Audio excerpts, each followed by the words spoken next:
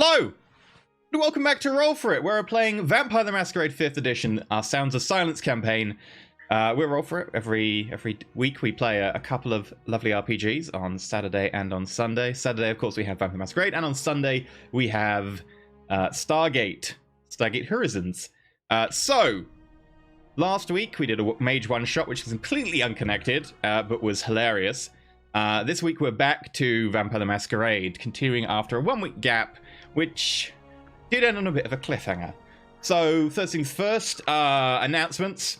Today's supporter, who's paying the majority of the cat cost, is Jofu. So, Jofu, thank you very much. I hope you're not posted to a submarine somewhere at the moment and missing this, but thank you. Also, all the mage stuff from last week is now out, so the rules, the enemies are all out of GM tier, and the player sheets and allies are all out at player tier, so party tier. If you want to go check those out on the Patreon, you can. I think that's it for announcements, and thus we can go straight into shilling, which kind of us doing already. See, really awesome segue there. It's like I planned it. It's totally what I did. You're so good. Yeah, I'm so professional at this. I'm being professional today. I'm wearing a suit. Professionalism. Yeah, so if you want to support us, you can support us on Patreon, patreon.com/Roll4It, where we have a number of different tiers and different goals. The next goal, I believe, is Bentham GMing a game, so if you want to see that, that's the next goal. We have a number of different tiers, and stuff like $1 tier and above, you get access to MP3s and Discord. $5 tier, you get access to after shows. Then there's stuff like the player tier, you get access to player sheets and information. GM tier, you get access to GM information and also the GM polls to influence the game. We had one of those for Mage, actually. It meant that there was a Guy Ovani involved. So there we go. That's what happened last week. Also, there's stuff like the hero tier, where names get put into games and stuff. There were 5 names in the Mage game last week, all from people on the hero tier. And there's the legend tier, where you get to play in a one-shot every month, GM by a member of the cast, which is totally secret and offline, and just for your pleasure. And then there's the dirty tier, where we're like, I don't know, thank you. That's insane. So thank you very much to all those who support in that kind of way. Also, the Patreon revamp is totally done, etc. There is a post, you can check that out. We also have a comic for Cheese Quest, which is the part 1 of Cheese Quest, which is an RPG that is based on Dungeon World that I wrote, and we did a small season on last summer where everyone played mice, and it was, in theory, incredibly wholesome. I believe episode 1 stars Tempo, Satine Phoenix, Peachy, and Maggie as mice trying to find food in a house. And the first part that is out. It's completely free. Absolutely, just go to a Patreon, download it. You don't need to be a Patreon, you can just download it. And that's something to thank people for supporting the show. Go check that out. It's really cute. Done by the amazing World Dipper. If you want to support us on Twitch, you can do so. You subscribe, get access to Discord as well, get access to lovely emotes, and you get access to the VODs before they go out on YouTube, which only takes about 24 hours. And of course, if you want to support by bits or tips, you can do so. They're going to pop down there. Also, if you want to support in a non-monetary way, you can do so by just telling people about the show, spreading the tale of vampires doing terrible things. Also, feel free to go on places like Reddit and be like, oh my god, I saw this really amazing TTRPG show recently, and you don't have to say it in that voice, but you can. I'm not sure how you'd convey that voice through text. Just type /internet voice. There we go. And then type what you need. Exactly. So there you go. This is the words of Mathis. Type internet voice. Everyone will know what you mean. And that's how you support the show. Just let people know. Thank you. That's it. Announcement shilling done. We're playing Vampire the Masquerade. So, words of warning. We are playing horrible characters. They are characters. They're not us as people, generally. So, if our characters do horrible things, it's our characters, not us. In addition, there will be many things that we touch on that are going to be problematic because, hey, we're problematic characters. We're vampires. They're by nature kind of problematic. So, if that's a problem, feel free to take a little time out or, maybe skip an episode if you need to or mute it for a bit or whatever. Just make sure you're putting you first and not, sacrificing yourself for some silly internet show. So, with that said, Masters, take it away. Silly internet show. Listen, I heard you guys had a great time playing Mage, so I have to be supremely traumatic. I'm just saying, Tracy did murder a security guard. Yes, I did. Wow. Life sphere. Life 4. How did you murder him? I basically crushed his throat, his trachea, asphyxiation. Like a force choke? Yes, kind essentially. Of, but he was choking himself because it was life, so the muscles just went there. Yeah, essentially, yes. Fair enough. Well, it's been a couple of weeks. So a quick recap as to what happened in the last go before we jump back in. Pretty much right where we picked off, but the end of last episode was interesting because you got to have your meeting with the council. This meeting with the council was very, very important for all four of you because all four of you had something you wanted to share or ask or pitch. For Ollie, it was the idea of the fight club beneath your domain, something that hopefully will put Ollie put 1 foot forward in this political system that is the CAMARILLA, something that will hopefully give him some influence in the long term. And in the short term, at the very least, he was given approval for having this fight club, which was good. On top of that, he wanted to talk to Snitch and get some information. There were some papers and stuff he was interested in taking a look at. And the permission to go to Madison was also something the four of them sought. Since Madison falls under Princess Bella's domain specifically, you can't go without her permission. And so they're going to bring what information you brought about Mark and Ollie's kid Rowan to her, and then we'll return to you in a few weeks with either a meeting with Bella herself or with just a straight up answer, depending on how Bella is feeling when the information is brought to her in that particular way. On top of that, Zach also came face to face with a couple of Malkavian twins. Unfortunately, Zach is not part of the Malkavian Madness Network as much as he would like to be or pretends to be. And for other Malkavians, it's very easy to tell when there is somebody who's pretending to be something that they're not in front of them. So the fact that he's a K-Tiff has been outed pretty heavily in front of the council. However, due to the information he brought forward about and what you all brought forward about the hunters in the city and the potential Mark angle over in Madison, they didn't didn't give him final death right then and there. However, discussions still need to be had about what they're going to do with Zach, since it was hidden from them for so long. I think where Zach sits right now is that he hopes that he has proven himself useful enough in the many months or even the few years that he's been a kindred that the transgression of him being what he is overlooked. From there, you all were leaving. You've kind of put forth your grievances and your worries and your petitions, and we're heading back to your haven. On the way out, however, somebody was passing by, and that particular person was the one that Ollie has been asking questions about seemingly for months and months and months now, which is Rudy. Rudy has been there to help him when only he needs it, it seems. And it's starting to get to a point where Ollie is starting to worry that Rudy isn't A, who he says he is, and B, isn't playing the same game that he thought he was playing. There's the concern that Rudy may be positing a different angle here. But you see, the four of you saw him. Some of you for the first time, you see his face as you walked past, as he was heading into what seemed to be a meeting with the Primogen Council as well. You all kept your cool until you got into the car to a cab, and within a few minutes, Ollie screamed, Zach screamed, somebody punched something. You were all very, very frustrated, and then we kind of saw and pulled back as the car pulled off, heading to the Haven, leaving the four of you with a little bit of hope now that you sounds like you'll be able to head to Madison in a few weeks. Ollie's gonna be able to run his fighting ring underground. Dakota's got a group of gangrel that for the first time don't seem like they're trying to play her, and obviously Ava's is still swimming in it large right now with Siana being part of the council and having quite a lot of influence. Well, we'll pick up is that particular cab just a few blocks away from your haven, dropping the three of you off. I would say the four of you, but getting Ollie into a cab is difficult because he's very obvious. And when he pops into the cab, unless he goes invisible and goes dead quiet, which is possible, he has those abilities, his look, his smell, his voice, everything screams not normal. And if he doesn't want to go invisible, Ollie can make his way back through the sewers like a Nosferatu.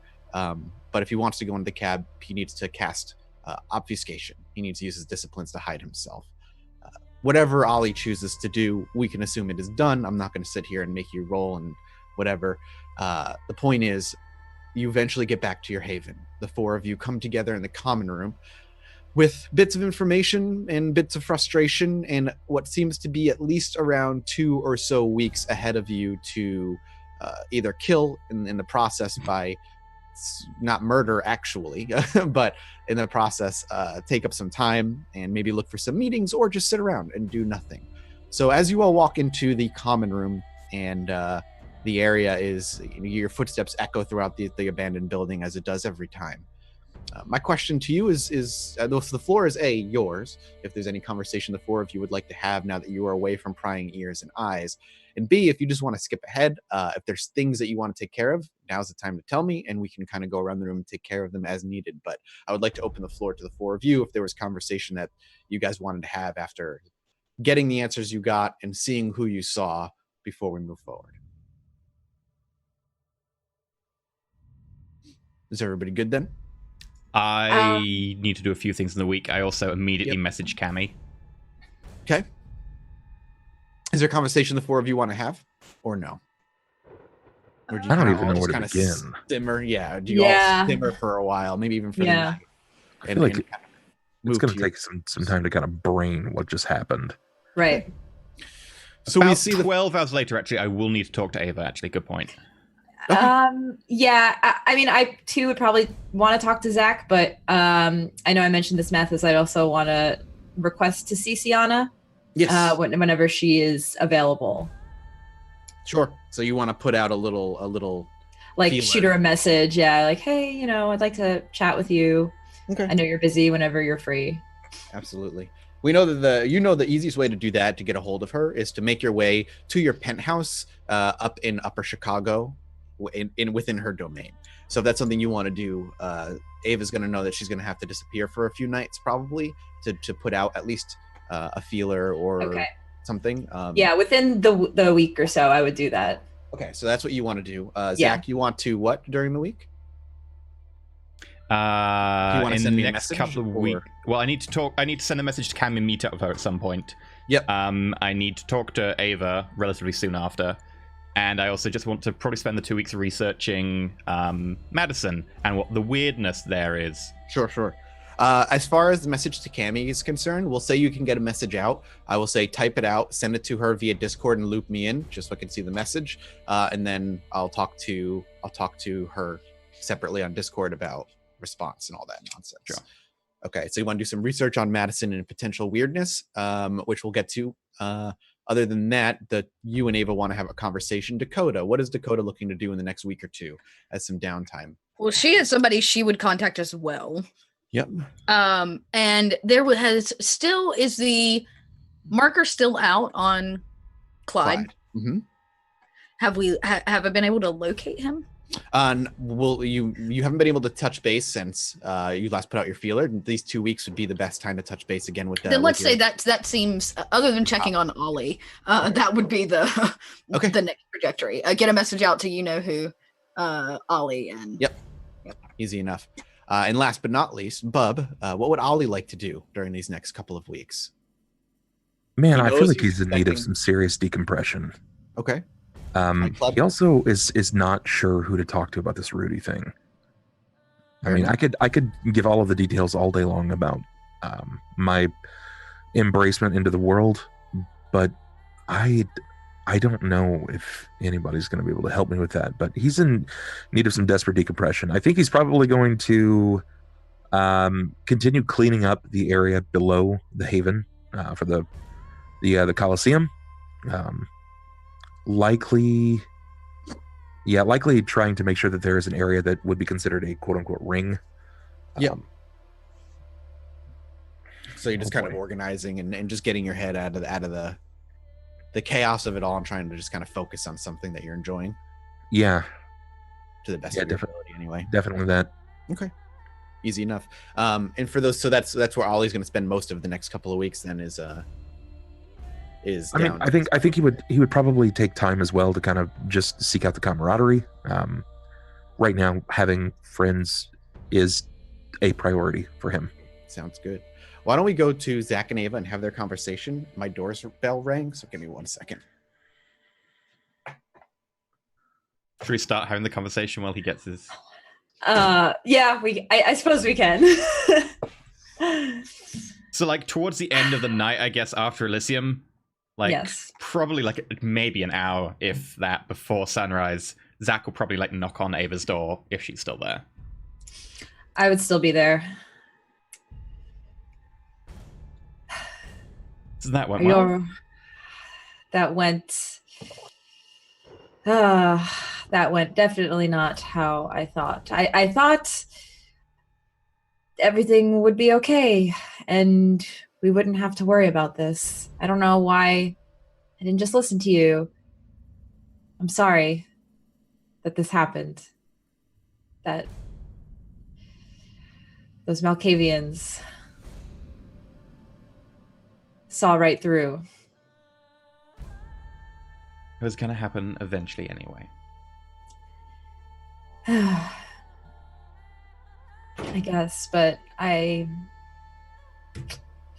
front of the council, the way it was, Yeah, I did feel that was probably one of the less likely outcomes. So, what are you thinking right now? The council's How do given you us a feel? job, we go ahead and we do the job. Prove that we're valuable. I think you have. I'm slightly worried, but I think that we don't have to worry too much. You are extremely valuable. And the Camarilla will see that.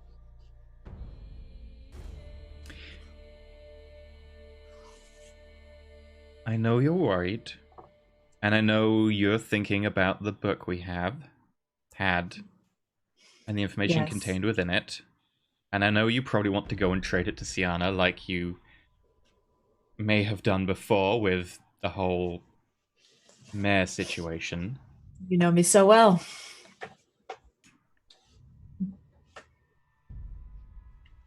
It would buy us a temporary reprieve. I'm sure Siana would still reward it as information, but it would also cause a lot of long-term problems. She'd raise questions even if she doesn't voice them, such as why didn't we tell her about it earlier? Can we actually be trusted? She would, of course, give us some benefit of the doubt to begin with, because she has to be seen to at least reward us with information. But I'm not sure if it would really reward us in the long term if we actually told her that this Methuselah lies directly below Vanessa's house. I think that's the last thing we want to tell her right now. Okay. You're right. It probably would look bad if I told her right now. But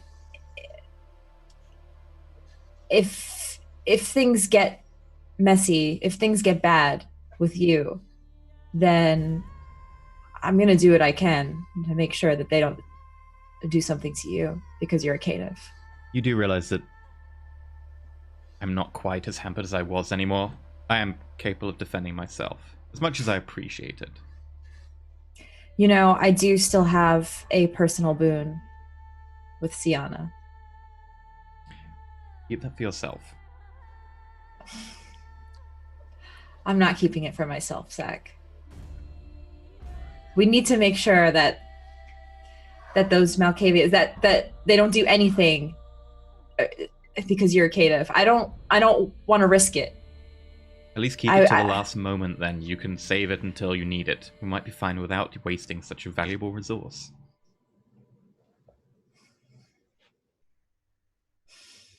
We're going to get you on the Primogen Council someday. We need to make sure that you have all the political capital stored you have.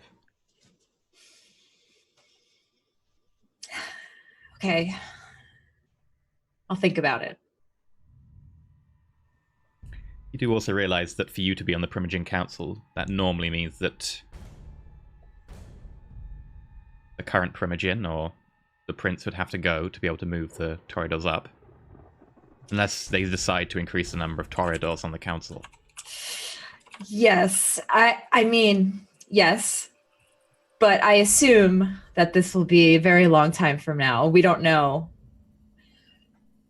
what's going to happen in the years to come. Things change. And I still have a lot to learn before I want to be on the Provision Council. So there's still a lot of time. Okay. Save the personal boon for now. You can always use that later. Or if you need to in an emergency situation to save me, fine. I don't think I could stop you. But at least save it until the last moment. And try and save the information about Vanessa's for now. We can use that better at some other time. Okay. Okay. I will. I promise.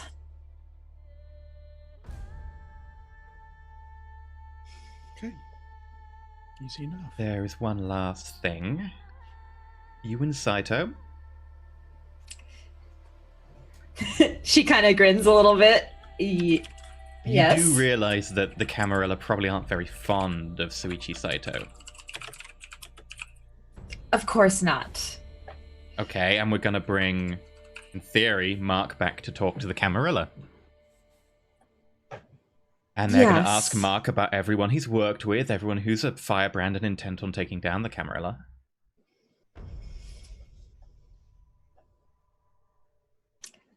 Look, what I did. I really don't want to know about what you did. I'm a Toreador. We don't. Yes, you sleep around. We don't always I have realize. strings attached. Okay, it's fine. It's fine. So you don't mind if Saito gets hauled in by the Camarilla and... Well, it would make me sad, but he chose his path. And if that's his fate, then so be it. So you wouldn't want some selective editing of Mark?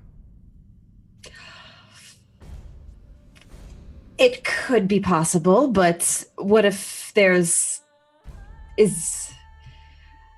I don't know. Is that something that could happen?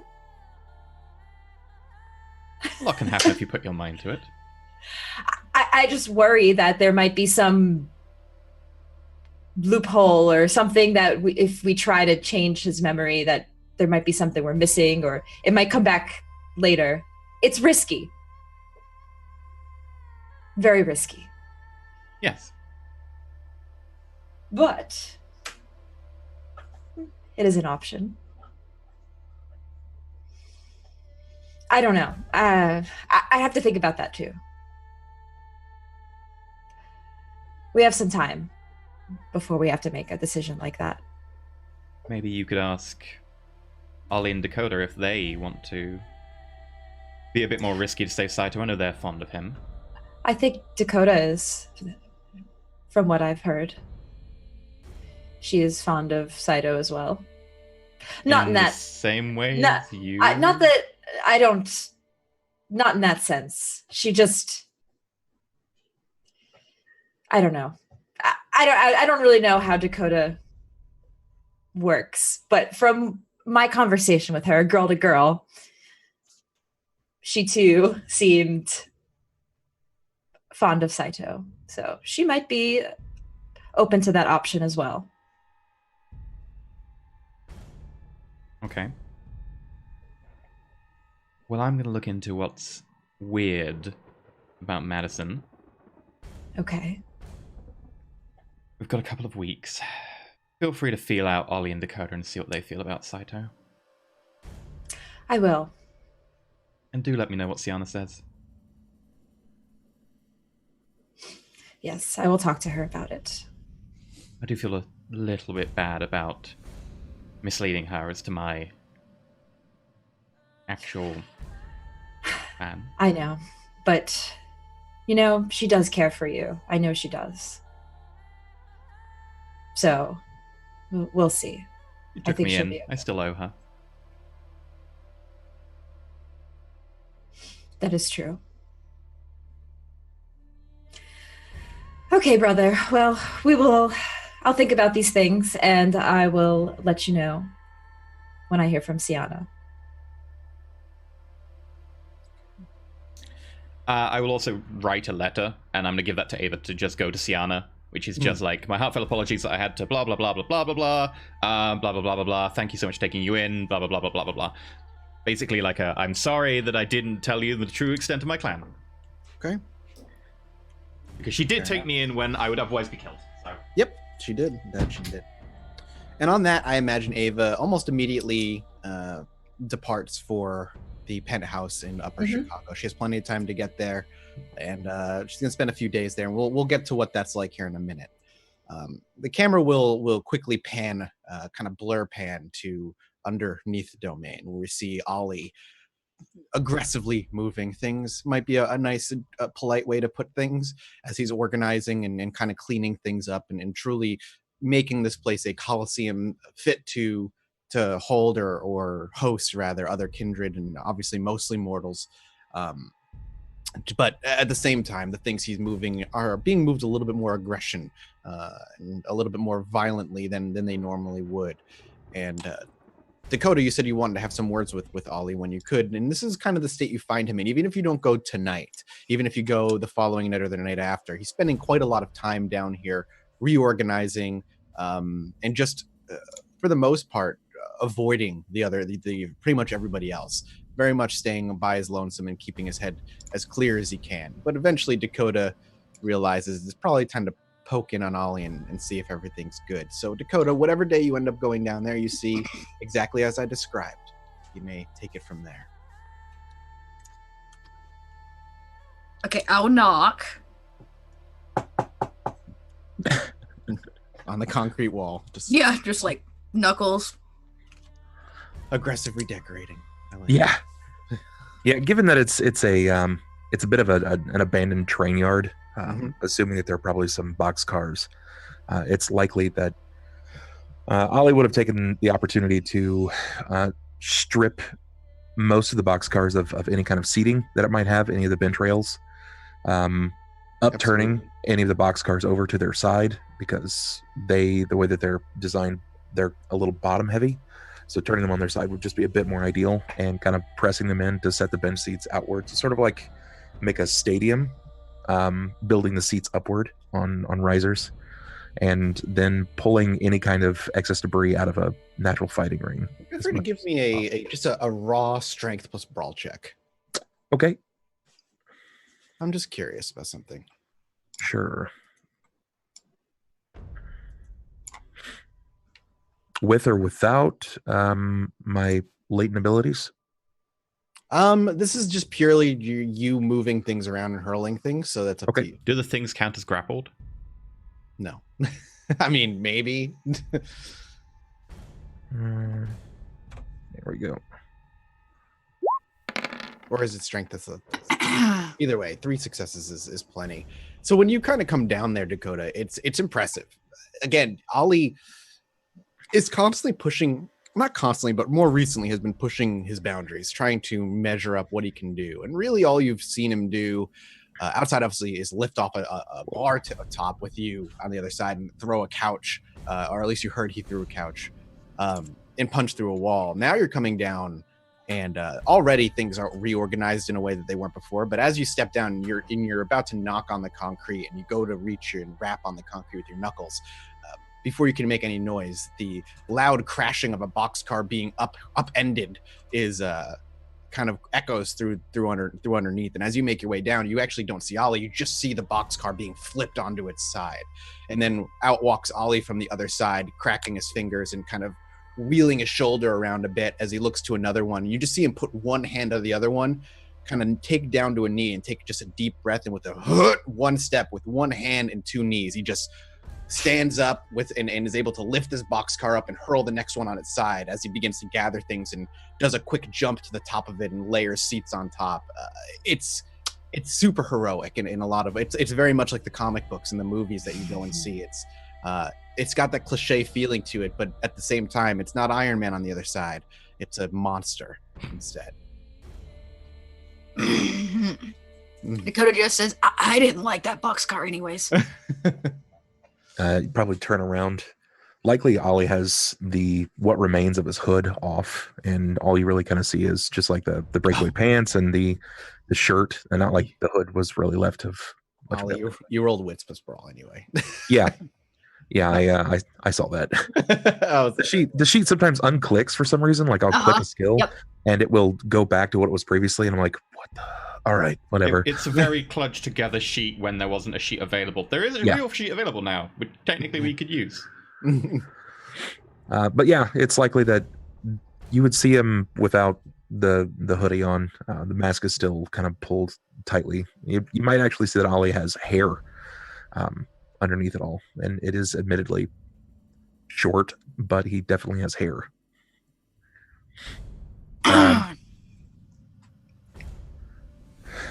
What's up, kid?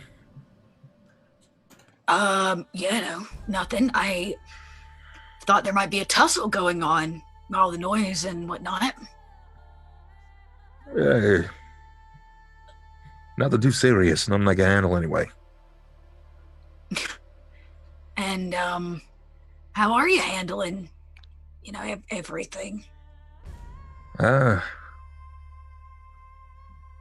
don't know. I don't even know what to say. It's weird because I'm still. It wasn't that long ago that I wasn't able to do things like this. I couldn't flip a fucking card over. This is crazy. And maybe I took it a little far, and I'm just kind of accepting. It is what it is. That with this kindred lifestyle, I got some cute new tricks, some interesting things, but it doesn't matter. As badass as you think you are, there's always someone that's more badass than you. And man, I can't get that guy out of my head. I can flip a boxcar over, but just a regular guy with a sword just picked me apart. I should have been dead. Yeah, but you're not. I know. And now I'm under the thumb of someone that I don't actually know. I don't even trust. I don't know his game. I don't know if he's even playing a game. It's interesting. Before I spent a week with a bunch of other gangrel, I felt the same way, as if I was trapped in a bunch of games being run by everybody else around me. Right?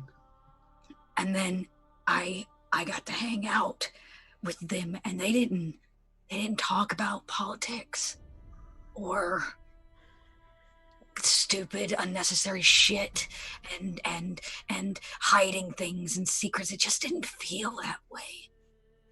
It's just too heavy.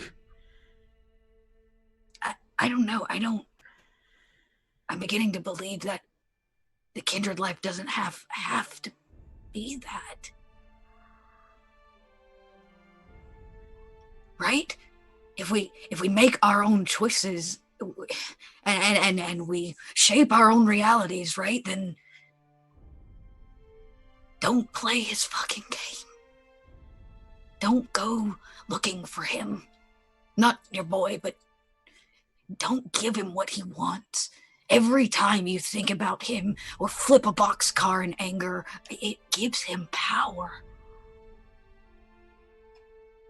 This is just me trying to understand and trying to regain some control. I'm not trying to think about Rudy, but you're right, it's on my mind. And I wish I didn't have to. Hell,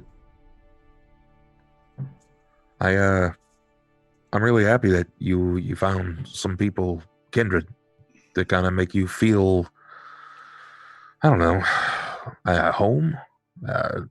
Like you got friends. We just relate. It's not about them, Ollie. I guess what I'm trying to say is, at what point do you choose to live that life, the one run through games and lies and secrets, or God, is there something else? Can there be? I hope. I hope, or what's the point of all this, Yeah. I would sooner meet the sun than continue doing this for the rest of my life, because it's getting old already, and I'm still what did they call us? Licks. Yeah. Yeah. I don't even see how they can do it. Maybe they just come from a different time, where life was just shit always, but life wasn't so bad in my adult life. I was on the rise. Things were looking really good, and now I'm here, and I don't know why. You know what my sire said to me? He said that it was a favor, a boon, that I was cherry-picked as a boon. He didn't directly say it was from Rudy, but he didn't not say it was from Rudy. And when I said Rudy, he gave me one of those wonky ass stares. That you sniffing what I'm smelling stare? One of those. Oh, yeah. Yeah.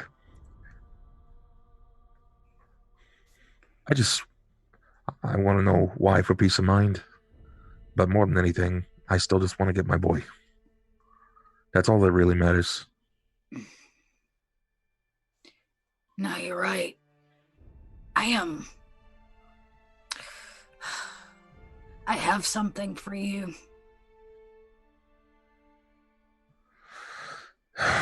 You got words? Some news? No, I have a thing. I have a gift.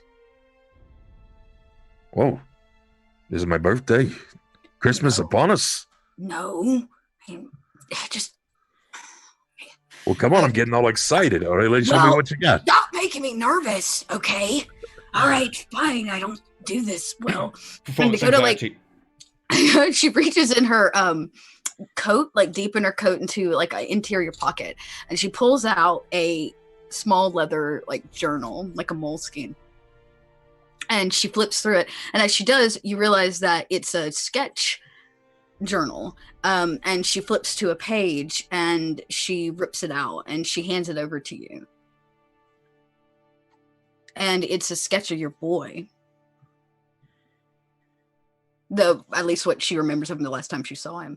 And yeah, she it's a small pocket size. She hands it over to you, and she says, I can't really write or anything, read, so sometimes when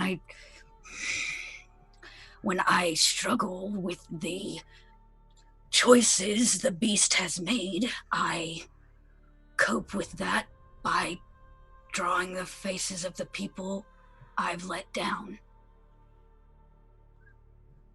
or killed, or like this one. And she flips and she shows you the face of the woman who she smashed into the concrete or to the tile bathroom inside of the orphanage.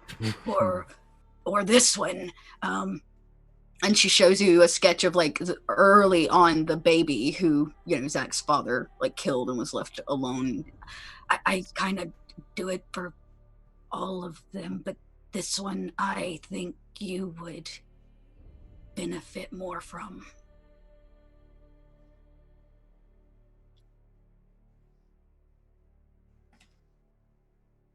Ollie doesn't really know what to say.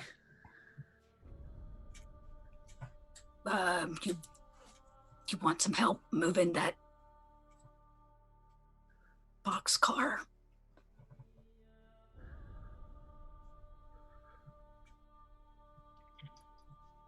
Yeah.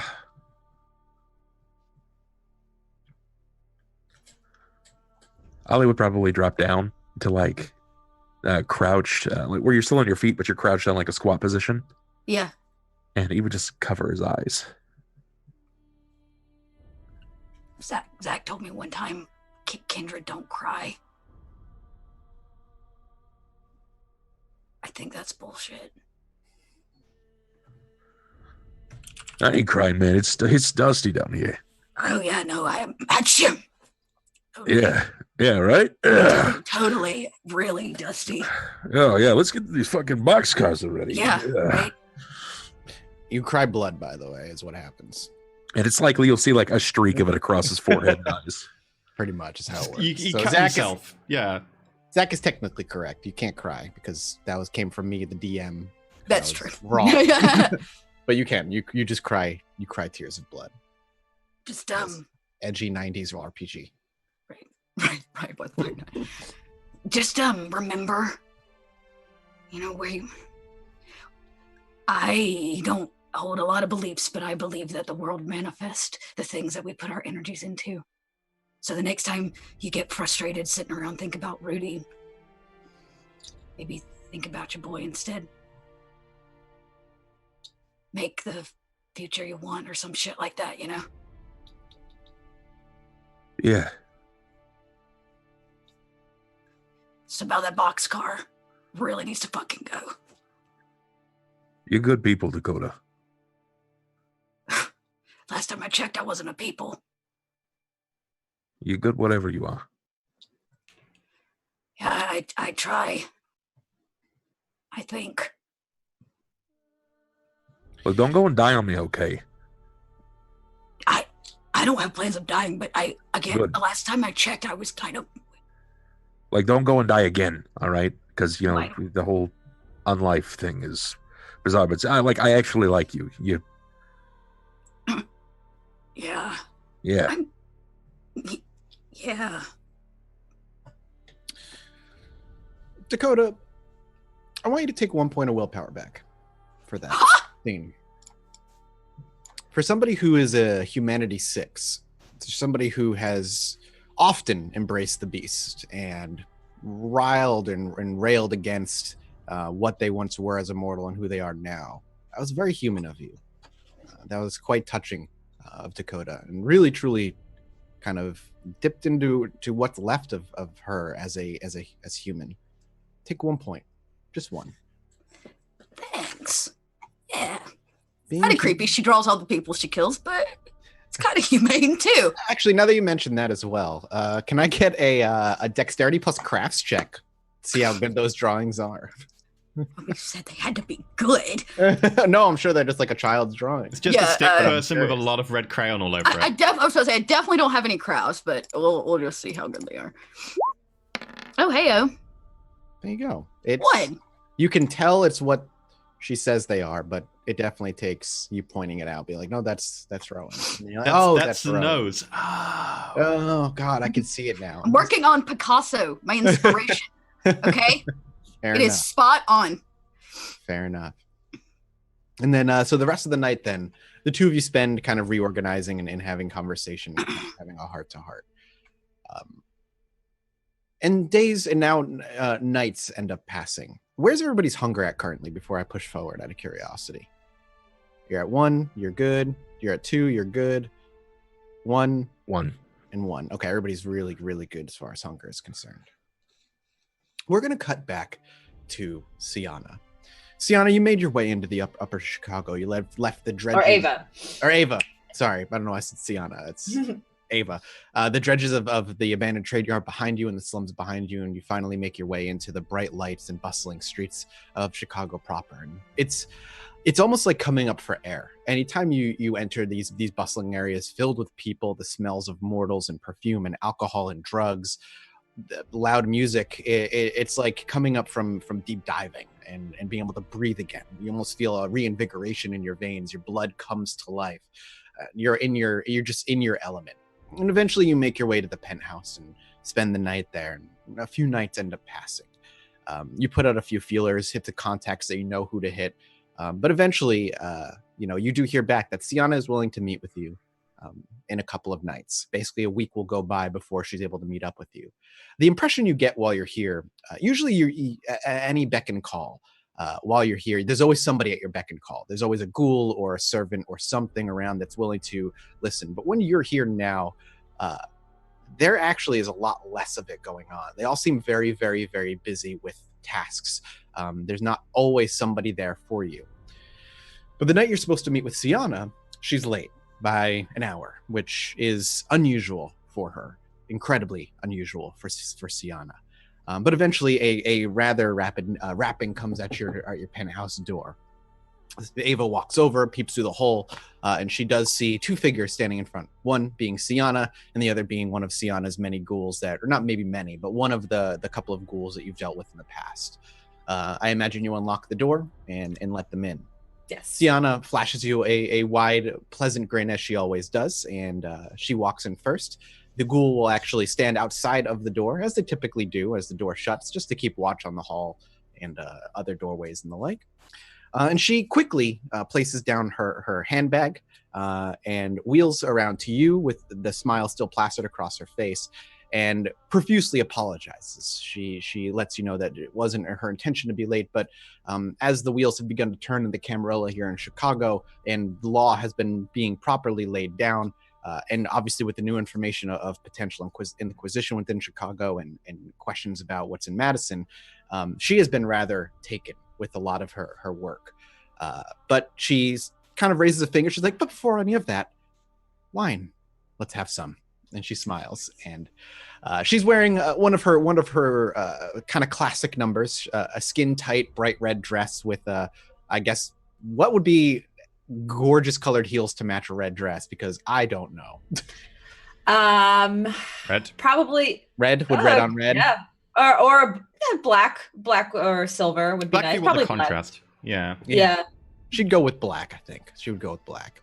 So you hear her high heels clacking across your tile floor, making her way over to a wine rack that has been, anytime a bottle goes missing, whether you hold a party here or you're holding like little small meetings that are kind of meaningless, you always make sure that your guests have drinks. And anytime you go through a bottle, next time you're at the penthouse, all the bottles have been replaced. So she goes over, fingers gently across the tips of all the bottles until she finds one that catches her fancy. She taps it once, grabs it by the neck and pulls it forward, and looks to you expectantly as though you were to go get the wine glasses, and I'm sure Ava had and gone and got the wine glasses. The wine cork is popped. She gives it a waft, smells it, and takes a deep breath before she pours each of you a glass, raises it to a toast, clings it. Are you going to blush of life so you can take this down? Yes. So feel free to rouse check me. Ava's used to rouse checking so she can swallow. Yeah. So your hunger goes up to 3. Okay. Yes. And you guys cling your glasses together, and she takes a sip. I said she takes another deep breath of it first, and really lets it sit on her palate for a few minutes before she takes it down, releases a nice sigh. So, what can I do for you, Ava? Oh, well, I know you've been quite busy the past few weeks, since I last saw you, of course. How did you think things went at our last Elysium? I feel like it's more question for you, Ava. I am part of the council. To let you know how you did would perhaps influence how you would act the next time around. And of course. Well, to be honest, I think most of it went quite well. I think that Ollie got a lot of things that he wanted to speak about off his chest, and I think that was really good for him.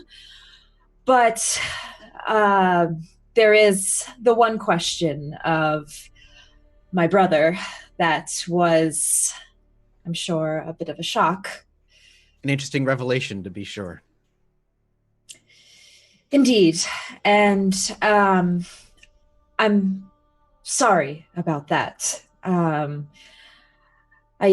don't know really how else to say this. It wasn't something that I myself really knew about, not till recently. And Manipulation plus subterfuge. You're going to lie to Siana. You're going to make her roll. Okay. This is why Zach rarely lies in front of the council for good reasons. Zach might be good at lying. Look, I got some points in it. All right, manipulation. Yeah, you've got some points in it. Eh? Damn it! Yeah, you want to willpower that? Yes, I do want to willpower that actually. Otherwise, that might be a messy fail. Yeah. How many do I reroll? I roll up to 3. Okay. No, 2 because she's on hunger 3, right? Yep. So she's rolling 2. It looks like from hovering over. You added a 10. You added 1 success to that. Give me. Un momento, por favor. Oh, Lord. Okay, well, okay. Yeah.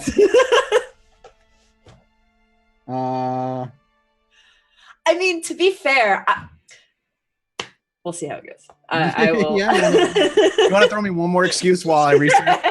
Recently is a subjective term. Yeah, exactly. Like, I mean, a year for a kindred who's lived for like several hundred. Yeah, I know. I mean, I was for gonna say, me- but we're also talking about Ava here, who doesn't have that measure of time in her personal wheelhouse yet.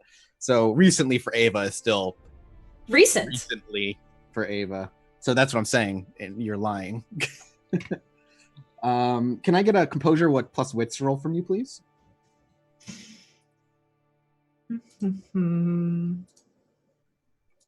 Wits, composure. Cool, thank you. So you speak these words, and she's smiling and takes a sip of her wine. And as you're speaking, like her eyes never leave yours, and she just continues to stare at you and takes a sip of her wine. And once you finish saying what you're saying, she says, "Come now, Ava. I've known you quite some time. You wouldn't want to lie to me, would you?" And it's as those honeyed words leave her lips and you hear her voice, it is different than any other time you've actually heard her voice. While you hear her speak, and while she is, her words are sweet as they always are, there is a piercing to them, a shrillness underneath that is undetectable and yet fully detectable for you. And when the eyes lock, the other end of a power that you have never been able to experience before, one that you use quite regularly, but this time a little stronger and a lot more determined. You are quickly entranced. And to this end, you will do anything in your power to remain in her good graces, so long as it doesn't cause you personal harm. So she says these words as they just flow from her lips, and the bright red on her dress seems to even saturate more. There seems to be an eerie glow about her. Her skin is flawless. She is beautiful. No matter how much you may even, there is a pure obsession that you feel in your gut when those words ring in your ears. And she says merely that. You wouldn't want to lie to me. So I think in that moment, Ava's tone suddenly changes, and she kind of is talking to Siana like she's in love with her. Like, it's exactly how you feel. Yeah. Siana, I'm so sorry. You're right. You're right. How long have you known my dear child? About a year and a half now. Do you understand the dangers of keeping that to yourself, or the dangers of what a caitiff is? I do. And I was just... I was honestly worried, not just for me, but for him more than anything. He is my brother, and I was worried what you would say, what the council would say. So I kept it a secret from you. He is your brother, and he is my child. I took him in. I protected him. I gave him shelter when the law was to give him death. If it would not for me, your brother would not be here. You must understand that. Of course, which is why I would literally do anything for you, Siana. And I'm sorry. He may be your brother, but I am your elder. And now I am a primogen. Lying to me comes with worse consequences than if you had lied to me, say, a year or so ago. I'm willing to overlook it, as I always am with you. I have a fondness for you. But Ava, please tell me, do you know much about caitiff? Honestly, not that much. He's told me a bit, but... What has he told you? what has Zach, what did you tell us that you're what have you told us? Let me review my notes. Because I will basically spill to her Okay. everything that you've said about what you are. And Do you want to make a memory roll? Do you want her to make a memory roll? yes, That way yes. she can kind of I recall know there's things? something I have said, I believe, in front of her that would be very dangerous for her to say. Right, I would think wits plus intelligence is just a raw memory. Okay, yeah, because it's been a while. Let's see what I remember. 2 successes is not terrible. If you want a willpower, you can reroll 3 of those. No. I will, stick with that. Yeah. Caitiffs turn up more frequently at the moment. They are more like a mixed type of vampire, that they have access to all disciplines, but they don't learn them as fast as certain clans. Oh, yes. And if what he's saying actually does ring a bell for something that he said earlier, Oh, you're welcome shit. to have that as part of your memory. Because that's how it would work. Ava would start to spout things and Yeah. click. I think this is exactly what she would do. She would just be like, oh, he told me, and I would start spouting off some of the things that general things he said about caitiffs, that they can get different abilities. Oh, and I think he did take some of mine. And she just kind of like loosely says that as she's like recalling everything. It's not the worst. He did, ask for some of mine, and I didn't really understand, but I just kind of went along with it. And yeah, that's basically what he's told me. Did you willingly give him your blood? I mean, Is this something he's been making a habit of? Not that I fully know of. He just kind of came to me one night and asked about it, and he told me never to give my blood willingly to anybody. He made sure of that, and I trusted him because he was my brother, but anybody else, I would have told them absolutely not. And you know why he wants your blood then? I guess to get some of my abilities, yes. Yes, access to the gifts of the Toreador. She lets her gaze linger on you for a while as she just takes a gentle seat on a chair and crosses her legs and takes a sip, and eventually her eyes break from yours. And she kind of just waves her hand at you, and that overpowering feeling of love is dissipates quickly. And she gestures for you to sit across from her. Okay. I would be lying, Ava, if I didn't tell you I was at least mildly disappointed in you. To hold such things from me after the work we've done. Remember, Chicago is as it is, in part because of the actions you took. We may not be where we are, and Bella may not even truly be sitting where she was if you hadn't taken the actions that were needed to be taken at that time. There's a pride I feel for you, but that pride has diminished slightly this night. I'm disappointed. You can do better. I expect you to do better. I'm not going to sugarcoat it. I had plans of asking you tonight to take your next step into CAMARILLA law. For the past year or so, I've been training you. I've been working you, shaping you to be a good whip. Do you know what a whip is? A little bit. I've heard the term used quite a bit. For simple sake, you become one of my right-hand girls. The one I go to when I need things organized or taken care of. But that offer is going to be rescinded for now.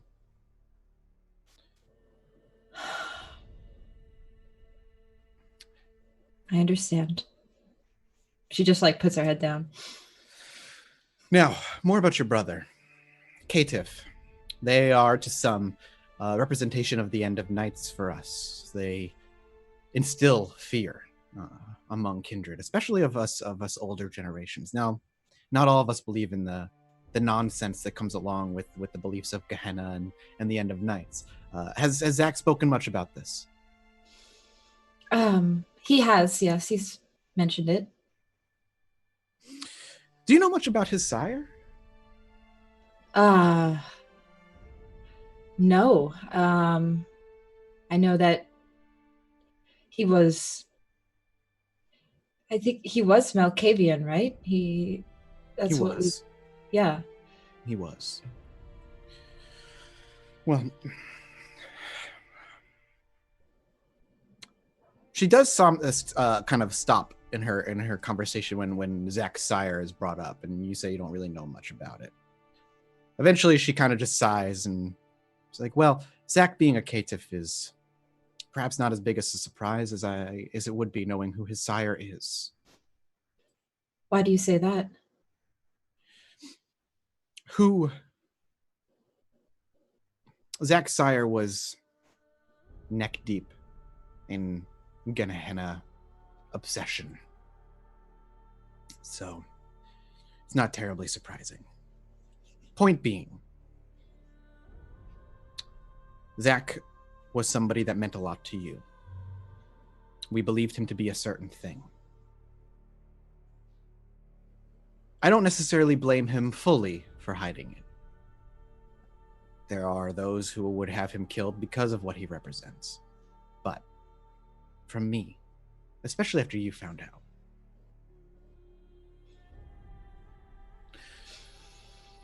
the council is split on him right now, on what to do. I truly believe that he is still extremely useful. He has a lot of skills. He's very smart. He's the smartest one in our coterie. And and I think that he would be extremely useful to the Camarilla still. So you know this now, but that's the main reason I really wanted to speak with you, is because I know that the council is split. I know that this is going to be an issue, but I really want you to know that I think that Zach can still prove himself and still be useful. I believe you. And I know Zach. Well, at least I thought I did. Oh, What? I pull out from my bag a letter. And I just kind of slide it across the table. This is from him. You can...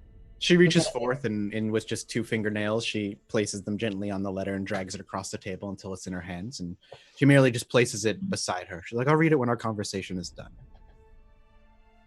I imagine it's apologies and begging. Mm-hmm.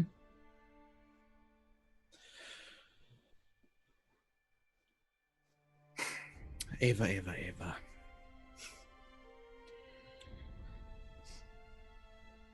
So you come to me looking for favor, then? Is this what you'd like your boon to be? Honestly, Zach told me not to. But... Did he give you a reason why? He wants me to save it for myself and not to use it on him. Generous of him. It is, and I know he cares about me, but I care about him, and I don't think he realizes how risky this is. So, honestly, yes, I would like to use my boon on this.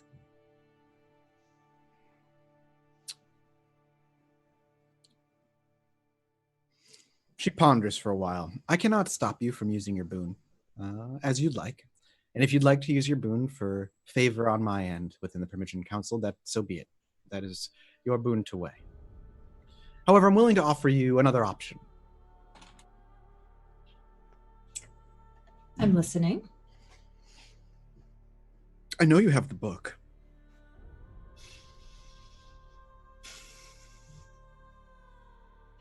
The book. The book.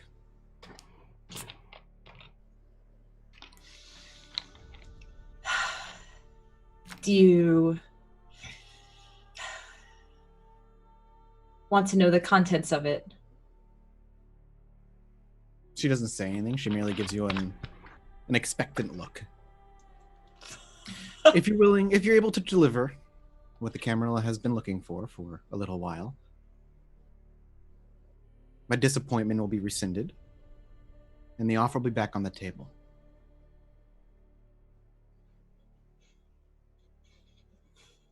Or you can Okay. use your boon. The option and choice is yours. But the council knows that you have the book. There will come a time where that book is going to be demanded of you. I'm giving you the opportunity now to hand it over and get something in return before the Primogen Council demands you hand it over and you get nothing in return.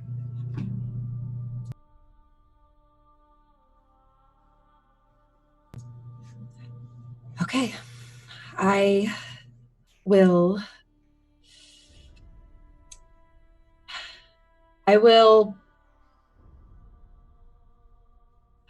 talk to Zach about the book.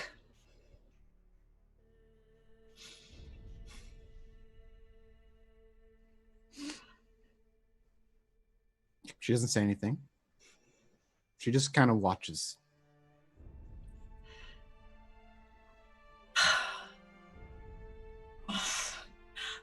Actually, there's something else I need to tell you. You are entranced. It's fine. No, I'm not anymore. I think she broke She's not. She broke it. Oh, okay. Now you're just being honest. Who wants Wow. that? Okay. She feels like she doesn't need to do it anymore. Yeah. She looks at you and then she gets just like a half grin and she goes and takes a sip of her wine. The book. Zach finished reading it all and deciphering it, Oh. which is why I think, again, that he would be extremely useful to stay around. We'll certainly need him alive at the very least.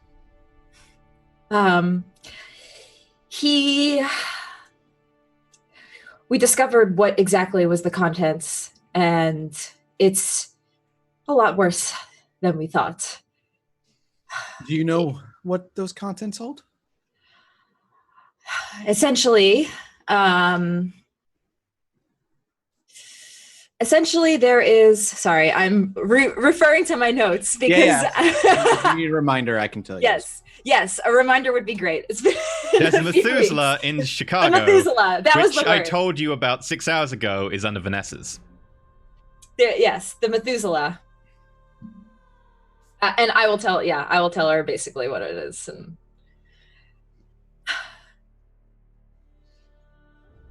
let it all out. And I will tell her I had a very bad premonition about it as well. A premonition? Yes. That's the first I've heard of you even having such a thing. Recent development? It is indeed. It's something new that an ability I just started developing, and it's been quite interesting, to say the least. This was my first real vision that I had, and it was extremely disturbing. And honestly, ever since I had it, I can't get the vivid imagery out of my head. Describe it for me. It was like I was in an abyss, in this awful, awful, thousands of souls screaming. Was it kindred? Was it humans? I don't know. I think it was kindred. It was awful. And it felt like it was going on for days, weeks. But my coterie saw me and they said it was just like seconds that I was in this moment, but it felt so much longer. She's gently nodding along and gives you a very understanding look as you go on. Her face is that of like a worried mother as you describe it. She's like, well, my child, it's the power of the blood can be unpredictable. The gifts it gives are almost up to the blood itself. Very little sway you have over it, but for one, to know that you have this innate gift is good. It truly are a Toreador. But what those visions represent is sometimes only for the one who views to understand. What the blood is trying to show you can be as cryptic as the blood itself. Perhaps has something to do with your past, or perhaps even the future, or something you've encountered already. It's unfortunately I cannot give you the answer that you seek. The only thing I can do is suggest that you continue to dig and look within yourself or those around you and try to figure it out on your own. I will do that. I wouldn't let it concern you too much. The visions of the undead, even us, are rarely pleasant. The truth of the world is a reason we hide it from Kine. They would break. The world would go into anarchy, and what good is a world without the organization of its cattle? I agree. Unless there's something else you wanted to say, Miss Ava. She continues and very eventually breaks away into lighter conversation. Finishes up her glass of wine before placing it gently on the table. She looks like she's about ready to get going before she turns to you one last time as she stands. And Ava, a favor, if I may. Of Things we've course. discussed here. Do not speak with them to your coterie. This is Primogen Council business, and you are privileged enough to have conversations about it. For now, what you told me does not go to your coterie. Understood? I understand. Don't disappoint me. You're promising, but you're young. We can work on it. Thank you, Siana.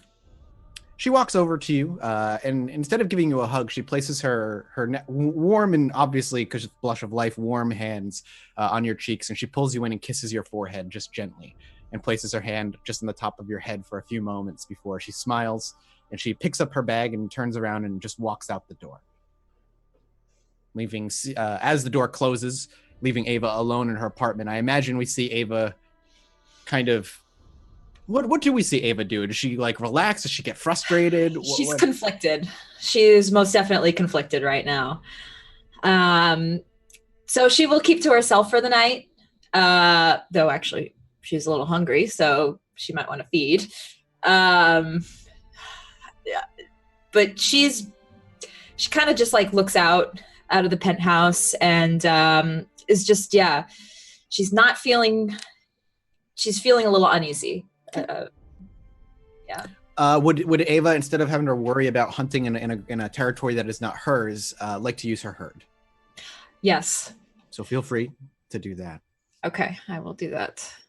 So Ava goes missing for about a week, which is not entirely surprising to you. For the first week, can I get from EE an intelligence plus academics roll for the first week of research into Madison itself?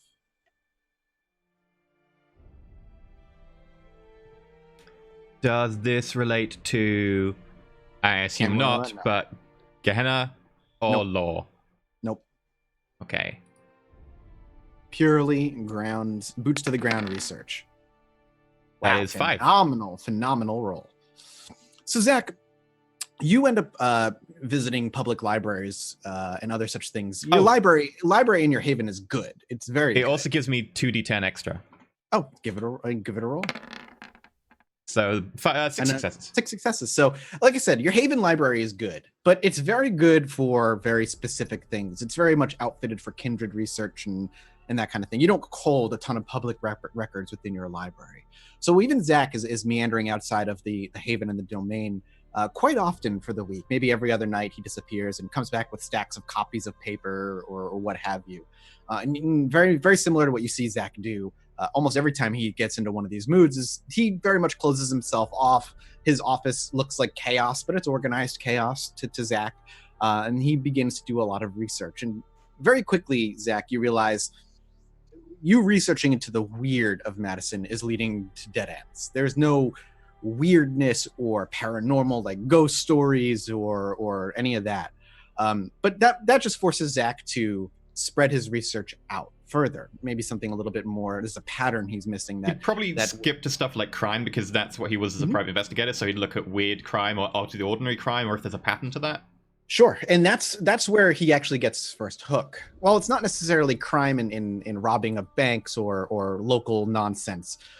He actually starts to realize that Madison has an incredibly high number of missing person reports, of which then then those missing person reports end up being the person ends up being found usually within 7 days, almost every single time.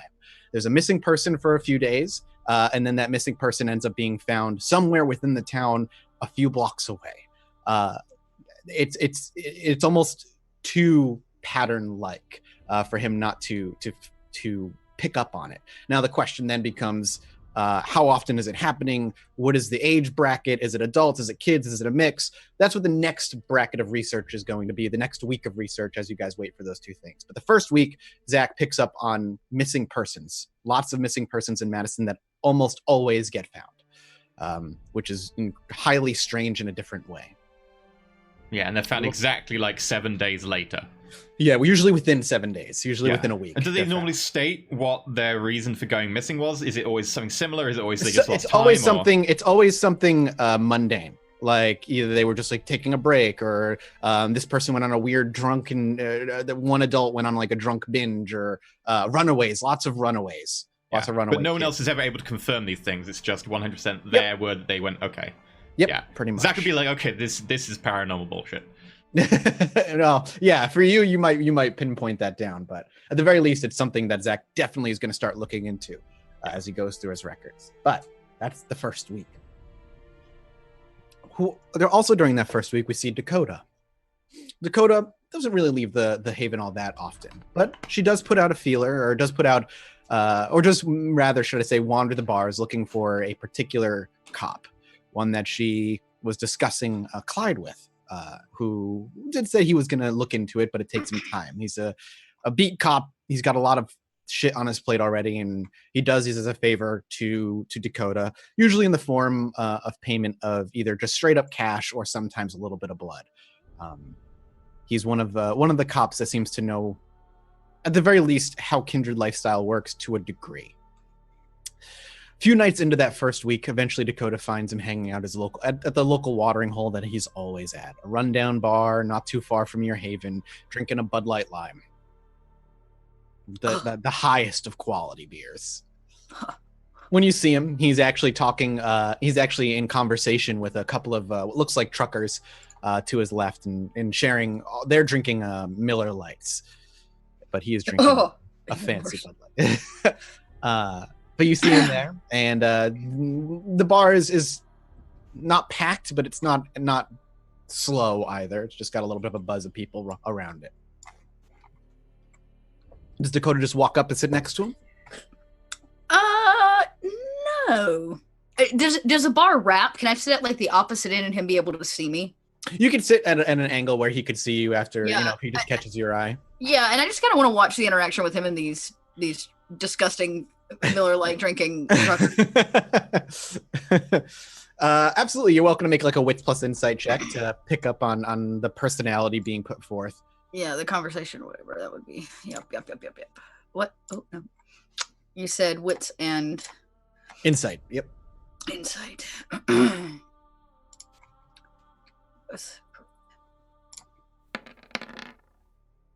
One success. It seems to just be friendly conversation. Okay. He eventually does catch your eye once and acknowledges that you're there, but then continues with this conversation that he has with the truckers for a while. Before eventually, they seem to be getting up, and there's a firm handshake between all three of them. Well, the two truckers and the officer. One of the truckers pats the officer quite heavily and claps him on the back before they actually make their way out, and the seats open up next to him.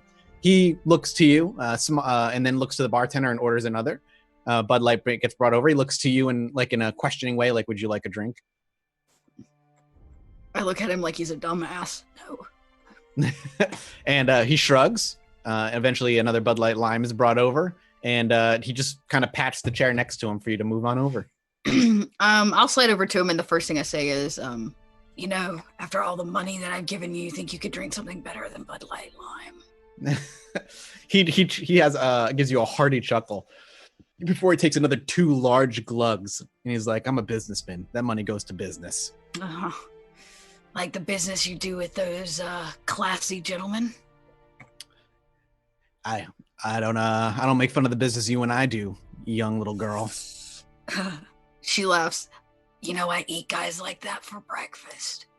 He shrugs. It's like, just don't tell me about it. You were looking into something for me. I was. What was it, though? I don't know. Me either. How do you usually jog your memory?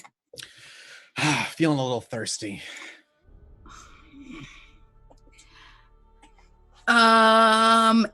I would probably know that there's a vial. Yeah, absolutely. That he's going to want a vial of blood, so I would have brought one with me. Yep. I imagine Dakota would have done it either on the way or right before she walked in or something, where she just kind of nicks herself, puts some blood in a dirty ass vial or something. All right, I'll slide it over to him. Okay. And you see Dakota just kind of place it, hand over it, slide it over. He puts his hand over yours. You move your hand out, and he just kind of palms it and puts it in his pocket. He's like, "Oh, right. Some gentleman by the name of Clyde, I think it was. Yeah. He's here in Chicago. He's looking for you, kid." I know he's here in Chicago. You already told me that. Right. Where is he? He's been spending a whole lot of time in a club somewhere in downtown Chicago. I think, what's the name of the club? Something sexy, something seducey. Yeah. No, it wasn't sexy. It was the Rack. Something called the Rack. Oh, God. I want to eat this guy so bad. He's such a dickwad. Okay. The Rack. Yeah. Heard of it? No, I can't say that it's That's my unfortunate. repertoire. I'd be careful then. I hear a lot of your Why? kind wander around in the Rack. I see. And by your kind, I mean vagrant children. He smiles with a clear, like, that was supposed to be sarcasm, but it did not play. Dakota He's does not not good at read sarcasm. sarcasm. Yeah. It did She not play smiles sarcasm. back, like glaring her teeth at him. She runs her tongue across them just to remind him how sharp they are. She. So, the Rack, dare I ask, who and what happens at such a club? I think when certain people get hungry, they go that way. Oh, so they have good eating. Yeah, for some that are allowed in there.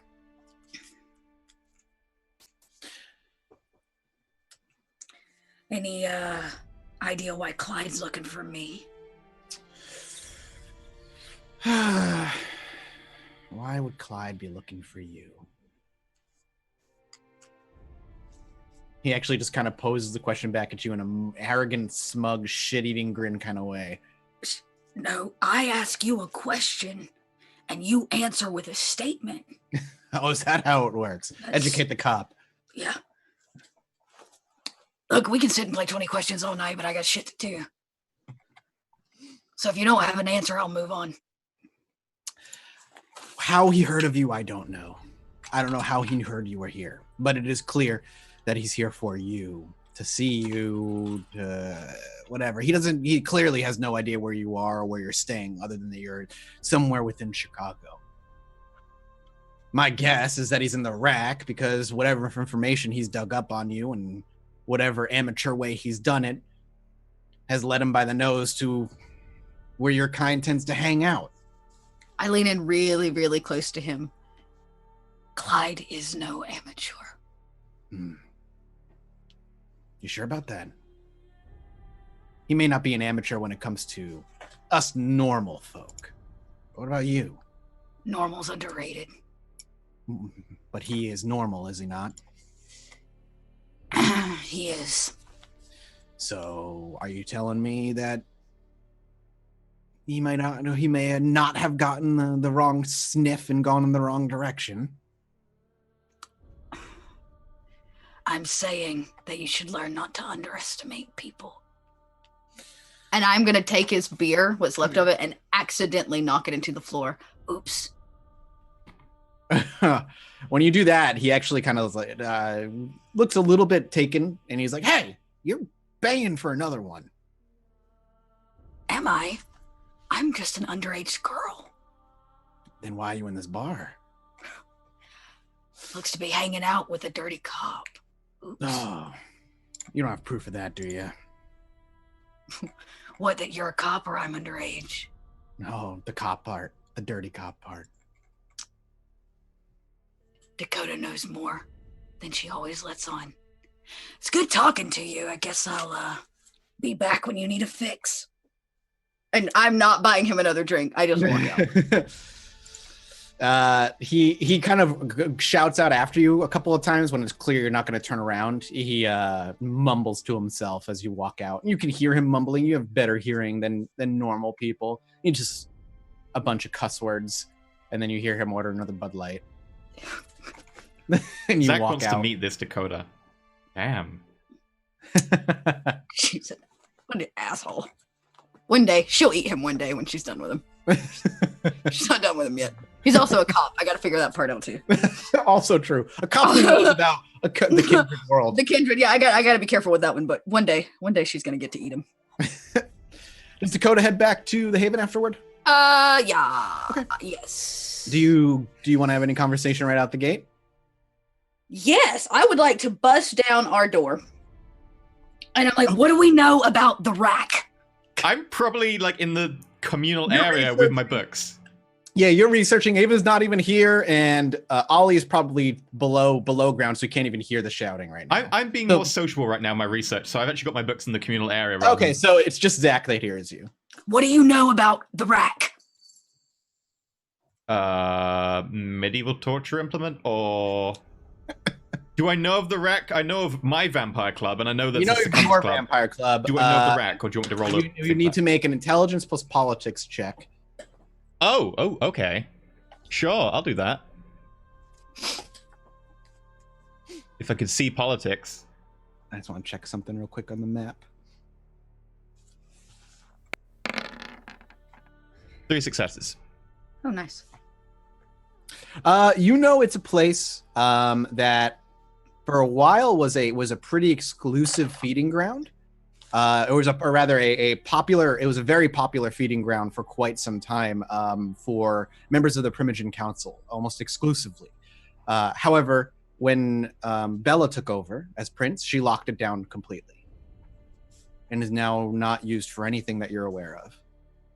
At least as far as feeding is concerned. It's still an open club that people can go to, but as far as feeding permissions are concerned, Bella basically locked it It's just in her domain, so it's just normal permissions as opposed It's technically within Siana's domain. Okay. But Bella overrules whatever she wants. Okay, so it's Siana's and Bella's, but it's not free reign anymore. Correct. Okay. Or do you mean the club up in the downtown area? Sure, is that what it is? The club one? Yeah. It used to be a fancy exclusive feeding ground for the Primogen Council under Used to Max. be. What is it now? As far as I'm aware, it's a club, but it's just a normal club. Probably still frequented by vampires because we're creatures of habit, but it's not special feeding missions anymore. Bella So rescinded those. I could go to the club. If you could get in, I could get in. considering they used to be exclusive to the Primogen Council, I'm sure they have quite a strict entry policy. Yeah, be kindred, right? Maybe. Well, what else is there? Probably not combat boots, I imagine. I haven't been there. Why is it always about my boots? These are nice boots. Don't ask me. I don't make the club rules, but every time I've been to the clubs, they always say you have to wear nice shoes. Okay, fine. So dress code, okay? Is it somebody's like domain? It's in Siana's domain. I believe Bella also has permissions there as well. I don't need to like ask permission to like go hang out or anything, do I? Correct me if I'm wrong here, Mathis, but strictly if you go to the club, in theory you should present yourself, but also it would be hard to find her at any one point, so provided you're not doing anything too untoward, it's generally okay. Yep, that's a pretty good assumption right Okay. there.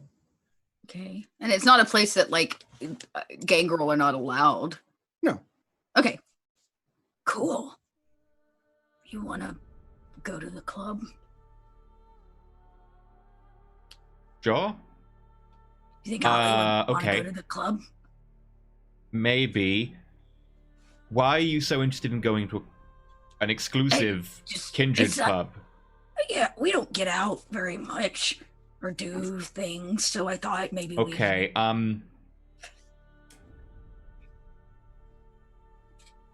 you don't want to go like dancing and then like what you do? Feed on pretty people? Oh wait, that's your sister. You don't want to feed in somebody else's domain.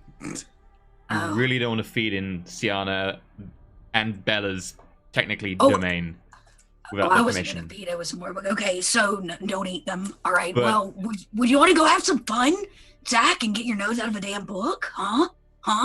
I am okay with this, but I am sensing there is ulterior motives here. No. I'm just gonna do the stare, the parent stare, where they're like, no, and you just Manipulation just look at check. Yeah. I don't think Dakota's hiding it very Yeah. well. Yeah. It's just some people that might be there. People. Yeah. You know what? If you don't want to go to the club, I'll go to the club by myself. It's fine. It's fine. I'm happy to go, Dakota. You're part of this coterie, and that makes you kind of family.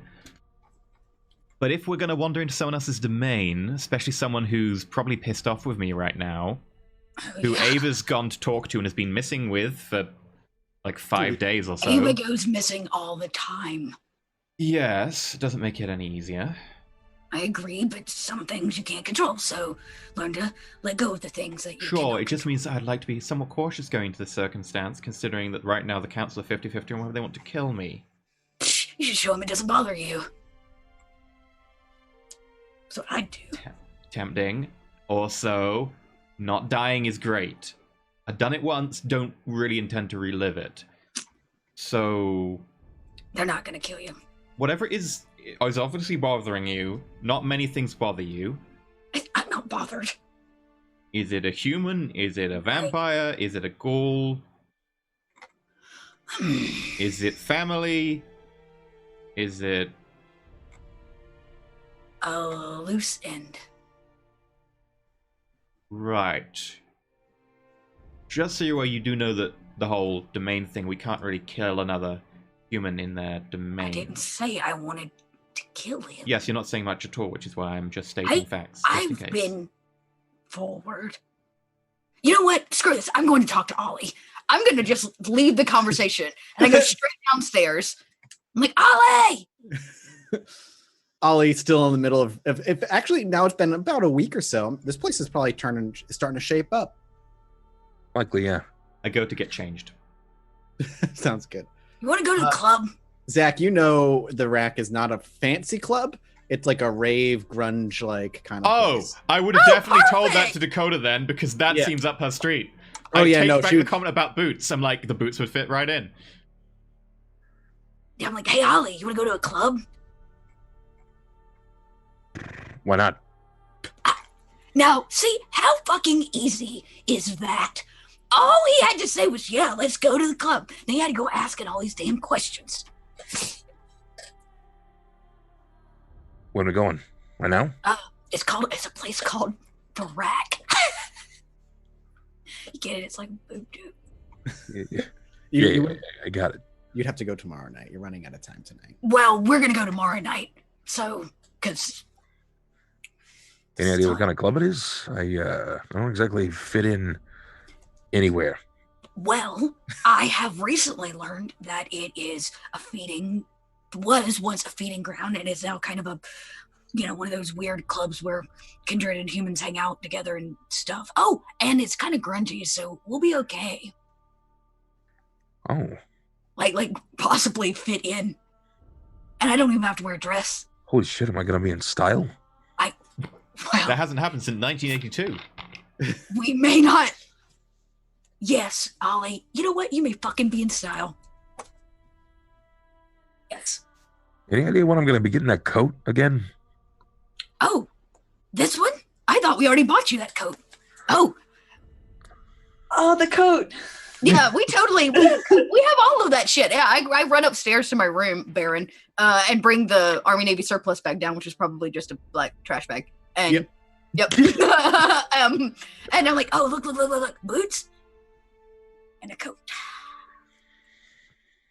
big one. Looks about right. All right, I'm in. Fuck yeah! Now if Ava was here, we could go to a club night. How hilarious! Ava returns the night before you guys go to the club this very Yes! night. Ava returns home. Get everybody back together. When Ava returns, Zach's just gonna look and be like, "Did it go okay? You've been gone a while." Shifty eye Ava. It went okay. You're giving me It's- the shifty eye Ava version. It's a lot of detail, but it I is. like detail. It's no. I'm saying that it is not as the council is very split on things, so we need to be very careful. Okay, we did know this going into that.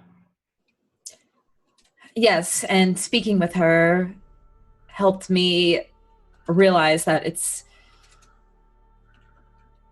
more serious than we thought. So just be careful, Zach.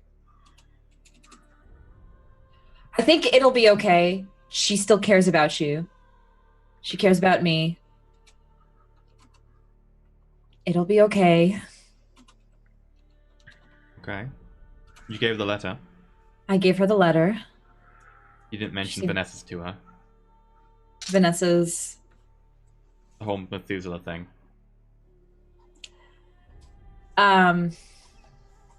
No.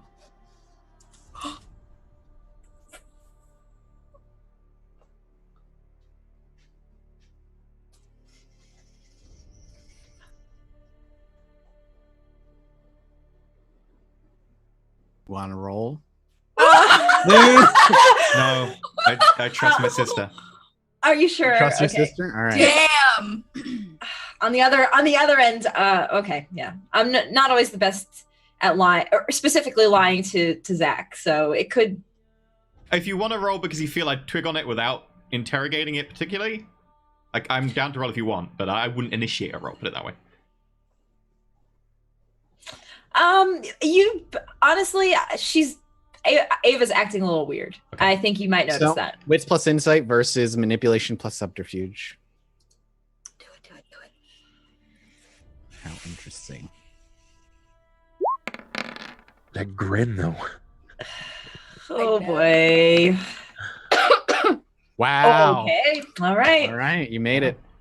He doesn't 0 pick up on. success. Uh-oh. Oh god. Oh, I can feel the guilt in your chest right now. Yep. I'm so sorry, Zach. Zach's yeah. gonna get up from the table, then go over to Aether and be like,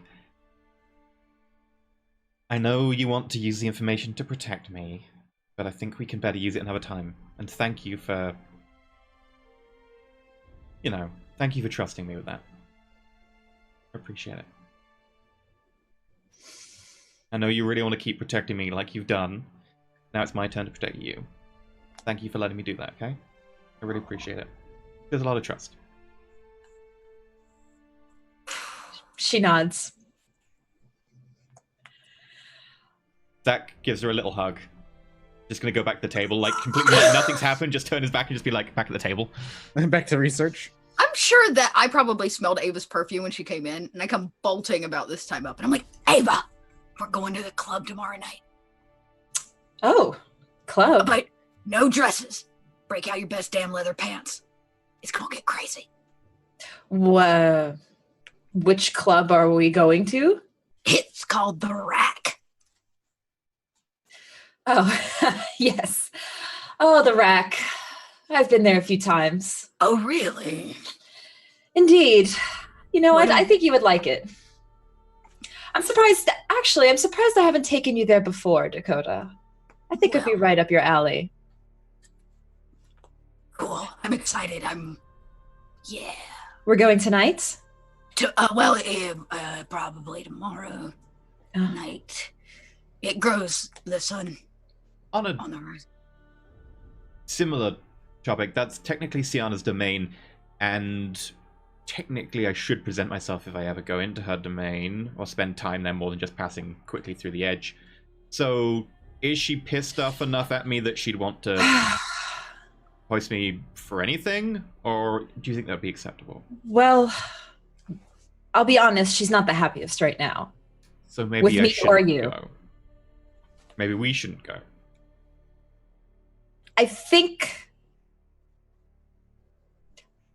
we'll be okay, though she's been very busy with a lot of council things. I don't think she'll particularly, if we're just going for a night and we don't cause any drama or anything. I look at Dakota very pointedly, like, okay. I think we'll be okay. Dakota, we're not planning on doing anything weird at this club, right? Do you have any reasons? It's called the Rack. Of course it's going to be weird. I mean, I'm, of course, always excited to go out, but this isn't usually something that you want to do. So that must mean you have something in mind that you want to do there. Fine. Yes, I have business. Business with whom? Mortal. Oh, mortal. About what? Stuff.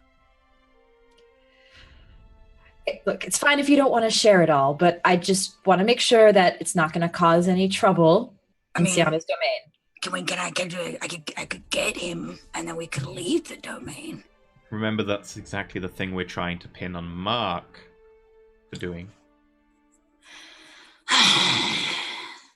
It's like cattle rustling, right? You take a cow off someone else's farm and you eat it somewhere else. You've still taken the food thing, which is, I guess, the whole analogy with us. True. But if he follows me, I don't take him. He comes of his own free will. Okay. Just, I would appreciate it if we could let me do this. Okay, it's just you're now talking about trying to skirt a Camarilla law, which... No skirting, I don't. You're talking I'm gonna about... show up at the club and make contact with an old friend. That's it. That's what Dakota's doing. Dakota, I would love to support you in this, but I'm not sure exactly what you're intending here, and right now, I I'm have no- 50-50 on whether I'm going to be killed tomorrow. So, Zach's gonna get killed tomorrow? yeah, the whole Primogen Council thing. They do not move fast enough to kill you in 24 fucking hours. It took us 2 weeks just to get a message, like, to be able to see him in person. That they're gonna kill you, they're gonna plan for a month, because... That makes it a lot better. I'm so glad that there'll be, time to prepare my will. Zach, you're a worrywart.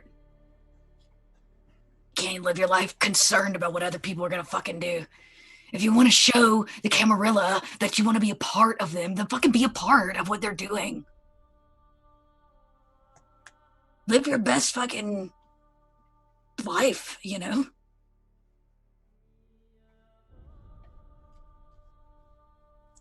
Zach, do you not trust me? Ollie trusts me. Ollie was on board. No questions from Ollie. I got concerns, but no, I'm good. See, Ollie's Dakota. good. I trust you with certain things. You are a little bit hot-headed, though. And I am. you're saying, do I trust you? You haven't really told us what the entire purpose of this business trip is, I don't really have a. I don't have a purpose. I need to Okay. see someone. I need to see someone. If it's one night, we go out, you have your talk, we leave. It should be fine. Right. If anything fishy goes on, if you start feeding, taking people out of the domain, that's where things get messy. So as long as we do that, I'll enjoy our time there, then there shouldn't be a problem. Right. And who knows? You might even have some fun, Zach. What? Sorry, I've been a bit busy Fine. trying to research Madison so that we can get Roan back. What? I'm Oh, not by the trying to way, Madison discredit. is definitely weird and funky. Well, I already told you that. Yeah, but I'm trying to drill down exactly why it's weird and funky, and apparently people go missing and then come back 7 days later. Saying they've been off skydiving or out in the woods, or they got lost, or they had a really long bender, and no one else can confirm that. And it's always 7 days later. Which sounds pretty fucking supernatural to me. I don't really give a shit about other people going missing. I have just one missing person I'd like to find. Yes. Might explain why they're in a shithole town like Madison, though. Could I express real concern, though, that I feel like everyone's just kind of dodging right now? Wasn't that long ago that old Ollie here lost his arm to a very normal fucking dude who looked very normal. About every part of him looked normal, and we're supposed to go to a normal club and pretend that we're normal with a bunch of other normal people. And apparently this Inquisition, they're walking around our city. Don't you think that news of an old kindred feeding ground would have got out at least a little bit? If news of think an old that's kindred more of a feeding pressing- ground got out, there's many ways that many old kindred feeding grounds, there's many clubs in the city. I feel like that's at least something to I'm just throwing it on the table. Okay, It's look, very I'm down. fair. I'm down to tussle. All right, I'll go around. But No, there is no tussling plan. Well, you Okay. are also going into a place full of mortals, and you are a Nosferatu. hey, I got a new coat though. I basically Which is don't stand lovely. out as much, right? You two look very nice, by the way, Ollie. And she Thank you. smiles. I like nudge him a little bit. I told you.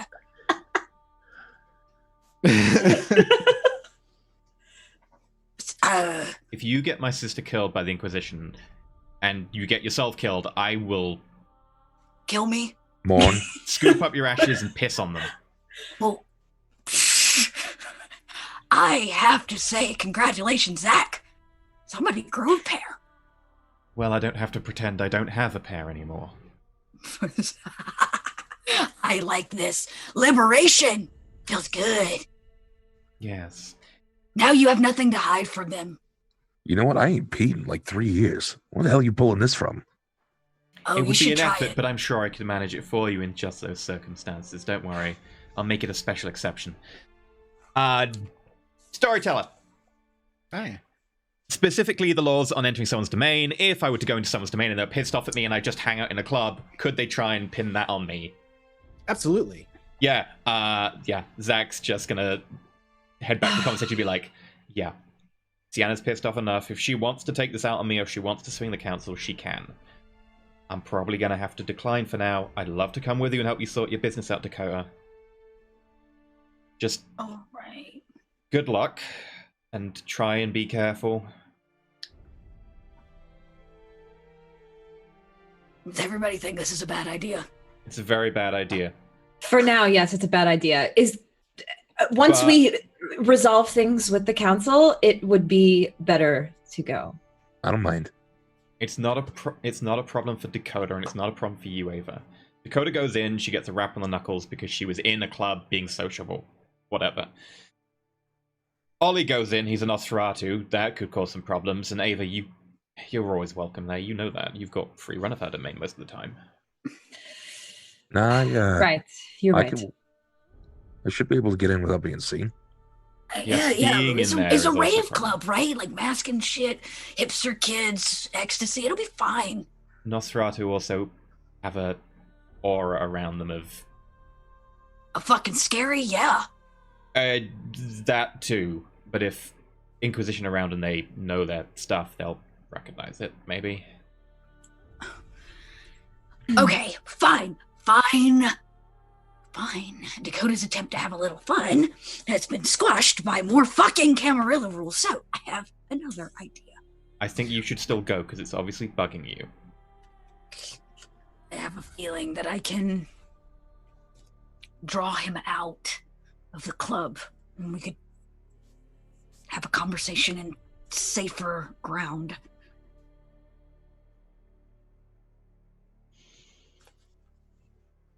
Is this person a kindred? No. You You can don't send the sound message so with sure Ava. about that. He's not, I don't think. Just a ghost kind of come back to haunt me, kind of a thing. All right. Well, I'm not going to pry. You're either going to tell us or you're not. And I got my ways that I can walk around unseen, a threat. Yeah. I don't have to go into the club. I can just post up like a really tall, homeless guy with a sweet coat. Fucking sweet coat. Sweet coat. That's right. I know the homeless chic thing kind of has worked so far, but it is relatively traditional for Gangrel and Nosferatu to do that. Inquisition won't Alright. just skip past a homeless person thinking another homeless person. Then I'll go Batman. All right. I'll leap rooftop to rooftop. That's fine. That'll work, maybe. Let us have some fun. I'm not saying don't go. Honestly, you seem to have this. It seems to be important to you, whatever it is. And if it's time relevant, or if it's information you've only just gathered and you need to act on it, feel free to go and act on it. I can't go because I'll cause more problems. Ava can be very useful to you because she's basically allowed to walk around with free reign. Ollie, if he's careful, is fine. Yeah, and if we happen to see any of those sword-toting maniacs and they get their hands on him, look, I'll go a very indirect approach. All right, I'll just tear part of the roof off and glide down on top of him. Yeah. Or maybe I'd just like to- don't. Have you considered Something that? like that. Yeah. All right. Yeah. I guess it is best for Zach to stay behind. We can still go. I just want to have a little chat. No, I have no trouble. Scout's Okay. honor. If you do want to utilize my abilities, feel free to bring them back here.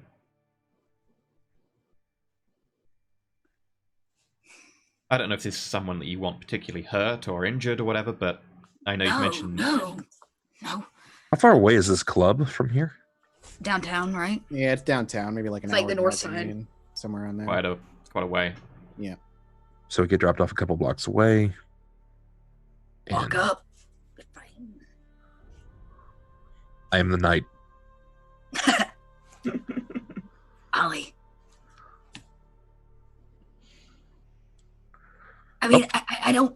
It's not about your permission because I'm gonna fucking do it anyway, Zach. I just. I'm not saying don't go, I'm saying you should. It's obviously important to you. I'm saying I can't go, and I just want Ollie to be careful. Yeah. Yeah, but I want you to go. Dakota, it means a lot to me that you want me to Oh. go. No, Trust me. Zach, this is great. It really I'll does. carry you in my arms. You've seen Aladdin, right? Like, you can be my Jasmine. I'll be your Aladdin. It's fine. Oh yeah, you can wear that sexy red outfit when she spills out on the sand. I can show you the world. All right? Shining, shimmering, splendid. Okay, I was pretty sure I was caitiff and not a Malkavian. I'm starting to doubt that again. Again, it's about him getting in trouble with the council. It has nothing to do with him not wanting to have fun. Oh, why is everybody always in trouble with the fucking Camarilla? Because I Well- was born a caitiff. Because he's a caitiff and he kept that from everybody. We all keep things from people. Yeah. Yeah. Try not doing that with the council because they're pretty good at seeing through. They are. I'm sorry. They are, which is why Deadpan, like perfect timing they are. Which is why we just need to be careful around them. It's not that hard. Yes, Camarilla politics, definitely not that hard. Totally. Cakewalk. Not a problem. I mean, I'm just saying, if you want to feel the wind in your tuft, then you can grab over Ollie's shoulders and we can go. I'll be a magic carpet ride. Well, it's not a problem for me walking around the Inquisition. It's a problem for me being in the area and being spotted. I can be in your arms and jumping around from rooftop to rooftop, but if someone sees me and Siana wants to pin it on me, she will. Why would they see you? You can already go unseen as well. Can we disguise you? Unseen as well? Go incognito. Yeah. this is getting to. Come This is on. getting- All right, fine. You know what? You do what you want to, Zach. You're a grown-ass man. Kind of. Just, you do you. I'm going to go to the fucking club tomorrow night and deal with some shit.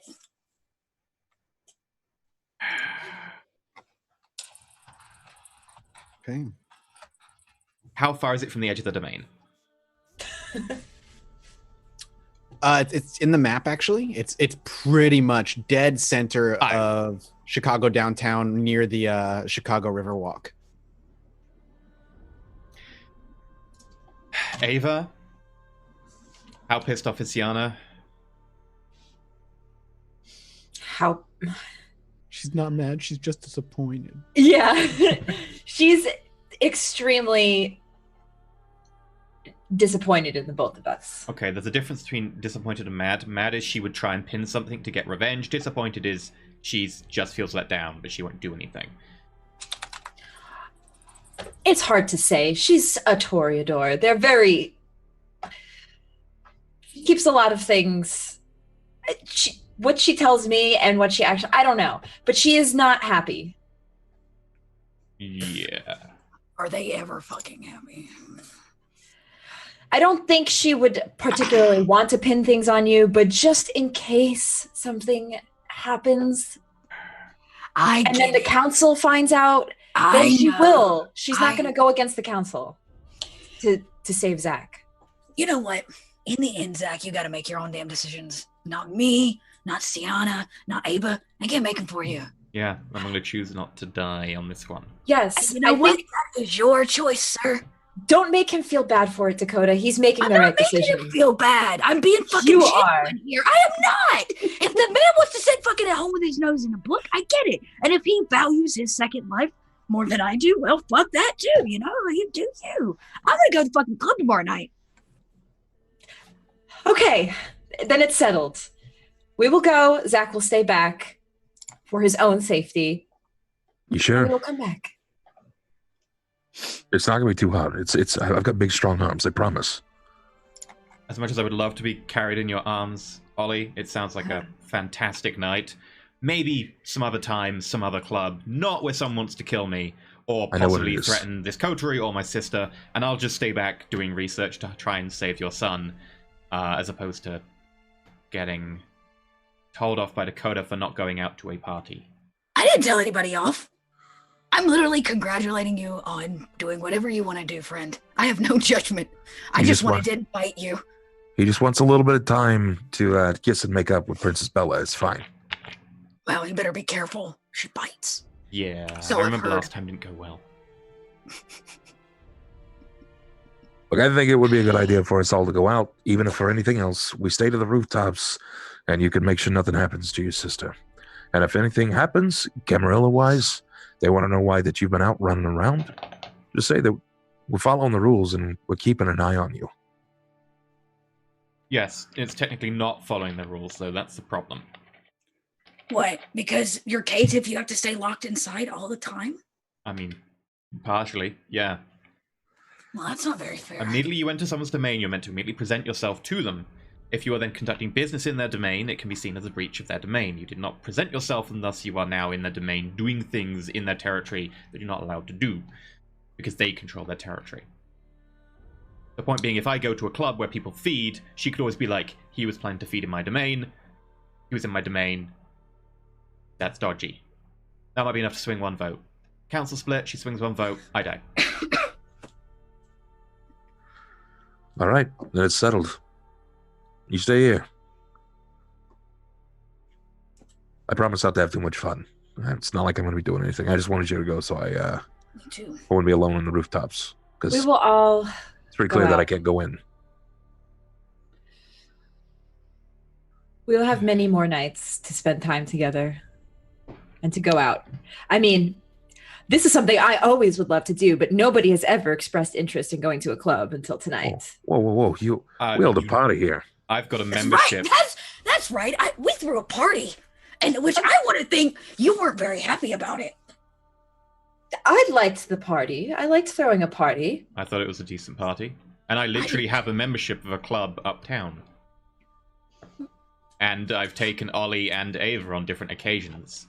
Oh, I mean, as a group, we never have really said, like, let's go to a club. And it's nice to hear that.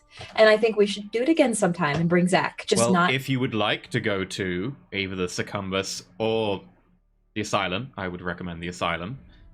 We can. That's weird there. It's weird. They like doing... It's a kindred club. They're pretty weird by definition.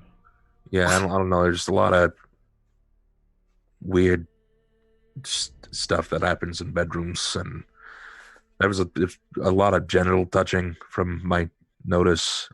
Plenty of tight leather. It made me uncomfortable, and I wear a coat like this too. I don't know. It just The dancing's weird. there's a whole lot of grinding. Like they were all trying and failing to have sex. It was very Why strange. didn't nobody invite Dakota to grind dinner? I don't know. Me Remember, neither. you're too young, What? says a ghostly voice. For what it's worth, having recently played the games, Exactly. that dance was fucking spot on. I know, it's awful. He's definitely practiced that before. I just want to throw that out there. That is how the freaking Half-Life 1's engine is the best it can animate. We're grinding against each other. It's having a Yep. good time. Oh yeah. There's a lot of weird moving. There's like 3 or 4 obvious Nosferatu in that pit. You're like, how? Gross. Yeah. All right. Well, on that, why don't we take our first break? Come back in a few minutes, and we'll go to a club Yeah, to the club. where everybody dance like from Bloodlines.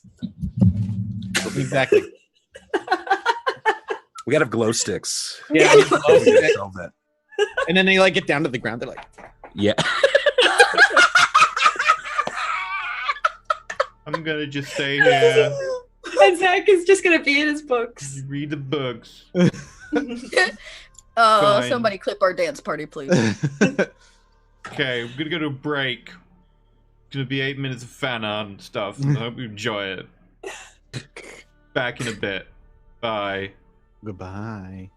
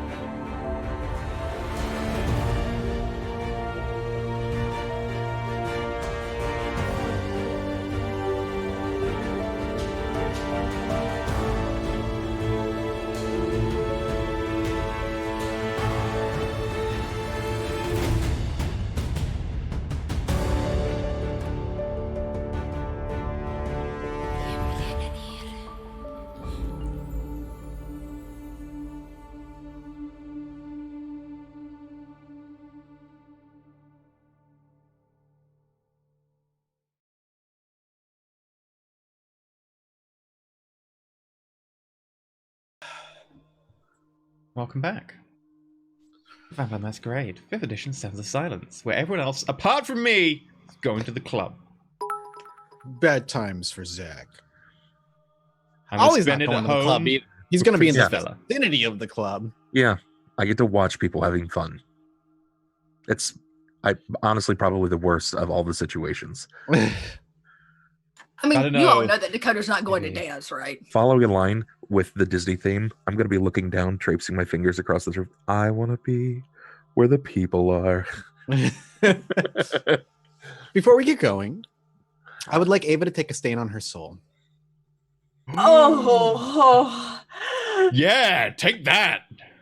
The reason being, not because she lied to Siana, not because she was forced to tell the truth to Siana, because she willfully and optionally lied to her brother.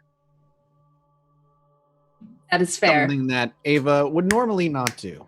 Yep. But she made a very conscious decision to do so. She basically took the word of Siana over the word of Zach's, and I think that's something that Ava typically would not do. But that's the glory of RPGs. Characters change, motivations change. So one stain on your soul, and we'll have that rolled by the end of the night. But we cut to the next night where everybody has to make a rouse check first.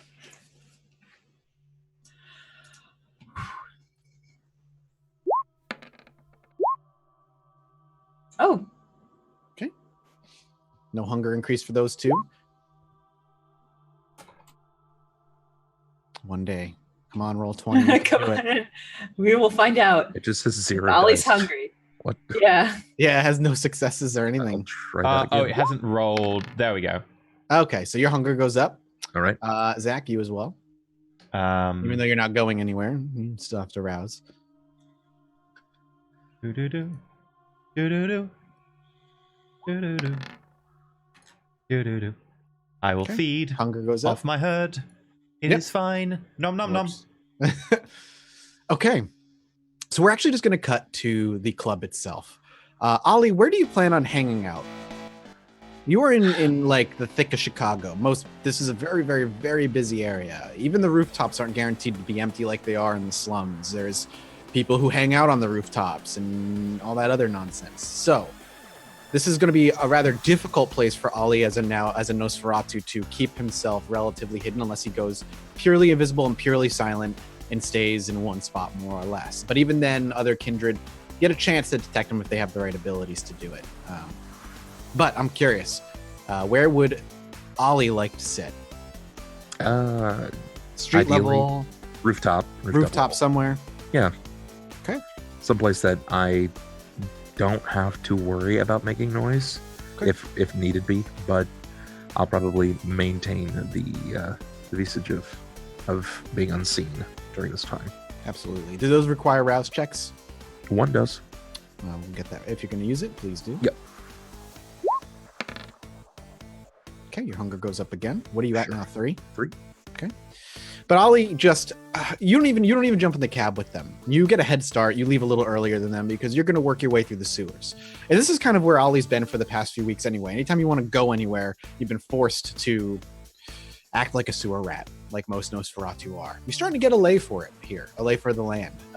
The winding tunnels of Chicago's sewers are becoming slowly but surely second nature to you. And you eventually find your way to the street that you want to be on, kind of put over your disguises, pop out of a manhole in a back alley somewhere, and clamber your way up to a nearby rooftop and kind of jump from rooftop to rooftop for a little while until you can see the rack below you. This is definitely like I described before. I guess I personally, as a storyteller, have been to one club one time over 10 years ago. So as far as clubs are concerned, would you call it like a grunge club, like a goth club? Is like a goth club a thing? Is that like a term? But it's a club where Sure. maybe even How a about fetish this? Tell me club, what fetish night. activities. There we go. Tell me what activities are going down, and I'll tell you what kind of club it is. There's fetish nights here. Like on the outside, the club is basically a 2-story brick building that just in neon lights just says rack on it. But it's not run down like the clubs that you've been going to. It's actually well maintained, but the people going in and out are in bondage gear and lots of skin tight leather or shirtless or assless chaps, that kind of thing you see kind of going in and out of the rack. Cool. So Like a is it fetish like a club. goth? Is a fetish club? Fetish That club. sounds It's a fetish good. club is what it sounds like. Sure. There you go. Alternative industrial, whatever you want to call it, chat. You've got your own names for it as well.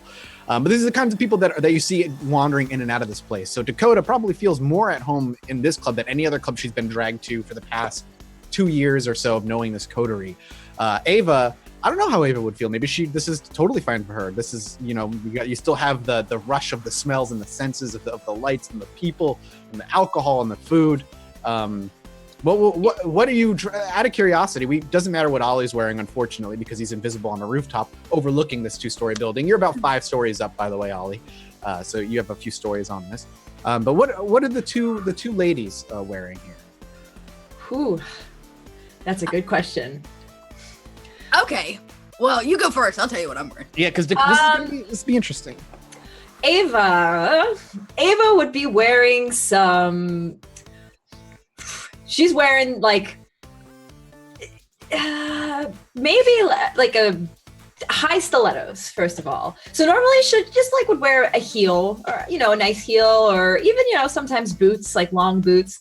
But this night she's wearing like these high stilettos that probably Dakota and even Ollie are like, how does she walk in those? But she's doing okay. She's walking in them. At least she's in boots. I can get behind that. Yes, like a stiletto boot and kind of like a shorter skirt. Usually like Ava would wear dresses normally, but this time she's wearing a skirt, maybe a bit of like a crop top shirt, and her hair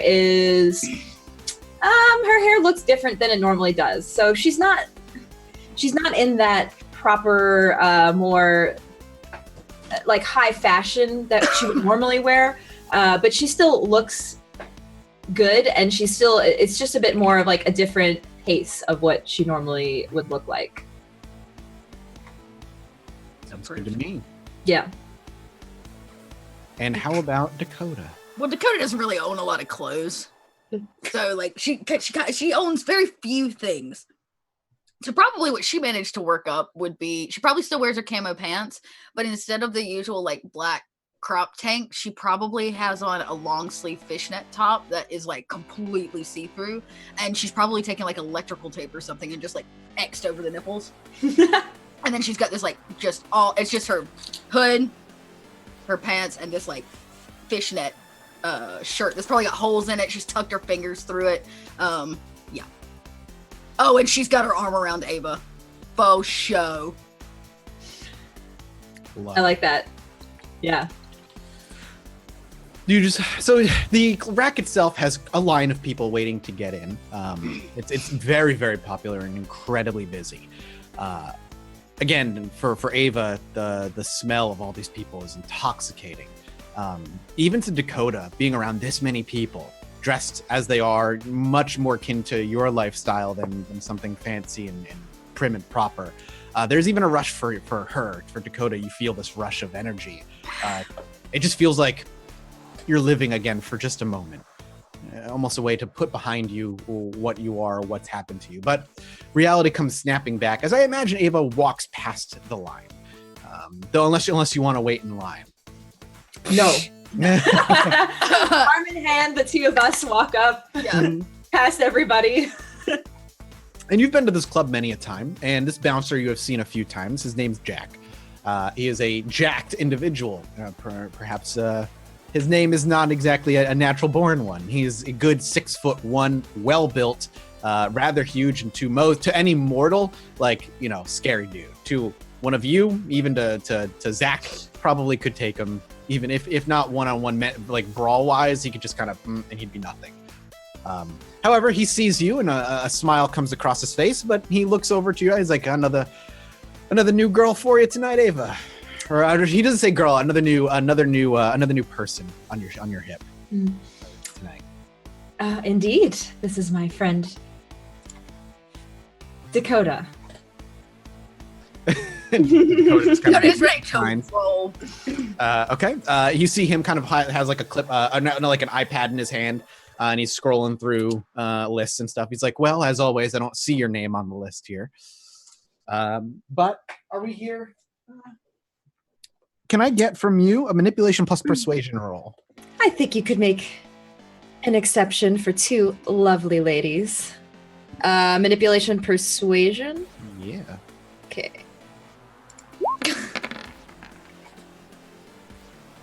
Can I see Ollie like in peripheral? Like I know he's on the building. You would not see him. He's invisible. Okay. If Ava was to look, she would get a natural reaction because she has see the unseen or Right. sense the unseen. But I imagine that she's not actively looking for him. So with 4 successes, he smiles and he kind of scrolls down. He's like, "So not in here under any official business then?" Oh, no official. Just here to have fun. He takes a note and he smiles. He's like, "Oh, I'm silly. I must be blind. Here you are, top of the list. Ava and +1 guest." And he steps aside. Thanks, sweetie. He just nods and kind of ushers you past. As soon As as you- we get, I was about to say, as soon as we get past his ear side, I lean around. I was like, does he always talk to you like that? Yes, he does. Of course. Don't worry about it, Dakota. We do what we have to do to get in. You do. No, you know what? Dakota's like, deep breaths. It's gonna be fine. We're Clyde in. didn't need to do much to get in. Heyo. So once you pass through the threshold of the door and into your first little antechamber where there's like a little coat guy, he's willing to take your jacket and store it and give you a number. Once you pass through that, the music is deafening. The bass and itself, it vibrates the entire first floor exceptionally. And to talk to one another, it is loud screaming. There are people bumping up and grinding against one another. Off in the corners, you can see groups of people just making out ferociously. In that corner over there, back right, somewhere in the dark, you're pretty sure there are a couple people fucking. You're not entirely sure, but it looks like they might They be. are. They are. And there's a giant dance floor where there are people dancing like you would see in the video game, of course. There's all kinds of leather straps and all kinds of things happening.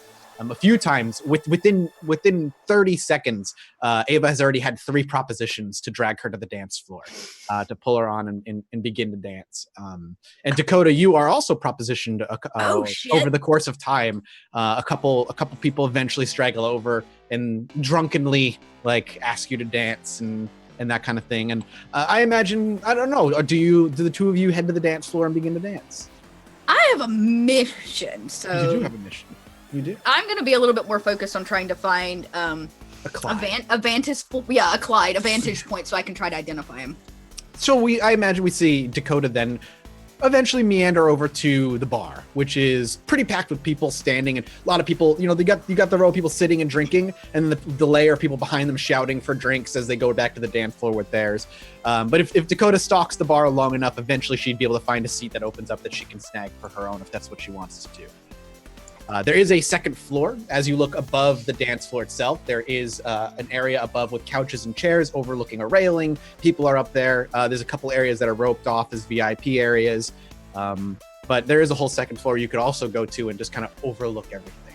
Well, I'm not gonna leave Ava. I did Okay. promise Zach that nothing would happen to her. Sure. Not that I don't think she can handle herself. I just, girls stick together at the club. True. If you leave her alone for 5 So- minutes, she might spill her heart and all her secrets to the Camarilla again. So you gotta be cautious. Oh, damn. Okay. Well, before it gets too sassy up in here,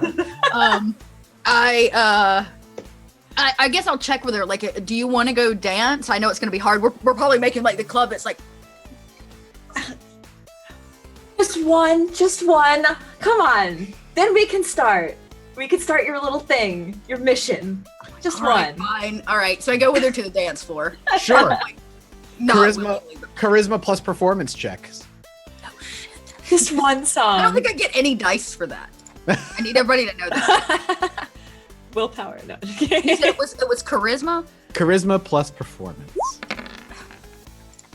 Ava rolls 2 successes. All right. Well, here we go, gang.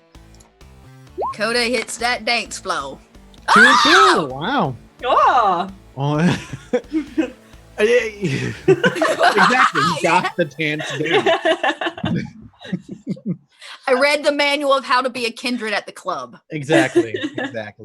The two of you dance, and as you're just kind of enjoying yourselves, eventually a couple of strangers kind of begin to grind up on you and start dancing with you. Do you shove them away, or do you let them enjoy themselves? As long as they don't get handsy. Oh, they absolutely It will get get handsy. They're gonna lose hands. They're gonna lose hands.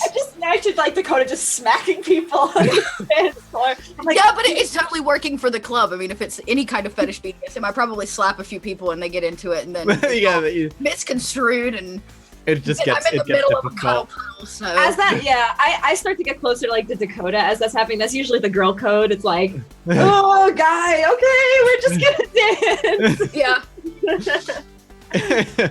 And you dance yourself into a stupor for a little while until eventually you decide, all right, time to break away and begin to just keep eyes on. So how do the two of you go about this? Do you literally just stand back and watch for quite a while? Do you try and engage and gather information? I mean, I know what Clyde looks like, so I'm looking to see if I can just see him. Yes. But I need a vantage point, so I may go to the second floor, like after we dance, to a little bit of a quieter place or some kind of place we can sit down. Okay. And what about Ava?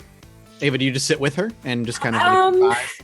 Yeah, I'll go with her for now. I'll just follow along and see what she's up to.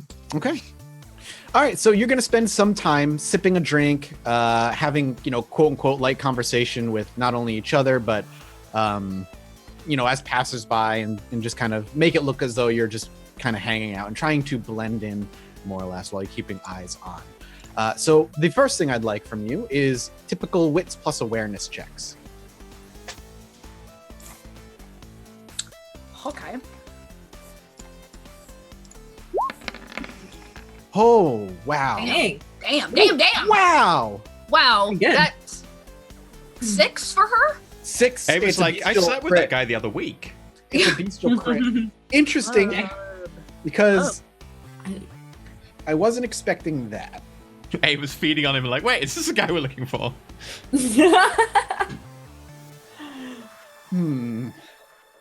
Well, that's D&D and that's storytelling for you. You crossed a threshold I put pretty high and wasn't expecting you to hit with just a wits plus awareness check. So while you're meandering and you're just having conversation, hours roll by. First hour rolls by, second hour rolls by. Maybe you get up at some point, refresh your drinks, grab a different seat, different angle, but you're very much keeping eyes on and you're paying quite a bit of attention to just the area. For Dakota, it's difficult. It's been a long time since you've been in a place this busy with this many people. And it's a reminder to Dakota that, again, you're kindred. The noise is louder than it normally would. You hear more than you're used to. You smell more than you ever have. Trying to keep focus is very, very hard. God, it's hard for a 17-year-old normally, never mind a 17-year-old Right. who's this kind of wrapped up in their new world. However, for Ava, she's at home. She can have a conversation with 2 people here while still listening to the conversation 3 groups down and eavesdrop and listen and pay attention. And she is. And she was given the description of what this guy looks like. However, while she doesn't catch eyes on Clyde, which may be a little disappointing for Chelsea/Dakota to hear, with 6 successes and a bestial crit, while you're looking around, there is a moment where the blood almost seizes control of you for a moment, and your eyes snap in a direction that maybe you weren't ready to look in or snap in a direction where it's just a gut feeling. It's a hunch. Like, keep eyes in this area. It's towards the back where the entrance to the like the kitchen would be. A lot of people over there, people coming and going. But for a moment, you see a familiar face peek out from behind the bar and then go back. A face that you've only seen maybe once or twice. Vanessa's ghoul.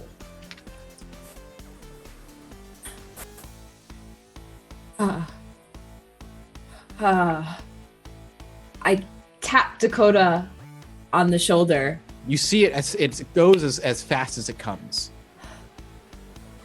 I swear I just saw somebody that I recognize.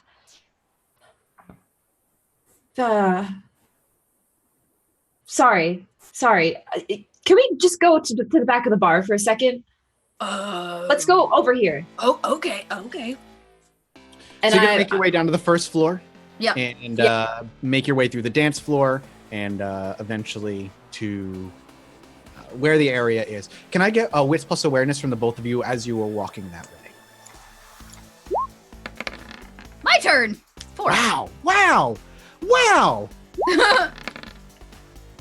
Another bestial success. Good lord, man. The beast is with us today. The beast be with us. It helps and it hinders. I mean, a bestial crit still is, not necessarily a good thing at all times. Right. It is the beast taking over. Dakota, as you're making your way that way, and now Ava is honed in. She sees what she wants. She knows where she wants to go. Everything else doesn't matter. However, for a moment, as you're walking by, there is a particular brand of cheap cigar Clyde loved to chomp on. It's a distinguished smell. It's not pleasant to most people, but to you, it reminds you of home. And as you're passing through groups of people, you get a momentary whiff of that very familiar cigar. Can I track it in a direction? You know it came from a certain area, yes. I'm gonna grab her by the wrist and Stopping her stop her for a second. Yeah. Wait, I know. Hey, he's here. okay, where is he? That way. And I point in the direction I can smell him. Okay, but that way. I kind of, but I whisper in her ear. I yell in her ear because it's really loud. But I don't want everybody, like the whole world, anyone else to hear this. But I kind of just yeah. I think I saw Vanessa's ghoul. Is this the same ghoul that Saito and I saw outside of the Sabat? As far as you know, she only has one ghoul. I swear I saw him. Ooh, Dakota is so torn. And she bares teeth and she kind of nudges Ava to go quickly to the back. Do you go with her, Dakota? Yeah, I guess I'm gonna go with her. I can't let her go by herself. Yeah. Okay. As you push your way through crowds and crowds of people, barreling your way towards the back.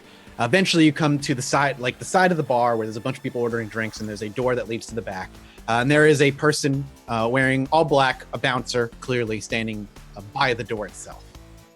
As you are making your way that way, you see him gently step in front of the door and just kind of holds his hand up gently and just employees only. Oh, sorry. We were looking for a place.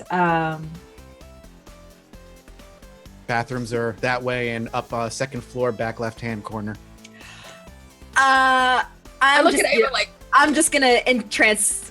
I'm gonna try to entrance this guy. Okay. Go ahead and make your entrancement check. Charisma, presence. Versus. I'm gonna just look normal. I'm gonna just let this happen. He has to roll composure wits. Okay. Rouse check from you or no? Yes, rouse check. So rouse your check first. Okay, so Okay, your hunger goes up.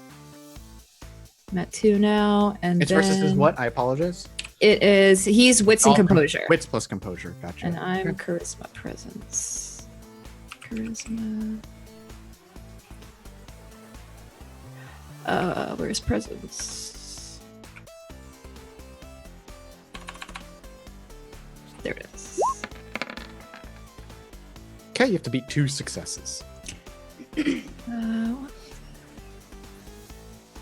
Okay. You do not. Would you like to use a willpower and re-roll 3d10? I will willpower this. Please do.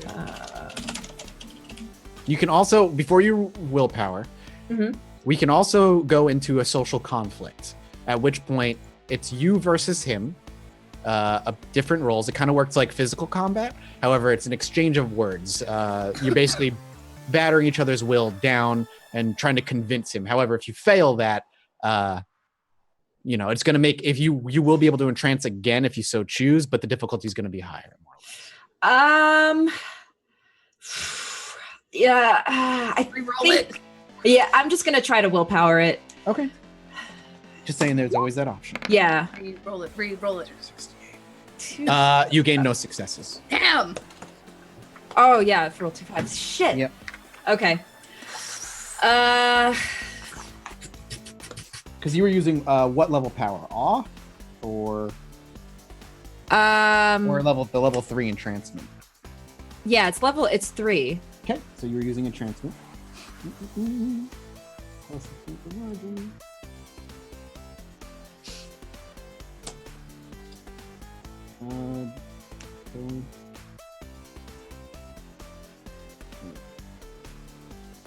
Oh, it doesn't say. Yeah, if you fail, then they don't tell that it's being used on them or any of that nonsense. Okay, good. It's just it lasts an hour plus 1 point per success per margin. So Okay. You tap into the blood. You can feel your blood rouse. You can feel your powers, and you feel your words are thick with a mysticism that you still don't truly understand.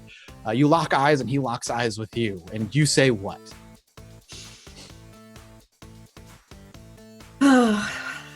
You just trying to command him, or just get him to?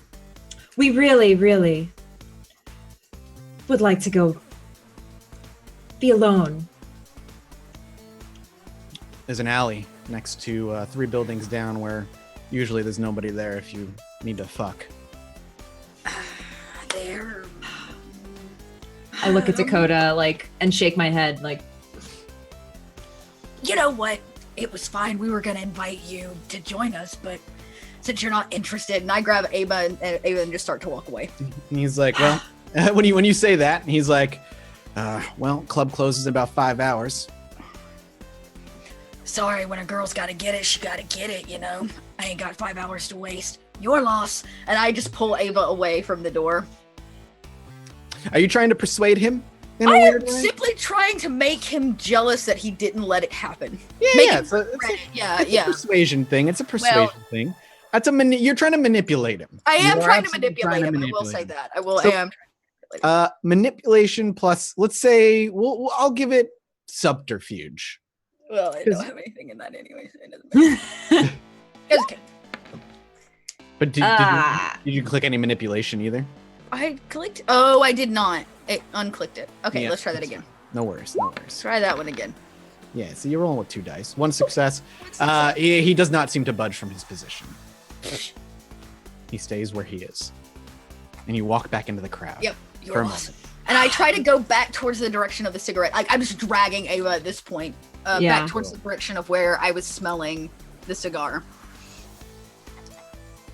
That usually works. I look at Dakota and I'm frustrated. There's the back room. Does it seem like that room goes out like a back side of the building? You don't know. I'm not sure. I mean, most buildings have a back door, but you also know you're not. You also know you're not in the slums, and you're somewhere in an upper end area. If there is a back door, likely it's going to be guarded by a bouncer or 2. Okay. Especially since this belongs to Bella. Okay. We have to hope if the ghoul left, that Ollie would have caught sight of them. Maybe. Would I have? You don't see anything. Still watching. Yep. Are you sure it was Vanessa's ghoul? Yes. What was I'm sure doing? It was him. He was just at the back of the bar. I don't know what he was doing. I just saw him for a split second. Was he staring at us? No. Okay. I recognized him, but maybe a little shit is everywhere. Yeah, I don't know. It was weird. Why would Vanessa's ghoul be here? I don't know. Okay. All valid questions. Look, I need this way. All right. I was like, I have to focus. Too much stimulation. So, I imagine Dakota goes back to looking and smelling and trying to pick the track back up. Ava, do you just kind of keep eyes out? Do you try and engage with people socially? Yeah, at this point, I'm gonna keep looking around because I know I saw him, and while Dakota's doing her thing, I'm not really talking with people. I'm just like seeing. So if I you're can not spot him necessarily again. looking for Clyde. You're just trying to catch eyes on anything else that might seem a little off. Yes. Wits plus awareness from the both of you, please.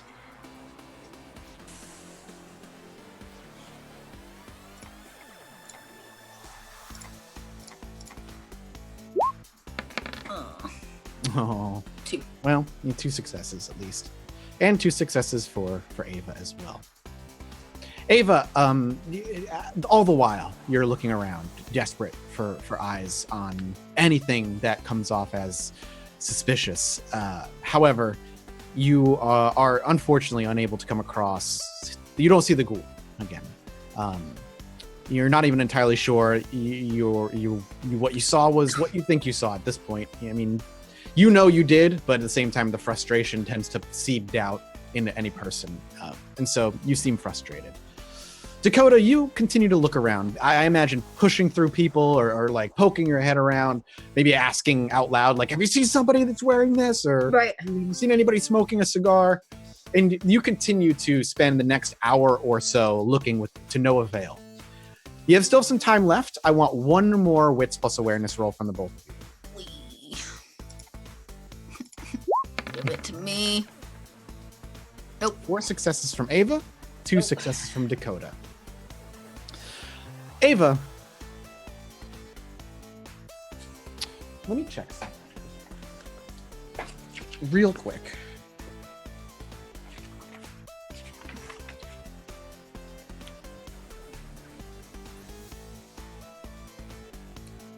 Okay, it's that roll. That's Ava. How many do you have in? Okay.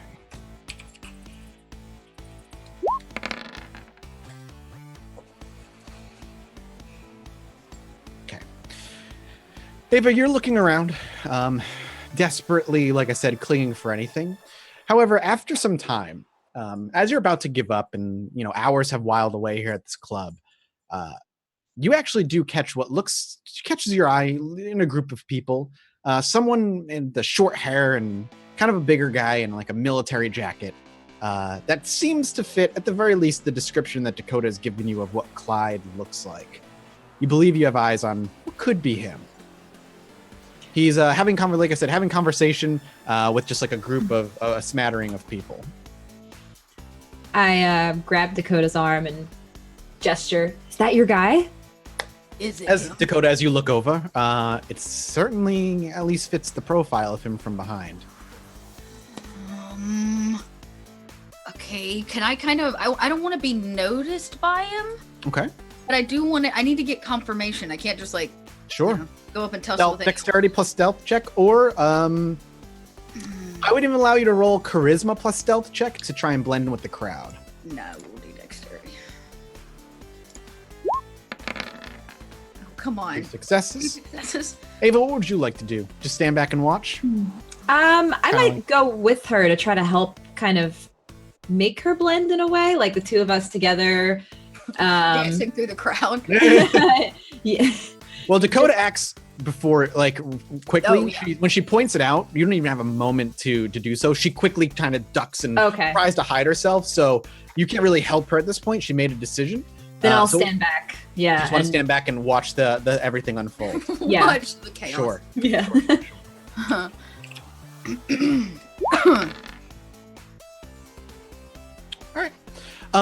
He doesn't seem to notice you for however long he ends up talking to the people. Are you just trying to listen in, or are you just trying to watch and get confirmation? I need to get confirmation, and I want to make contact with him, but I want to just make eye contact. Like I want him to see me. Mm-hmm. So I may post myself in a corner and just wait for him to notice me. Okay, no problem. So you actually make your way around pretty quietly to yourself, clearly not trying to draw attention to you, so nobody's coming up to dance or anything. You make your way to a corner and like a booth that has recently opened up, and you kind of plop down there where there's a lot of darkness and there's a few people mulling around the corners to block you from peripheral vision of most people. But as you sit there, you're in a position where you can see his face. And it is a face that you have not seen in years. Face you recognize, and the face that you were hoping to see. Your Dirty Cops information, at the very least up to this point, has been true. This is Clyde. He has a shot glass, like a little scotch glass in his hand. And he is just laughing and having conversation with he has a very gravelly voice, and you can actually pick it up over the loud crowds and the loud music. And it is it almost brings goosebumps to Dakota's skin to hear his voice again. It's been a long time. I'll give some kind of confirmation to Ava to let her know that's him. Okay, you may do so, and you do. Ava, do you just continue to watch? Yeah, I'll stand back and watch what she does. Okay. Minutes pass until conversation seems to lighten up a bit and his gaze starts to kind of drift off as though he's kind of getting disinterested in whatever's being spoken about. He polishes off the glass and clearly looks like he's making an excuse to head back to the bar to grab something. Very likely he's not going to be having any more conversation with these people after he breaks away. Once he does take his first step away, now you said you're not trying to hide anymore at this point. No, I want him to see me. Sure. Once he takes a step away and he kind of breaks line of sight with these people and he's clearly disengaging with this conversation, his eyes kind of roll across the room and kind of scroll across you. He very clearly makes eye contact with you for a moment. He continues to drift and they snap back at you. And there's a clear sense of confusion and surprise on his face as he hurries the conversation to a close and instead of going back to the bar is walking toward you. All right, I'm just gonna stay seated. I'm Okay. gonna not say anything yet. He walks over to the table, places the glass on the table, and just leans on it. And he hunches over and rubs his eyes a little bit, blinks, and he's clearly just like staring at you, maybe 1.5 to 2 feet away, just sizing you up more or less. And he's like, "Do my fucking eyes deceive me?" Well, I hope mine fucking do. Holy shit. So I was at least in the right area. Okay, so Clyde, for everybody's knowledge, he's a middle-aged man. Much older than Dakota could possibly be, like a dad, like a father's age. Is a little overweight just from like age. Short, kind of buzzed haircut, gruff around the edges, clearly lives on the streets.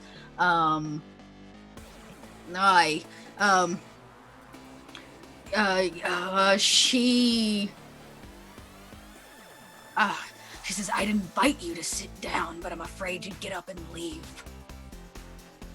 If I recall correctly, aren't you the one that disappeared? No. And we have different memories.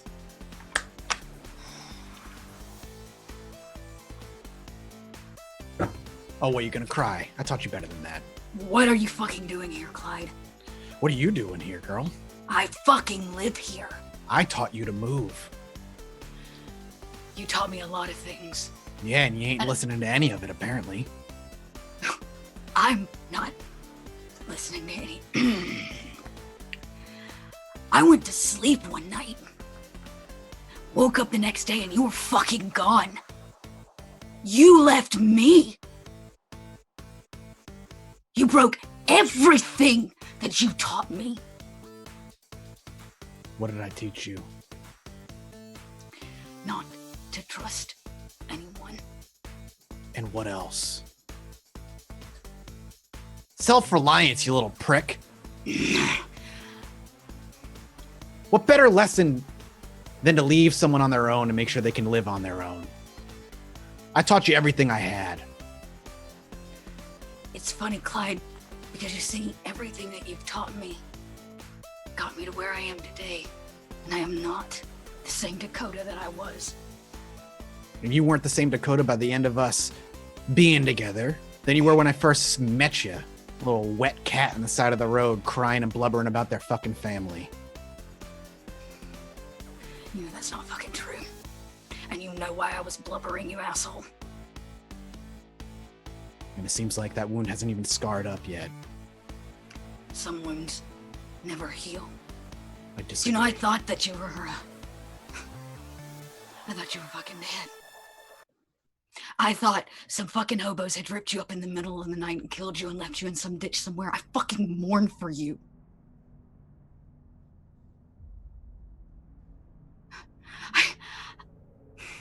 You promised me a trip for my 18th birthday.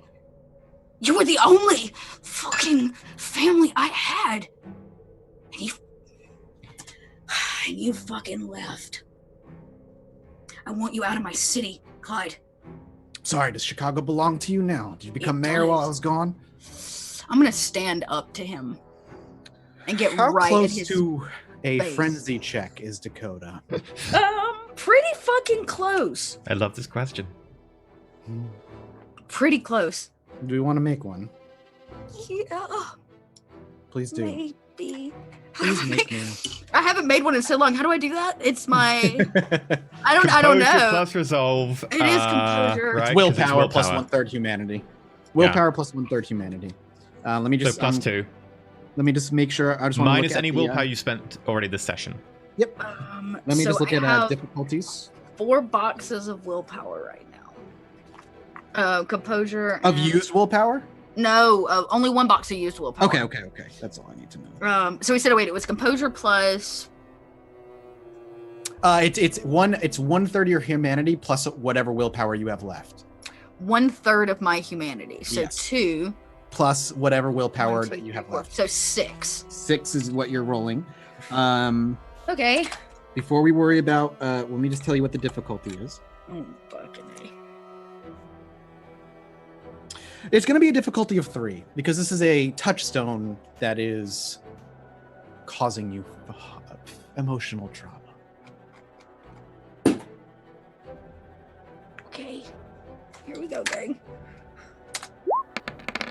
I'm gonna make a scene, aren't I? Oh, nice. Oh! 1, 2, 3, 4. You are able to hold back the beast, though it is enraged. Okay, I'm gonna stand up and get right in his face, and I'm gonna say, see, when you disappear, you don't have the right to come into my life anymore. Go away. Take your travels. Hit the fucking road. Go do whatever it is you do. Leave. He doesn't move, but he doesn't lean further into you. He's not should I say, he's not pushing the aggression even further here, but he doesn't back down either. And he looks you dead in the eye and says, and I taught you to constantly move one place to another, never be tied down, never find yourself in one place longer than you need to be. And I'm able to find you here, Dakota. Miss Rain. What the fuck do you want, Clyde? I want you out of here, Dakota. I'm not leaving here, and You especially not with you. Should leave. Get out of this city. You don't know me anymore. I That's am what I'm. not the Dakota that you knew. And that's what I'm fucking afraid of. Good, you should be fucking afraid. Not of you. I'll never be afraid of you. I know you better than anybody else here. You I did. thought I knew you better. To keep yourself safe. Dakota. You know my past. Right? Yes. Now, answer me this, because I can't fucking figure it out. Why are people asking about you outside of the city? Who's asking about me? Old friends of mine from a life I left behind. Word is, Dakota, the little one on my shoulder for so long, is in Chicago, causing shit, getting herself into trouble. So I come here making to see if that fucking rumor is true. Well, is it Can't Clyde? find you. I thought it wasn't. I've been here for a couple of months and I haven't been able to find you around any fucking corner, and all of a sudden you appear in this little shithole of a club. I guess I should have been coming here first. No, it's because You don't know how to hide, Clyde. I'm not trying to hide. I'm trying to find you. I'm not going anywhere with you. I don't want you to go anywhere with me, you little fucking idiot. I want you to just get the fuck out of Chicago. That's not fucking happening. So what more do you want? This conversation has come to an end. Fine. And the conversation's over.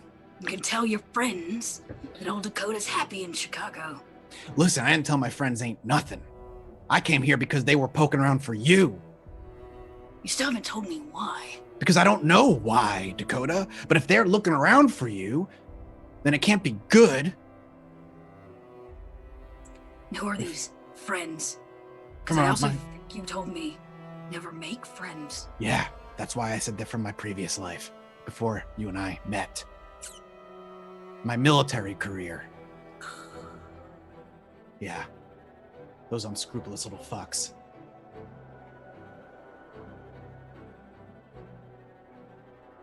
So whatever you're doing in Chicago, little homeless Dakota is causing the ire of a couple of people that I haven't heard from in years.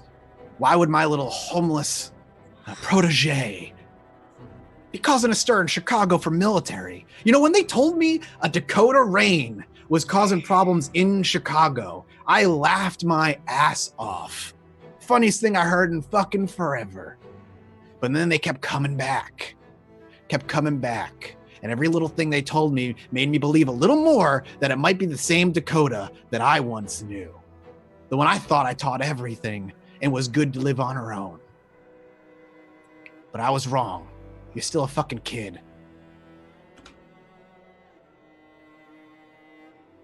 It's funny.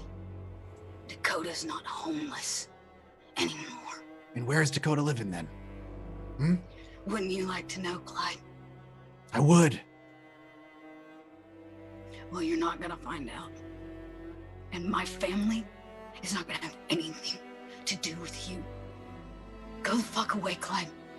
You are a memory I left behind.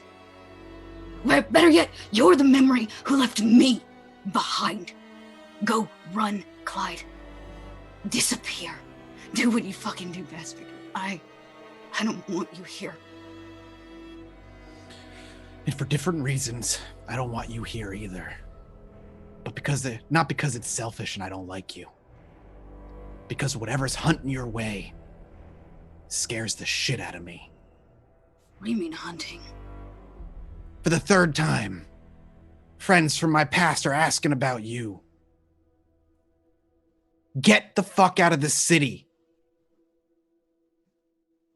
He stands up, takes his empty glass, and stop crying like a baby.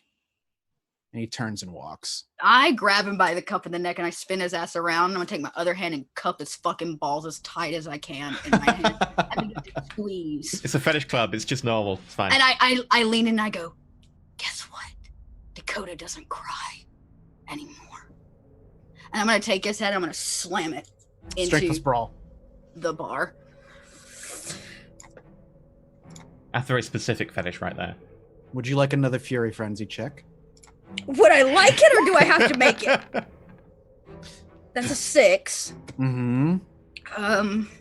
I will make another one. Saying you're good. You control. Okay. So, Dakota wheels him around before he has a chance to say anything. And in a surprise attack, her hand is behind his head before he has a chance to mutter a word. And in a swift motion, his head goes colliding with the table. A large crack and a chunk of the table flies off as blood gushes from his forehead. He collapses to the ground, unconscious on the floor. The crowd gasps, the music stops, and people begin to murmur, and a few scream and begin to run away from that area. Ava, you see all this happen in a flash. He turns to walk away, and before anything happens, she moves with a speed that only a kindred could, spins him around, just cracks his head against the table. The table piece chunk collapses as he goes through it, and he falls onto the ground, bleeding unconscious. Oh, shit. I'm going to pick him up. I'm going to pick him up and sling him over my shoulder and be like, the fucking idiot's so fucking drunk. just needs his ass taken home. I got Ollie. it. Don't worry about it. Ollie, you see people filing, quite a few people filing out of the front door. It's not a panic like there's a fire. It's not like it's people walking all over each other, but there's a steady stream of people coming out of the club prior to it closing. You're gonna say he's drunk, so please, manipulation plus subterfuge. I mean, wasn't he drunk though? He might have been. It's not a lie. You're implying that he is so drunk that you need to carry him out. You're implying he's so drunk he fell through the table. I am implying that. I am implying that. Okay, I'll win. So you hurl him over your shoulder and you say that in such a nonchalant way. Clearly nobody believes you. Ava, what do you do? I start running over to Dakota. Sure. I'm smiling big. Dakota. Okay, we have to figure this out. People are staring. So? Just a bar fight. Come on. Is anyone going into the club? There's a line still, but he has stopped admitting people for the moment as people are filing Coming out. But I'm are gonna they just, like pushing up the line? No, nobody's pushing up the line. he's over my shoulder. I'm gonna walk out with him. Front door? But darn tootin'. Okay. Ava, do you wait? Do you give space for you to walk with her? I'll just kind of follow behind, a step or two behind. Ollie, eventually you actually see Dakota walk out with a man over her shoulder. The bouncer immediately tries to stop you. And he looks to you and he's like, whoa. Weren't you the one with Ava? What happened? What? I want you to put that body down and I'm going to call the cops. Why? He pulls out his cell phone. He's injured. I'm simply taking him home. Then I will call an ambulance. I want you to put him down. Okay, I'm taking him outside so the ambulance can get to him better. Yeah, this is at, like the door, and he wants you to leave the body on the inside of the door. He doesn't want you to bring it out. Okay, all right, fine. Hey, Ava, I need your help with something. Yeah. Yeah. Okay. I grab his hand as he's grabbing his cell phone. Sure. We're taking him to a hospital right now. Are you He's entrancing? a good friend. Yes. Rouse check, please. Oh God. Who needs dungeon crawls when you can just go into a club? Oh Your God. hunger goes up. What's your hunger at? That's at 3. Okay, you're good right now. If it goes to 4, you're in a lot of trouble. Yeah. And I have to roll. So he has to roll. Yep, he has to roll his same rolls last time for him. And charisma presence. You need to beat 3 successes this time. Oh boy. Come on. You can do this. You could blood surge, but it would cause a rouse check, and it would add 1d10. Ooh. Oh crap! Sorry, Ooh. I have stealth in there. Oh, you have stealth in there. All right, go ahead and reroll. There you go. 5 successes. Whoa. Okay. So you lock eyes with him, and you rouse the blood again, and this time it's an emergency. You everything you have. And what do you say to him? He's a good friend of ours. He got super drunk, hit his head. We will take him to the hospital. Please don't worry about it. We'll take care of it right now. So he has his phone, like his hand in his interior jacket pocket, has his hand on it, and he's looking to pull it out. And you stop him, and you say those words, and he looks to you, and he kind of stalls for a second before he's just like, he puts it back in his pocket and pulls his hand out. Listen, this better not come back on me. No liabilities. We'll sweep this one under the rug. Don't worry about it. Hardly steps aside and lets the two of you leave. Great. I gingerly walk out of the door with this man slung over my shoulder, and I look up at the top of the building. Yeah, you don't see Ollie. Ollie, you see this exchange happen. Only takes like 10 or 15 seconds. It's not like a long thing. And then you see Dakota with a man over her shoulder and Ava looking kind of around, and Dakota's like looking around. But you see them. Right. Where did Dakota and Ava end up going? Okay, Dakota does not want to take him back. Yes. I just need to get him to a nearby alleyway so we can have a second to try to wake him back up and have a question. He has taken 6 nasty damage. So there was an alleyway that the bouncer even told you about, like a few buildings down that a lot of people like to go to and fuck. Perfect. So That you head sounds down there. perfect. head down that way. You eventually make your way over to the alley. Does Ollie just kind of leap rooftop to rooftop and follow them peripherally? Yep. And eventually you do find an alleyway, and there is maybe a threesome happening. There's 3 people doing something gross. Some people are naked, others are not. Do you scare them off, kind of usher them off? I mean, you can do an intimidation check, which is actually you can actually do a strength plus intimidation to do like a standoff. Where you just try and physically intimidate them. This little girl with this 6-foot man over her shoulder type. Yes. I will even give you a plus 1d10. I was about to say, well, I'll take the extra one. It won't hurt anything. Yeah, I'll come in the alleyway. Oh my God, are you serious? I come in the alleyway and I set the body down and I'm like, get the fuck out of here. One of them scrambles to their feet, and the other 2 kind of like look to you and like stumble back. One scrambles and scatters off. But the other 2 are like, we were here first, man. Oh, look, it's a kid. No. I'll guess I'll walk over to both of them. Sure. What are you going to do? Hi. Want to pick one up or? Stutter, get the fuck out of here. So if you're going to do that, if she's going to go ahead and I'll say it a second time before I have to get. Sure. Manipulation plus intimidate. But the difficulty is going to be a little higher because you failed your first attempt. So this would be manipulation. Intimidate, because you're not staring them off trying to give a feat of strength by having this guy over your shoulder. Right. Well, this is not going to be good. 2 successes. One of the other 2, the girl gets up and is like, yeah, all right, I don't want any trouble.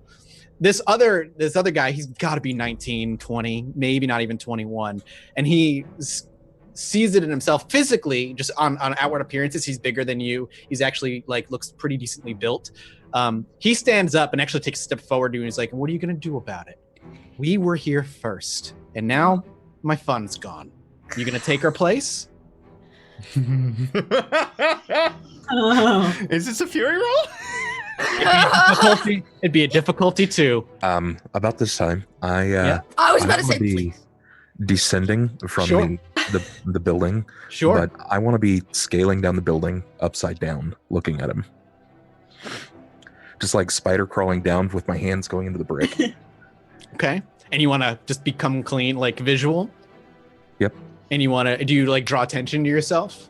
I imagine that at the moment I drop that, I'm... Oh, you're on the other, across from him. I thought for some reason you were above him on that. No, I am. No. I definitely am. Oh, okay. Gotcha. Just kind of come down. But when I drop that unseen, you're just going to hear the fingers pressing into the brick. Okay, gotcha. And then, so for a moment, so you see this, Ava and Dakota, Ollie just come out.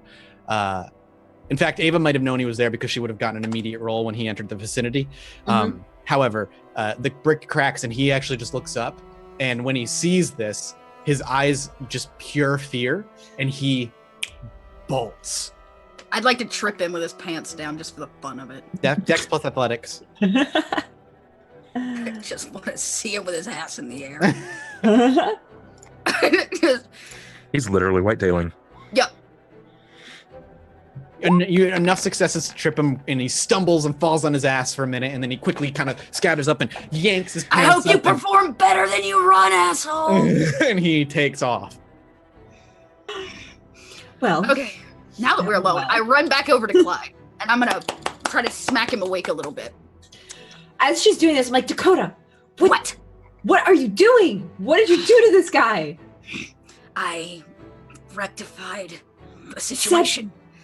We said no causing a scene, and you smashed his head into the table. I understand that, but I think he has important information. So, can you finally tell us who he is and what exactly you need from him? Holy shit, you said you were doing Picasso, not like this. Will the both of you trust me, or I'm gonna fucking lose it right now? Is he awake? No. Okay. Not even when I try to smack him? You did 6 damage to this man. He went out. He's immortal. As far as you know, he's immortal anyway, so he's unconscious. You know the quickest way to get him up, either let him heal naturally over time, give him some blood, or give him some blood.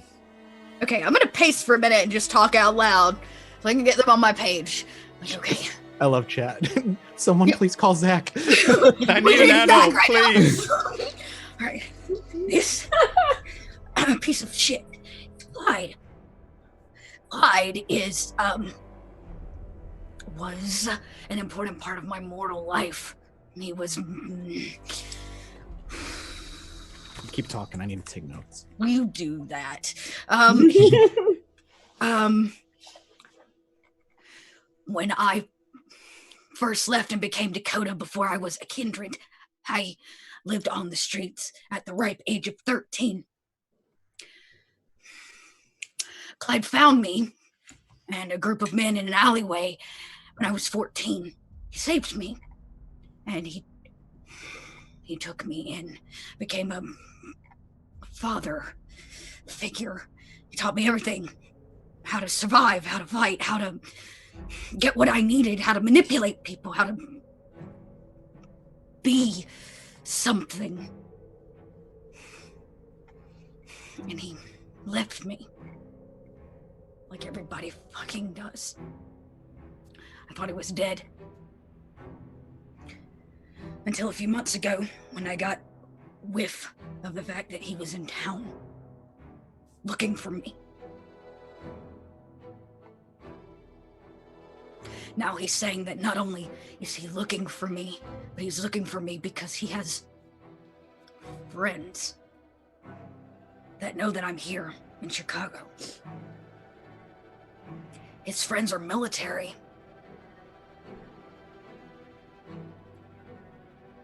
And something in my gut tells me that they may be involved with the bullshit that Ollie dealt with.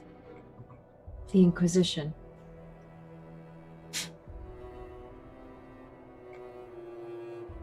Can we rife through his pockets and see what all he's got on him? Yeah, absolutely. You go through his stuff, and Yeah. all he carrying is a wallet that is pretty empty. Got like 5 crumpled up, like dirty ones in there. ID that shows he is, Clyde, but not much else. Nothing of note, anyway. Does he have any jewelry on No specifically? jewelry, no crosses, none of that stuff. I don't know that he is. He runs by himself. I guess I get it honest. He said I need to leave Chicago. And he said some other shit too. Well, we need to make this snappy. Those people that just ran away, yeah, they're gonna tell someone. Now, what do you want to do? You want to make this look like it was some kind of mugging? Because everybody saw you carry a body out. So, But He's we in- told the bouncer we were taking him to the hospital. all right. Maybe Well- we should.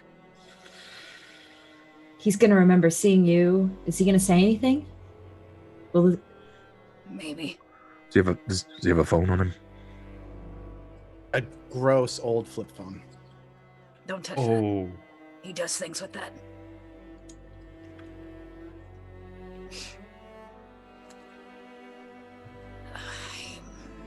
Okay. I mean, you could just call him a cab. Send him where?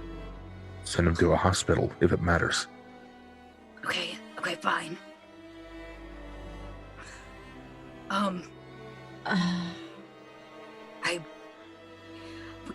We need to know who's looking for me. It could be Ollie, a clue, a key to finding more information about the guy that took your arm. And how is he getting mail? What do you mean? Like, how is he, what makes you think that he's tied to these guys? Well, he told me. He came looking for me because they told him they were looking for me. So then this one might actually be useful. Okay. from what I saw, he looked pretty surprised to see you. Yeah. All right, well, there's one thing I've seen. We can take this phone to Zach. We should probably buzz up a cab. Yeah. Yeah, we should. We can't just leave him here. Yeah, you can. Well, if he was here for you, Dakota, He He wasn't won't- here for me. I was here for him. He didn't know I was coming.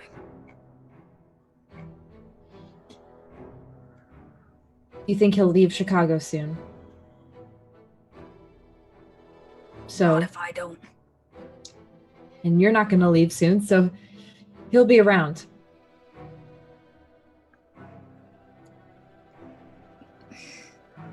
I could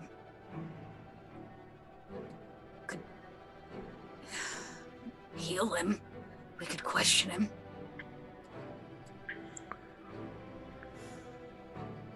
So what, take him back to our place? No. So, No. Does he look military? He wears ex-military gear, like military stuff. He's it's up to Dakota if she wants to share that info. But he's wearing like ex-military garb. He's kind of dirty. Yeah, Look, he's look, back in my past life, I met some of these guys like this. If he's military at all, he's been through the works, and there ain't enough punishment that's gonna get him to talk. But we just want to get inside of his head. I know how to do that. Well, then maybe we can get someone inside of his head. Does he matter to you, Dakota? He did. I'm more interested now as to why I'm being fucking tracked by a bunch of military greaseheads. Well, sounds like it's important. We should probably get it back. And I don't exactly see either of you jumping building to building with a body on you. So unless we can find a quick way to strap him or move him inside of a cab, I'm stuck carrying this fucker. Okay. You think Zach's gonna freak out when we bring him Oh, home? 100%. He's gonna lose his shit. His gourd's gonna melt. But Okay. this is where he excels. This is his strong point. Why not? yeah. Okay. What about the cell phone? Can they like track or triangulate or some shit? Isn't that what Zach says? Zach's already told Definitely. you to take the battery out. If you take the battery out, it can't be tracked because it's not emitting a signal at all. That's what he told Give you it to about the me. cell phones. Like literally, Okay. he's given Yeah. you. You kind of I doesn't take know it. anything about I technology. know Zach has told me, so just give it to me, and I'll just like rip the battery out. And I'm gonna make myself known for a while. Make sure nobody's tracking us before I go back. Ava, you should take a cab. Okay. David, you feel comfortable taking a cab with this guy? Yeah, I don't think he's gonna I mean, wait. what if he does? Look, I can watch. I'm already here. Isn't there some? I know it's some fucking rule about taking people from other people's. Poaching. Yeah. I don't Actually, think we can take him. I don't think. In for penny, in for pound. we, Dakota. Why don't we just?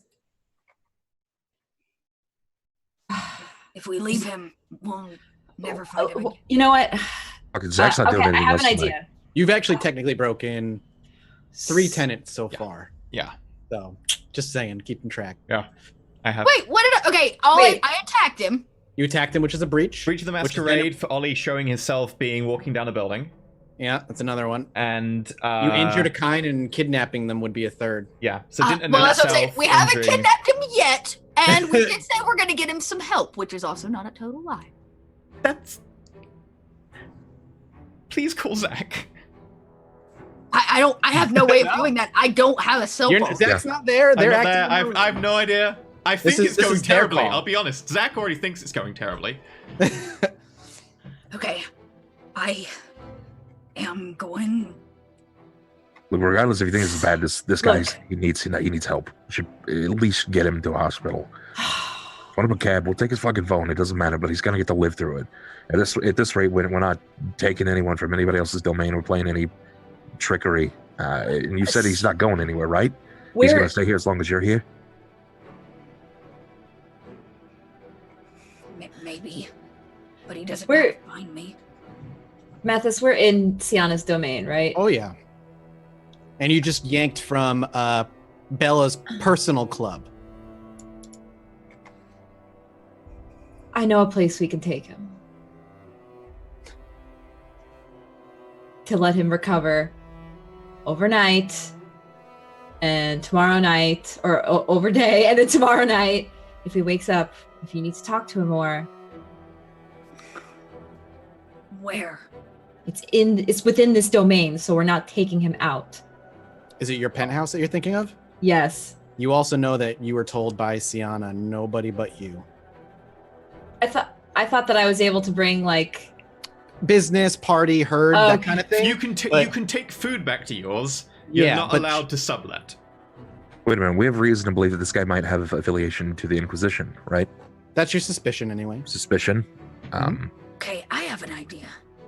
All right. No. Okay, I'm gonna stop for a second and I'm gonna think like squirrely little Zach. Okay. Dakota made a couple boo-boos. We don't have to lie to the guy at the front. If we take him to a hospital, let him check himself in. Hospitals have things like cameras, systems that can be checked for who signs in and out.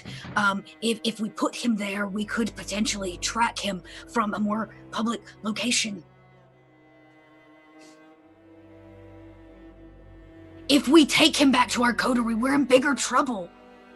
All right. yeah. Well, I'm gonna get this phone back to Zach. Okay, you take big the girls. phone. I You both say good girls. I believe in you. I trust you here. we.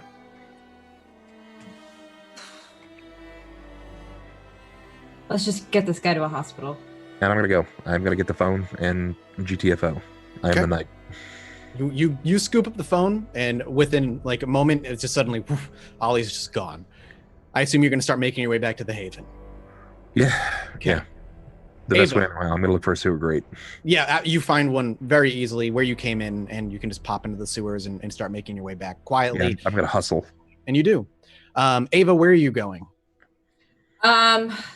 So Dakota, we're gonna take this guy to a hospital, Okay. drop him off. What's the plan? Get to the hospital and do what? Leave him on the front steps? Knock? I don't think we should take him. We told the bouncer we would take him. Should we told just the call it? bounce- We should just call an ambulance. All right, we'll just call an ambulance. Okay. Do you want to use his phone, pop his battery back in, call it, then pop it back out? Ollie just ran off with his phone. Oh, that's right. Ollie's gone. Is there a There's passersby. You could easily Okay. Oh, either idea. convince- Okay, let me get Okay. let me get the fuck out of here. All right, I'm gonna make sure that nobody's tracking us. I'll take a couple long ways around before I head back home. I mean, this is the time of flip phones, right? There's 100% chance you're gonna find like a payphone. Those Oh, still is there a exist. payphone? No, If you no, look, this is it's- modern It's day. modern day. We use flip Oh, it phones is? because Yeah. There's we there's can't use people touch phones. 'cause you use exactly. Blush of Life, It's use touch a- phones. use You're a a touch phone. vampire. It's hard. You can't do touch screens unless you're Yeah. Blush of Life. And Okay. Also, touch phones, you can take the battery out much easier. It's easy to drop the tracking from it because of that. It's one of the reasons that. like, and high preppers tech stuff and- is easier. Yeah, high techy stuff is just easier to track All right. in the information age. Just look. All you have to do is go out there, play the I- panic woman. You found an injured man in the alleyway, and fucking have somebody else call an ambulance, and then Yeah. get out of here, Ava. Okay, I'll do that. Give me a manipulation plus performance check to act the scare. Yeah. Please help. Help! There's an injured man. Performance. Yeah, they're chat exactly. They're all working on burner phones basically. Oh no. Oh no! Oh, yes. No. Oh yes. Oh, This no. is just Use a little- tonight in a nutshell. Would you like to use a willpower to reroll 2 of those D10? Do you have any Yes. left? Yeah, what I do you have have- left? This is my third willpower. You'll Out of need how to many? roll like both successes to 4. be successful. Out of 4? All right. You're welcome to reroll. You only can reroll 2 of them.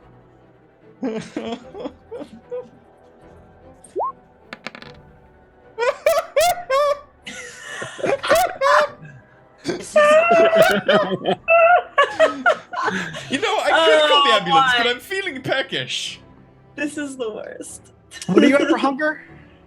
Oh Lord, I'm at 3. Okay, so it's not. You don't have to really worry about that so much.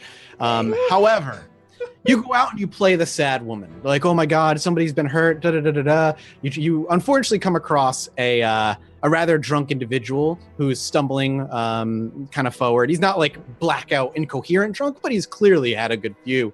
And he seems to be a guy who enjoys a woman in distress. And so you try to convince him to play, and instead he's like, oh my God, you seem so sad. Why don't you come with me? You know, why don't you come with me? We'll talk it out. Don't worry, I'll call an ambulance after we get you somewhere safe. In that kind of thing. And it starts to infuriate you more and more. And as you push him away, trying to get maybe somebody else will call, he is relentless to the point of absolute, total frustration. So instead, the beast just does what it does best. It takes control of the situation instead. And so, strength plus brawl check, please.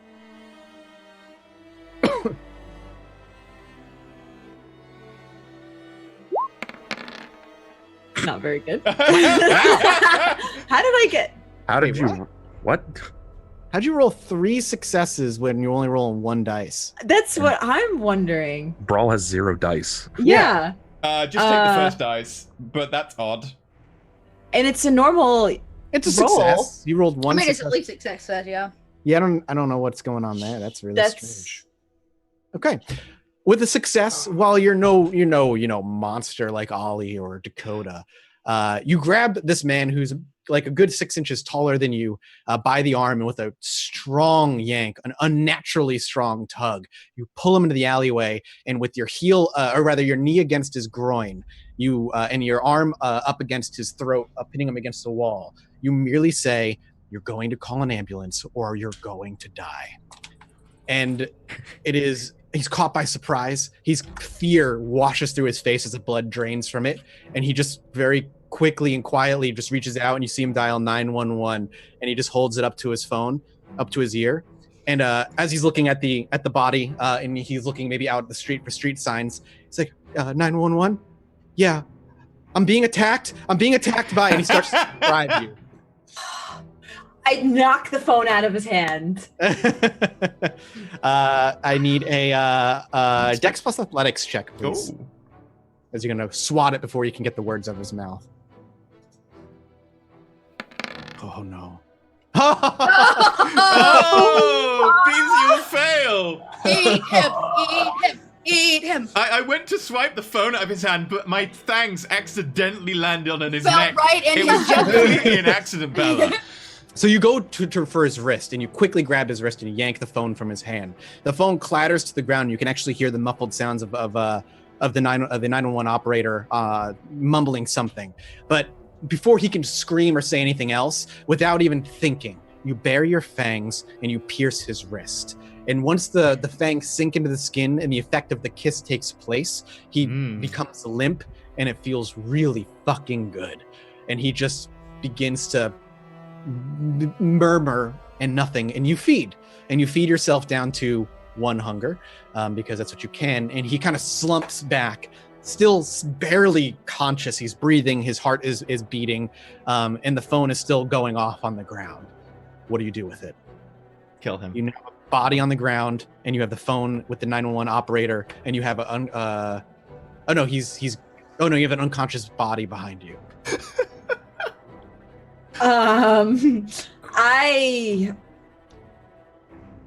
I just leave him there. What about the And- phone? Do you leave the phone there as well? Mm-hmm. Okay, sounds good. And you lick the wounds to close them because you're not, in the throes of incoherence. The beast has decided to take care of things for you since you were incompetent and can't do it yourself. And that's how it feels when the beast takes control. It has to protect you because you don't know how to protect yourself. And instead, you leave these 2 bodies just in the alleyway with the phone. The phone. 911 operator still on. Yeah. And you just kind of hurry out the alleyway, clean up your lip really quickly, and kind of mingle into a nearby crowd as best you can, and just get the fuck out of there. Yeah. All of you heading back to your haven. The first one who's going to arrive is Ollie. I thought Dakota was going back to the haven, but she was taking a really long route to walk. Yeah. Ollie's the first one to arrive. You pop out of a sewer grate a couple blocks away from your haven, and you walk the rest of the way in a hurry, or even run the rest of the way in a hurry. And you make your way inside your domain and then into your haven itself, where Azak is going over books, presumably in the common area, as he has been. Do you drop your invisibility once you walk in? No, honestly, it's probably one of those things where it's still on and I don't even realize it. Okay. Well, if the minute you speak, it will drop. That's just how it works. So if you talk, it drops. Well, I mean, I imagine that like I'm just kind of running in because this is like a Zach, we need your help situation. So I bolt in and you hear the sound of a large man rumbling down the hallway. I don't, because normally you walk around with the silent steps on, right? Yeah, when I'm not stressed or concerned. Now I'm stressed and concerned. So I look up and I'm like, steps. And I immediately just pull the shotgun because invisible person in the coterie haven. So I just pull the shotgun. Well, I just appear in your doorway, and the first thing I say is, Zach, something terrible has happened. Something really, really bad has happened. Okay, how bad? I was anticipating it wouldn't go great because I'll be honest, that normally happens. But how bad on a scale of how many masquerade breaches? By my that count, might be Ollie's answer. Okay, the fact of having to count is a bad sign. I think 2. If I can, 2. Right. Yeah, 2. And I'm gonna chuck him the phone. No battery. Ding, ding, ding. Yeah, it Okay. just hits the ground. Gonna need you to look over that. Do you gizmo bullshit? Okay. What am I meant to do with it? And whose does it belong to? What's the background? Someone from Dakota's past. I'm guessing like a temporary parent or something, like a caretaker. Okay. Looks like he had a bit of a military background, and she believes that he has some kind of ties to the Inquisition. When you say that, the door opens and Ava walks through. Ava's next to arrive. I immediately go get my scanning kit because I've got the bug detecting thing. Because they can have tracking devices that aren't necessarily linked to the battery of the phone. So Right. I'm going to want that, and I'm going to immediately run it over the phone, and I'm not Intelligence stopping plus to- computers check, sir. I'm or not- technology check. Yeah, I'm not stopping to talk to anyone. I'm not stopping to think. I'm Ava walks sprinting. in as Zach scurries to the back room. You hear him fumbling around with something. He quickly comes out with a device you've seen him use a couple of times. Ollie, that did not go well. Yeah. I mean, it was pretty. No, even worse. That didn't roll. Nope, that did not roll. Like how much worse? Some guy, like, freaking, I tried to get him to call an ambulance, and he, like, One. tried to take Would me you like back to with willpower or him. no? And You get 3. Yeah, I will. I will. Okay. You fed on Yeah. a guy in the open. yeah. Oh, Well, God. in the alley, and then I left him. Did you lick the wound? Yes. Oh, I don't want to be hearing this right now. No, I think very much you need to hear this. This is an extra one. Another 2 success. successes. 2. Zach, as you're going over this phone and looking for things, sometime, a few minutes pass as you think it might be clean. You're like, oh, okay, this thing looks clean. Until the last minute, it picks something up. A detached bug that has nothing to do with the battery of the phone itself. Excellent. Right. That's fucking perfect. Zach immediately just starts swearing. He picks up the phone, and he's gonna continue walking in whatever direction that Ollie walked into the haven. And he's just gonna make like this was just a short stop on a walk past the haven. He's gonna try and find the easiest route out that follows in that direction, and I'm just gonna keep walking. And I'm Okay. not gonna say anything. I assume the bug, is it just a signal, like a It's a signal. tracker? It's like a GPS tracker. Okay, so there's no audio on It's it. not, which is why only 2 successes were needed. It's not like a vocal and like a recording. It is literally just a GPS tracking bug. I'm just going to walk out, and I'm just going to be very silent. As I walk out, I'm just going to be like, you guys have majorly fucked up. We're in shit. And I'm just going to leave. So Zach leaves, and as you're walking out, Dakota, you could see her coming down one of the city blocks out of an alleyway. Oh, I wasn't gonna go back to the Haven tonight. Okay, that's fine. Well, then never mind. I mean, obviously, I have to sleep somewhere, but my plan was to actually hit the Gangrel Park. On the Sure, way back. absolutely. I want to make sure I'm not being followed. Yep. Like I'm trying to out someone if they're following me. Okay. If the whole while, you're welcome to make a wits plus awareness, Dakota, for your walk back. My hunger goes up. I'm going invisible. It keeps rolling Okay. 0 dice for you. It's because I keep clicking the wrong thing on the sheet because I'm worrying. All right, Dakota, with 2 successes on your way back to the Gangrel Park, you do not seem to be followed whatsoever. And when you're here, there's only a couple of the Gangrel that you recognize. Like they said, most of them were going to be out. But when you're here, they welcome you in without a problem. They don't like let you wander alone for too long before you're approached. And one of them is like, good to see you, Dakota. Do you just stay? Great. He like Fucking great day to be alive. He tilts his head and he puts his hand on his shoulder. He's like, "Come on, let's go for a walk. Let's talk. You seem like you need it." Okay. And it's like a ginger like hand on your shoulder. It's not like we're going for a talk. It's like a friendly like hand on your shoulder. And he genuinely walks away with you and just tries to have conversation. Now, what you tell him is up to you. You can even tell me privately if you want to tell me what you tell him. But genuinely, he just looks to try and get whatever's off your mind. Okay. Zach walks and meanders off to continue. How far will Zach go, and when does he ditch the phone? I can walk in Anak territory, and I can do things in Anak territory perfectly happily, right? Again, as long as the Anarchs follow the tenets, so would you. It still counts as though you would need to follow the 6 tenets of the Masquerade. Okay. Even in Anarch So, territory. provided I go in there and I make a reasonable effort to present myself to an Anarch of any description, I'm okay. Yes. Great, because that's the opposite line from where Ollie entered the Haven. So I'm going to continue walking into Anak territory, and I'm going to make a reasonable effort, as best I can, to meet any Anarch on the way, but I'm going to continue walking, and I'm going to go deep through Anak territory until I find something, maybe like a leisure center or something, or whatever, or maybe like a shoddy motel, or some sort of location that's a good landmark that someone could pick out and be like, this is a landmark that might be relevant to the end of this trail, and thus they would ignore things on the way because they have a landmark. Easy enough. Yep. There, you eventually Zach will come across a like a Motel 6.5, where it's just run down, dinky, but it's nice enough where someone might be staying, and it's pretty cheap. And you said you're actively trying to present yourself to an Anarch of some sort. Yeah, I don't want to be breaking the rules right now, so I will be making reasonable efforts to attempt to declare. If I see anyone or see any signs that could be like a vampire in my vicinity, I will have to go try and say hi to them. Absolutely. Can I just get a? I'm not going to try harder than a reasonable effort, though. Okay. I mean, if you're not trying super hard, no one approaches you. So you're left alone. If you actively seek them out, you could find them. But if you're just walking, and then if somebody seems like whatever, you're willing to engage, that never really happens. Yeah, I'm making the minimum effort I can use to say I'm trying to keep to the commandments.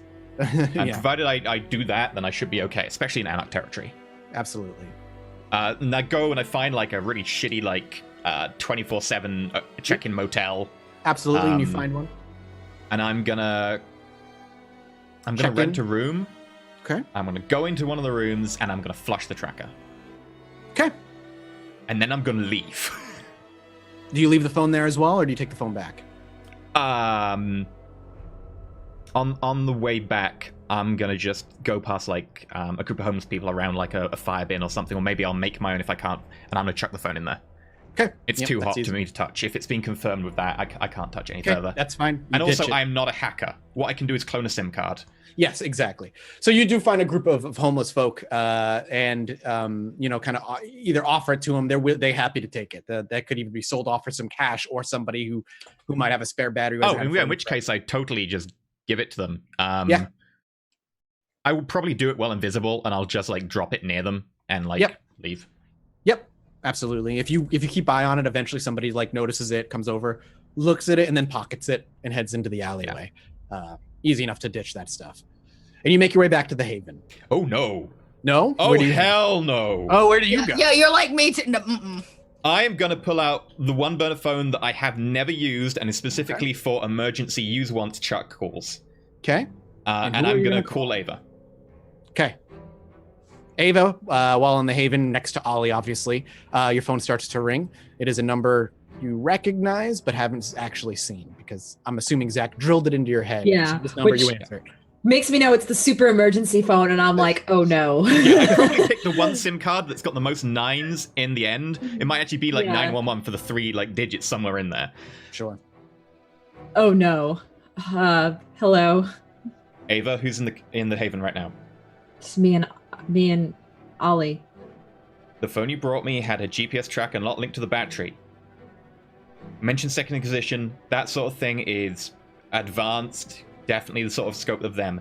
Get out of the Haven now. I continued walking. They might not have registered the fact that it did stop there for 2 minutes. If they have, though, and they're tracing it, they might come tonight. They might come in future. Shit. Get Do we out. have anything? Meet me at, and I'm going to just text them like another shitty motel in our domain. Sure. Preferably with line of sight, or at least near line of sight to the Haven. Okay. We'll do that. Do you have anything to track if people visit or come near our Haven while we're gone? You should know if somebody I've comes. got a terrible laptop there. What if Ollie stays here and stays invisible or something? They'll come during the day. The Second Inquisition are smart. They're not going to fight us at night. So the- Princess Bella, my cat. Take the cat, take my hard drives, take any of the important books, Leave the cat. leave the cat. As our. She'll let me know. I've literally trained her to let me know if there's something odd going on or something. Oh enters our yeah. territory. Zach would know. Oh yeah, sure. Zach's like, leave the cat, take the laptop, the drives, any important books. The issue with the motel and all that stuff is there's no way to make sure it's 100% sunproof come the sun rising. Yeah. Ava has a penthouse she could use. Yeah, I could just go. Ollie can stay in the sewers. The gangrel has provided Chelsea or Dakota rather with a place to stay before. I'll just. Meet me. Meet me at my It's just flat. Zach that's kind of left up in Meet the me air at right my now. flat. You do have a place of your own. Okay. Oh yeah, what about your mom? She's in the Haven. Is she in the if she's in the Haven, yeah, you take her and you come to my flat. She wants to go wherever Ollie goes. So if Ollie goes to the sewer, that's where she's going. Yeah. I want everyone to come to my flat so I can All right. ask what and how we got into this situation. Okay. I need to know what sort of damage control, if any, I can help with here. All right. Well, I'll go then. Except for Dakota, because you have no way of getting a hold of her. Yeah, So it's Dakota just gonna hasn't be- come back. Ava and Ollie and obviously your mom. Yeah. And take the And, emergency yeah, phone that I gave I'll- to Ava that she always leaves at the front of the coterie. I'll like take down the map and clear out some of the stuff in Zach's room as quickly as I can. Like chuck it in one of my suitcases and like head over to his flat. We can easily pan over to the point where the all of you have arrived at the apartment, and you head inside, where Zach has probably like worn a hole into his hardwood floor with pacing. On the way, Mhm. this is probably just flavor, but is there a cop car nearby? Near where? Specifically? Anywhere on the way back? Oh, yeah, you definitely see cop cars. Okay. Is there any cop car with just one solo occupant because of the budget cuts? You don't notice right away. You see even some cop cars just have nobody in them, but that's not necessarily. I need the cop. You never come across one that's not actively driving. Anyone that's actively driving that just has one cop in it, because I can flag them down. Yeah, you can flag somebody down. If you have somebody with one car. Only if I see one cop in the car, in which case, yeah, sure. Yep. In which case, Yep. I'll flag the cop down. Sure. The lights go on, and he pulls over. And he just kind of rolls down his window as you either approach. Hi, I'm dreadfully sorry, but I need you to give me the weapon from the trunk of your car. And I'm using Dominate. Absolutely. Go right ahead. What's the opposed roll here? For mortals, does he have any? If he's immortal and he's not suspecting it, he can't make a roll. He automatically loses. Yep. So, but is a rouse check for you? It is a rouse check. I will be rouse checking when I get back to the next page. Can I go back to the next page? Are you doing something that... Oh, no, go ahead. Okay. Sorry, I was checking a couple things, but you're good. I always forget that if I do something, it also does. Yeah, I was doing that in Mage for people's sheets, and I was like, oh, whoops, sorry. Yeah. Yep, I get more hungry. Okay, what are you at? 3? 3. Okay. So I'm like, okay, if you can just give me the weapon from the trunk of your car, and then if you can just drive away, that's fine. Thank you. He just kind of nods like, and he just flips the trunk, pops open. He gets out. It's and he walks either over to the a trunk. shotgun or it's an AR-15, depending on whether it's Shotgun. Sure. Pulls it out. Just kind of hands it to you. Walks to his car. As shuts he's the door. walking away, I'm just gonna look him in the eyes again and be like, "Oh, this never happened. You you sold it to someone because you were short on cash because of gambling debts." And I'm gonna edit his memory. Yeah, I'm gonna rouse check for that as well. Okay. Okay, you don't go up in hunger. When you say that, he kind of just blinks a couple times and looks on the road, turns the car on, and takes off. I put it into the duffel bag and I continue on. Okay. Eventually, Ollie, Ava, and Zach are all in the apartment. I'm gonna be like at the door with the shotgun. I'm just saying, it's unlocked. Open the door. It's just us.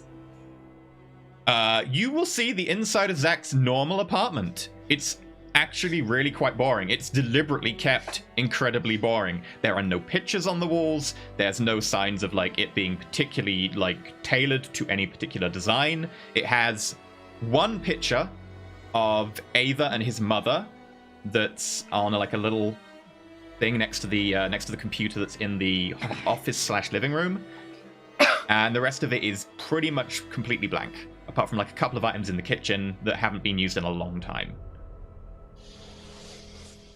The curtains are very heavy duty, and if you look, they're actually pinned in place below the windowsill.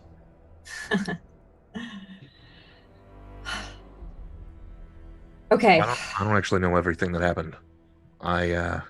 Okay. I will tell you guys the story of what happened. Dakota found her friend. I was standing back to watch the interaction. I didn't hear everything that happened. It was very loud.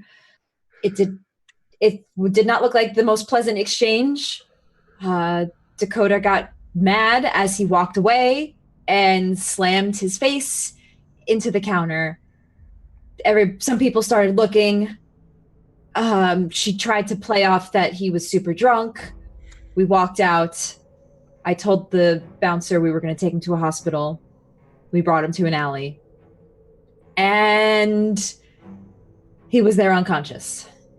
And we tried to get all the other people out of the alley. So Dakota and Ollie tried to threaten these people in the alley. They left.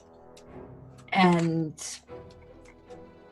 we tried getting an ambulance for the guy. Or Ollie took his phone. Dakota left to see if we were being tracked. I tried getting a guy to call 911. The guy was super sleazy. I threatened him while he was calling 911 and left him. And yeah, fed off of him and left him. That's everything that happened. And I know it's a lot. And look, I didn't know Dakota. I didn't know that it was... Okay, and the people in the alleyway that you mentioned, Dakota got them to back off.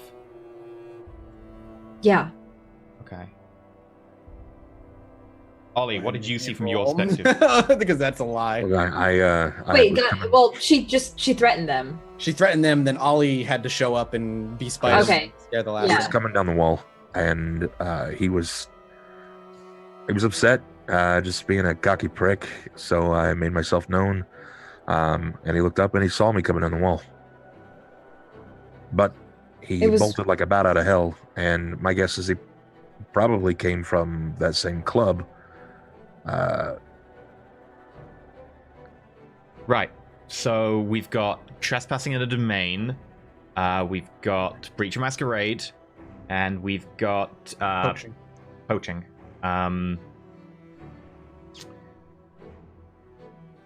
You know what? I thought there was a good chance. I thought there was a good chance you might have done one of them.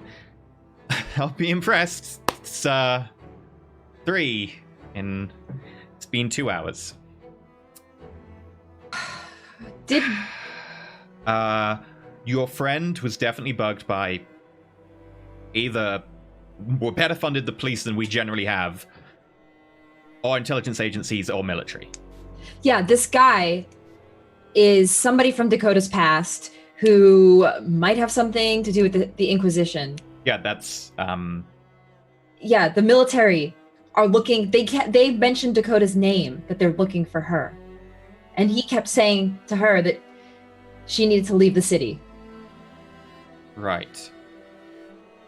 In future, as soon as it starts going south, call me. I'm not sure what I can even do now. I need time to think on this, but we also need to do something now. The bug, if they're tracking it, it depends how often it's calling in. I only detected Mathis. From what I know, was I scanning it and there was no signal and then blink, there was a signal? Or was it I was scanning it and then I scanned a certain part and there was blink, there was a signal? Scanning a certain part, and there was a signal. Okay. So it was probably a continuous tracker.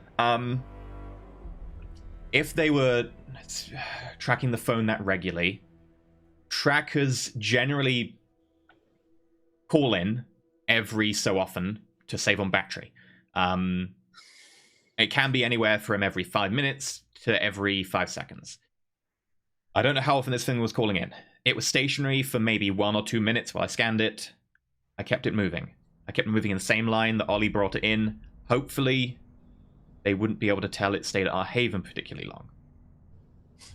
Now, ideally, if I had the choice, I'd move our haven. I don't know if we've got that choice. It's possible the Second Inquisition know where our haven is. So that's a problem. Secondly, there's nothing I can do with the phone or the SIM card or anything. I'm not a hacker. I can clone the SIM card. The SIM cards are really old. They're actually really easy to clone. But that generally requires the person still to be making calls, and that way we can intercept them and talk about them and read their texts. So I've chucked the phone, I've chucked the tracker. Look, man, I didn't know. No, that's fair. That's fine. Generally fine. I didn't expect you to be meeting anyone from the Inquisition. Otherwise, I would have given you the speech on information security. That's fine. The part I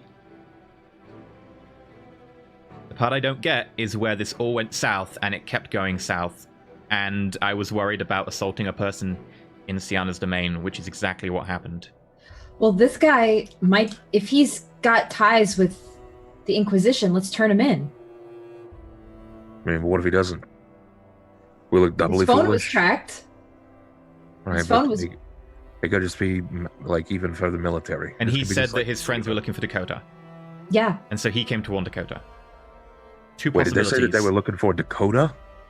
Yeah. He said he was looking for Dakota. so or they were weren't looking for Dakota. They weren't looking for Bethany. They So were there's- looking for Dakota. There's two possibilities then. Either he was working with them and lied, or they didn't know where she was because she's very good at being off-grid and making little impact, and so they tracked him.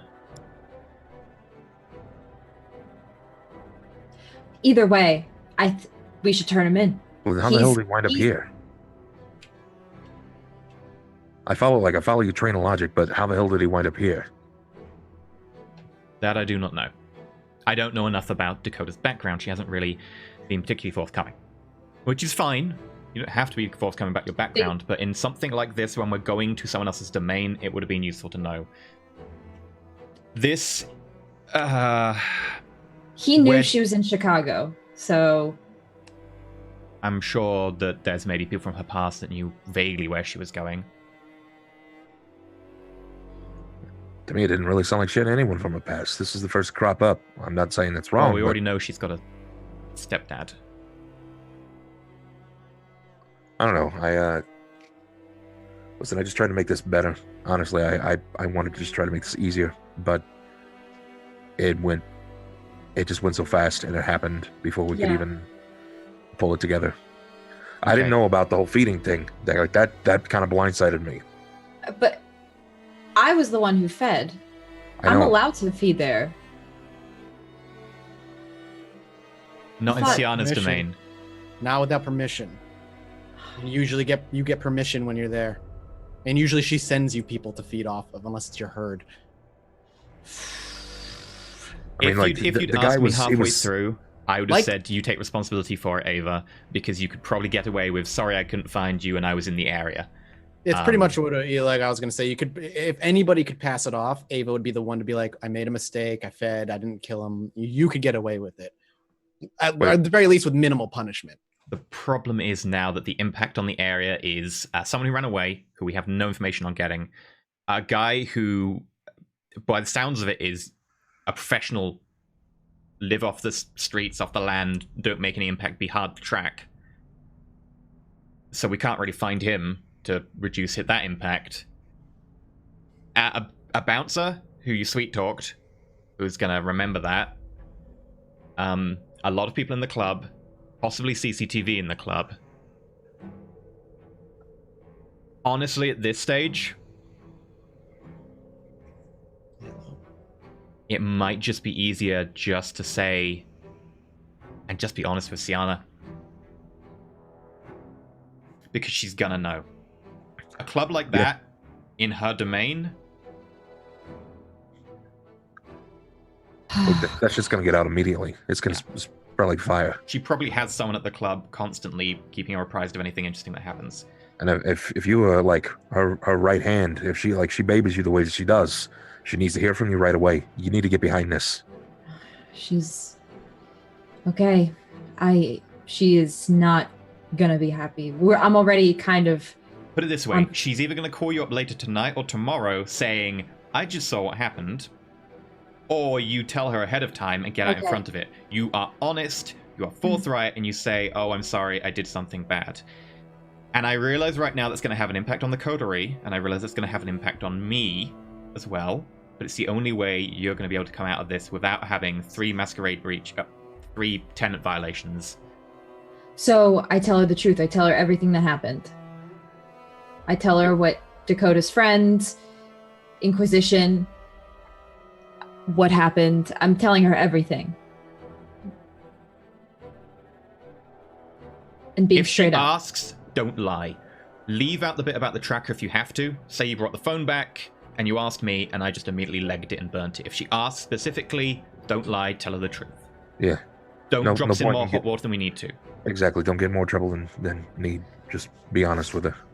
Okay. Don't mention that Ollie did the whole invisible appearing thing. Just say he scared them away.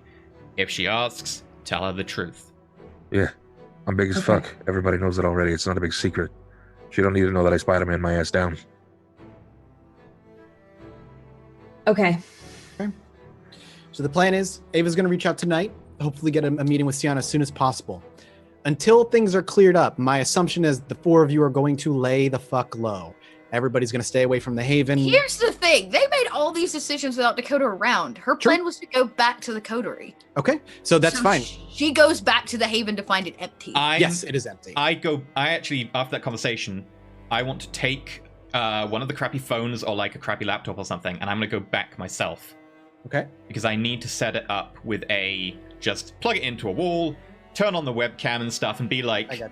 if movement, then send to, Sure. yeah, because you can get that easily done. So then Dakota and Zach will run into each other at the Haven then. Okay, cool.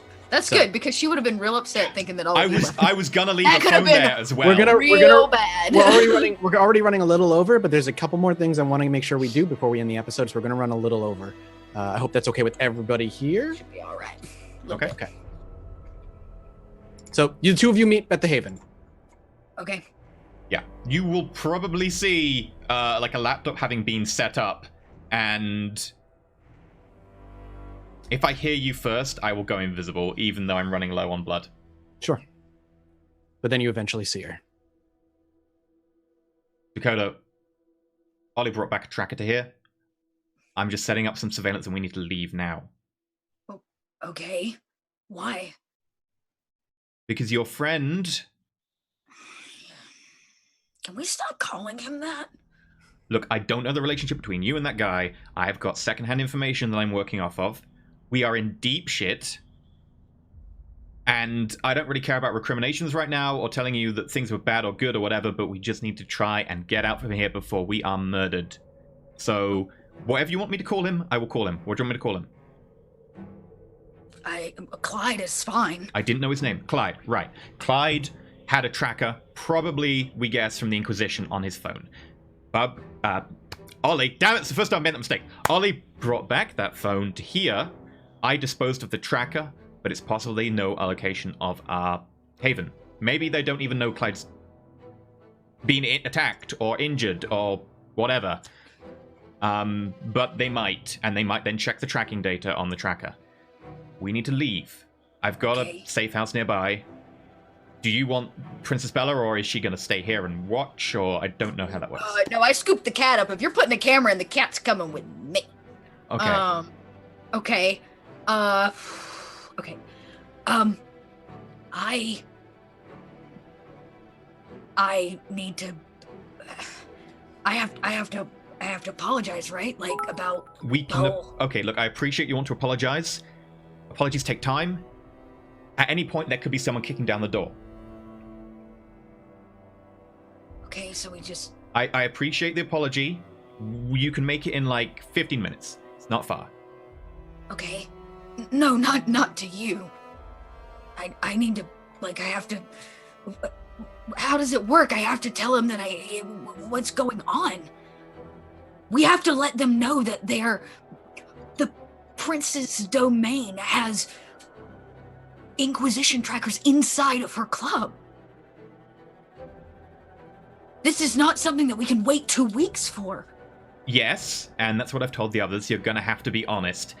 To an extent, I'm going to brief you on that. They're waiting. We're going to talk about this, and then you can go and tell Siana and Bella and hopefully avoid everything. I don't need to. I will own up to what I fucking did. And I'll make it very clear that none of you had any knowledge or affected it. I just... Dakota? Walking and talking, fine, but we need to walk and talk. Oh, I suspected Okay, we were sure. walking and In which talking. case, yeah. Zach's gonna be like, look, there are probably CCTV in the club. It's a vampire club. It's in Siana and Bella's domain, which means that there's probably someone there who keeps them apprised of all the goings-on, which means that Ava was spotted at the same time as you. Ava then left with you, spotted in an alleyway by some people as Ollie appears out of nowhere, climbing down a wall. Ava then attacked someone with the 999 call being recorded. The guy shouted for help, bit him, left. So every single one of you is now covered in enough shit that I can't move it.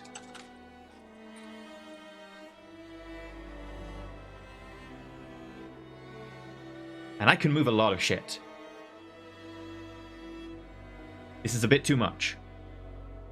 And I'm not worried about who's gonna get dumped in it, because you're all equally gonna get dumped in it. At this point, I've counted at least 3 breaches of tenants, which is enough for the Camarilla to just say, fuck it, let's burn them all. So right now, we need to get out in front of it, tell them, look, this happened, and then give them something, information about the Inquisition. The fact that there was this guy related to the Inquisition. I don't know what your relationship with Clyde. I don't know if it's a friend or a foe, or if you've got mixed feelings, which I'm pretty sure stands for everyone in your life.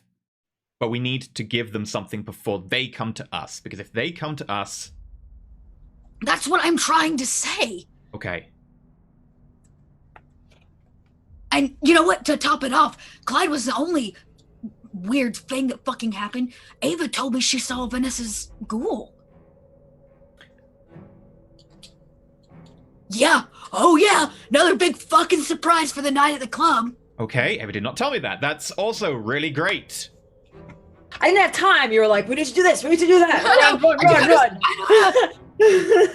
I don't know. Is it a good idea for me to go back with all of you? Ollie also didn't know. That's true. We're going to my apartment. Do you have anything you collected from your friend or tonight on you? I don't. Dakota doesn't collect things. Okay. Turn out your pockets. Okay. I'm gonna scan her. Okay. You take your time. Please, intelligence technology.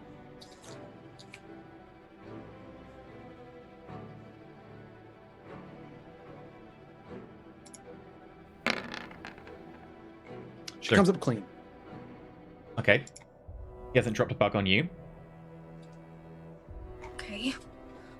I didn't know I didn't know That's that he was fine. involved. It's one of the reasons that I'm very cautious about doing things on other people's soil, because you can't control how the circumstance happens. That's fine. Honestly, we can talk about lessons learned and recriminations later. Right now, let's just try and live. It's not a lesson learned. I didn't know. How was I supposed to know going in there that Clyde has been potentially trapped by the Inquisition? That's not the main part about the lesson. The lesson is... Are you guys if back at this something- point? They're walking. We're They'll be walking. We're walking and talking, yeah. The part is, we cannot control what happens if you are in someone else's domain, especially one so restricted, and one so far away. And if something goes south, it's very hard to contain that. Especially in somewhere where we know they keep... It's a vampire club that used to belong to the Primogens. We know they must keep watch there. We know they've got CCTV because it's a nightclub. We know they've got a bouncer who Ava used her entrancement on, which, sure, he's not going to know much the wiser. He's going to be a bit confused about why he was so lenient. But when the Camarilla ask and try and find out what happened, they're going to be able to piece that one together pretty easily. He's not exactly forgettable.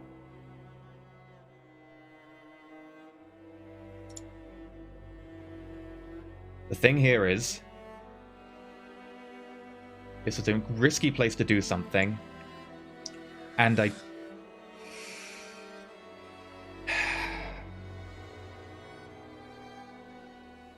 hate being right in here. And I go up, down the, little flight of stairs to my flat, which is a little bit sunk into the ground in, a basement flat with a small window. Unlock the door. Knock, 5 times. Just me and Dakota. Okay. The 4 of you are finally in the same room.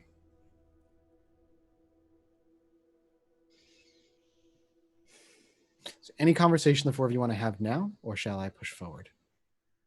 You all right, kid? No. No.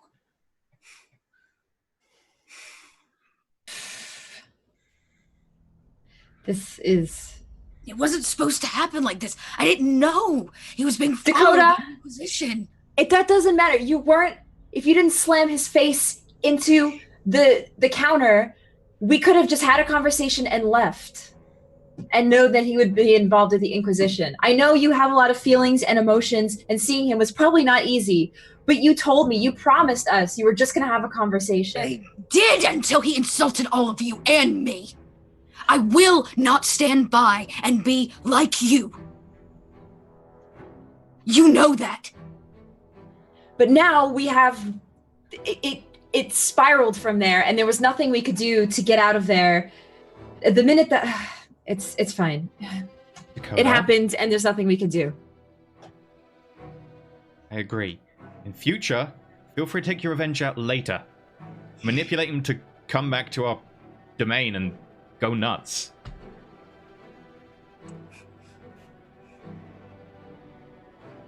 I would rather be insulted than all of us be murdered. Especially by the Camarilla, because they will not make it easy or fast. So how long do we stay lay low?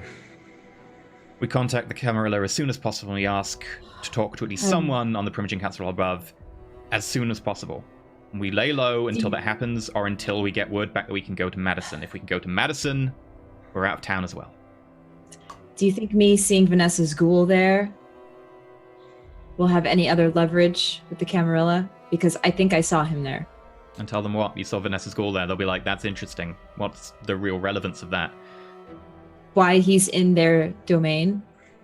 He's in their He's a domain. ghoul. He's allowed to do Why that. he was the same ghoul that was outside the Sabbat building that Ollie broke into?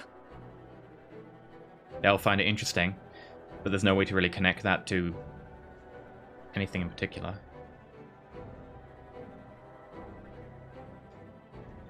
And it'll sound too much like, quick, we're pleading with this tiny little morsel to try and lower our culpability.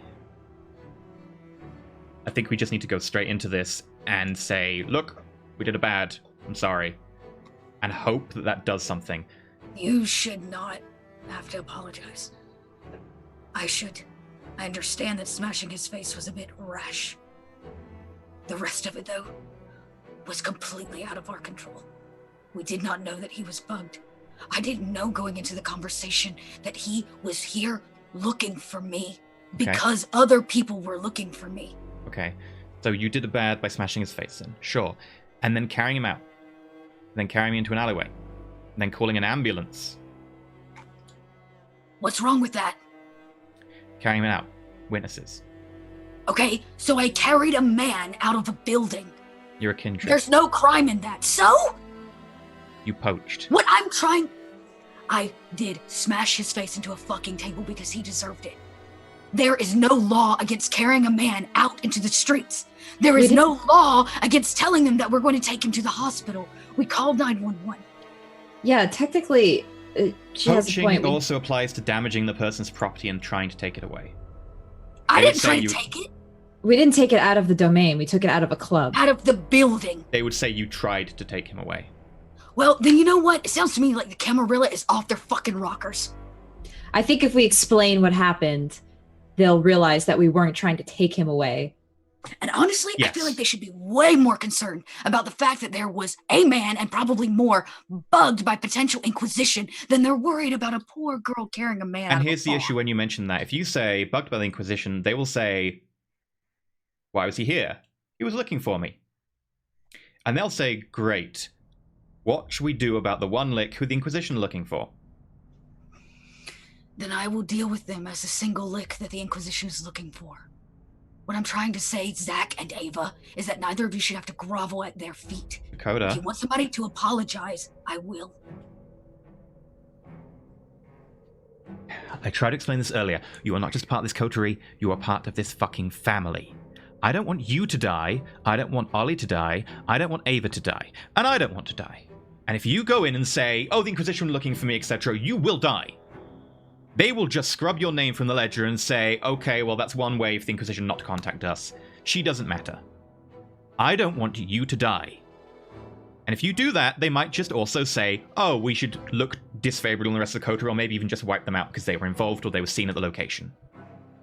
I don't want any of you to die. I don't want any of you to die. I don't want any of you to have to bear the burden of a complete, unknown mistake. Ava and I showed up to have a good fucking time, which we did, for the record. My conversation with Clyde went south. Everything that happened after that is cause and effect. When he told me that his military friends were searching for me, my gut reaction went off. I will stand up in front of any fucking prince and tell them that, because I have nothing to hide. And if they don't like that and feel like I need to meet fucking final death, and so be it, that's their burden to bear. But I'm not gonna lie to the Camarilla about the fact that they have potential Inquisition spies running around in their fucking clubs. Because that means I and you are not the only kindred who are in danger. So yes, Zach, you can wear the badge of the fact that you were fucking right tonight. But I am not going to let you wear the badge that the two of you have to bear the burden of this mistake. So if you want to call up Siana, you tell her that Dakota wants to talk to her.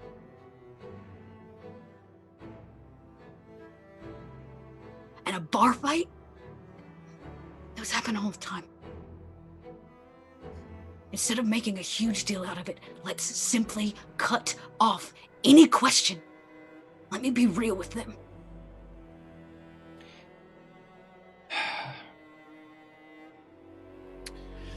Ollie? Can I get your thoughts on this? You're on the level-headed one here. I do. You know, y'all got points to be made. None of you are wrong. at all.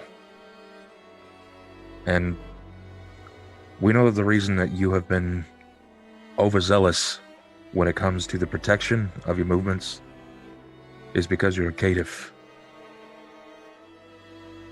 And this could come back on you, because it sounds like they're looking for any reason to point a finger or a blade or a fang at you. It's scary, I'm not gonna lie. And the three of us made moves for the four of us, even when you told us not to. And if I have to apologize to anyone, I would say it's to you first. I'm sorry that this risks far more than any reputation that you've built or anything that you've protected. It doesn't go without saying that we all made mistakes tonight. Even though you've tried to cover it the best that you can, we all fucked up. And we made our beds. I think we got a lie in it here, and we got to try to make this the best way we possibly can. I do think that Dakota has a point. Bar fights do happen all the time. I worked that scene for a long time, and I knew to it, and there's a pretty goddamn good chance that that's an easy sell to literally anyone. My concern is when they pull the videos, it's not going to look like a fight. It's going to look like a teenager put a man's head through a table. Exactly. And then that same teenager picked an adult Marine up off of the floor and carried him out like it was nothing. I wouldn't worry about the tapes too much. They're probably very much controlled by the CAMARILLA. Yeah, but the CAMARILLA is also looking for a reason to find a smoking gun to put a bullet in you. I shouldn't have come down the wall. I thought they were under duress. You know, they were in trouble. I was just looking out for my coterie. I was doing what I thought was smart. And I didn't really think it through. Again, it's a gut move.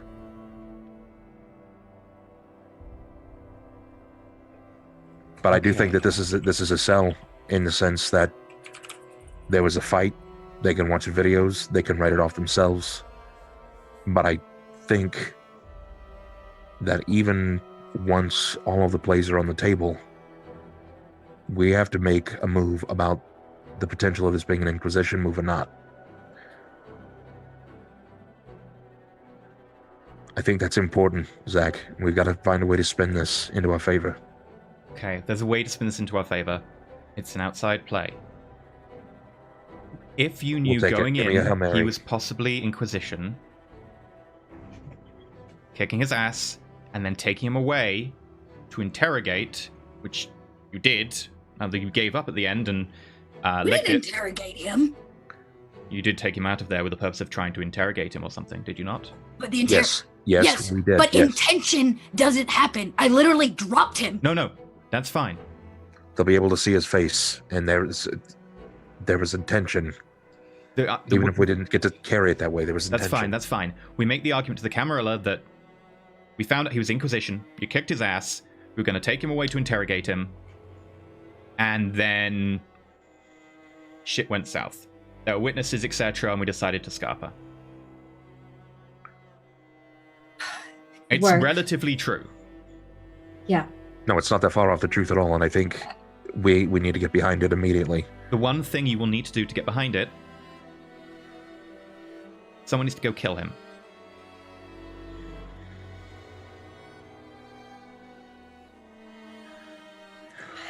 Is that gonna be okay for us to do? Shouldn't we get permission first?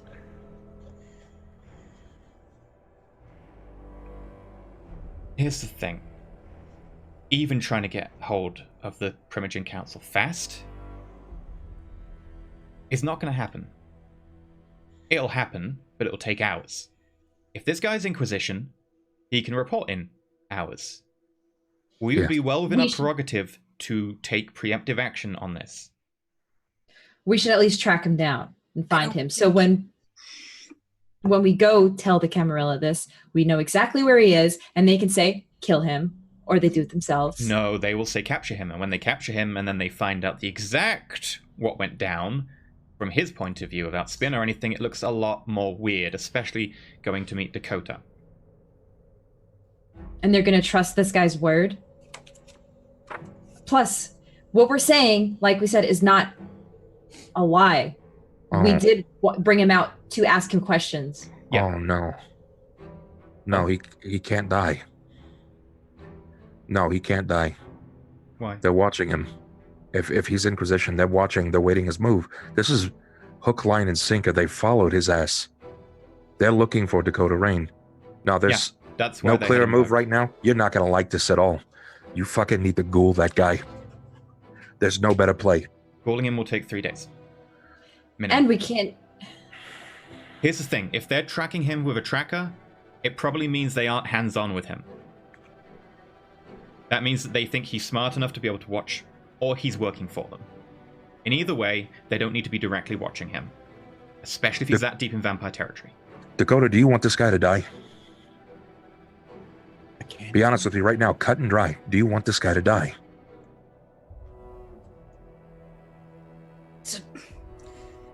It's a hard question, Ollie. Was he important to you in your past? Is he more important to you now than all of us are? No, Leaving I him just alive. wanted to fucking leave Chicago. Leaving him alive is a liability. You don't want to see him dead because he's important to you.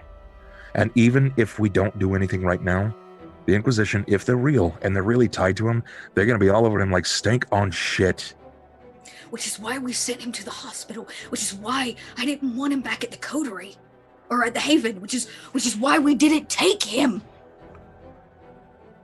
He's the police's problem now. He went to the fucking hospital.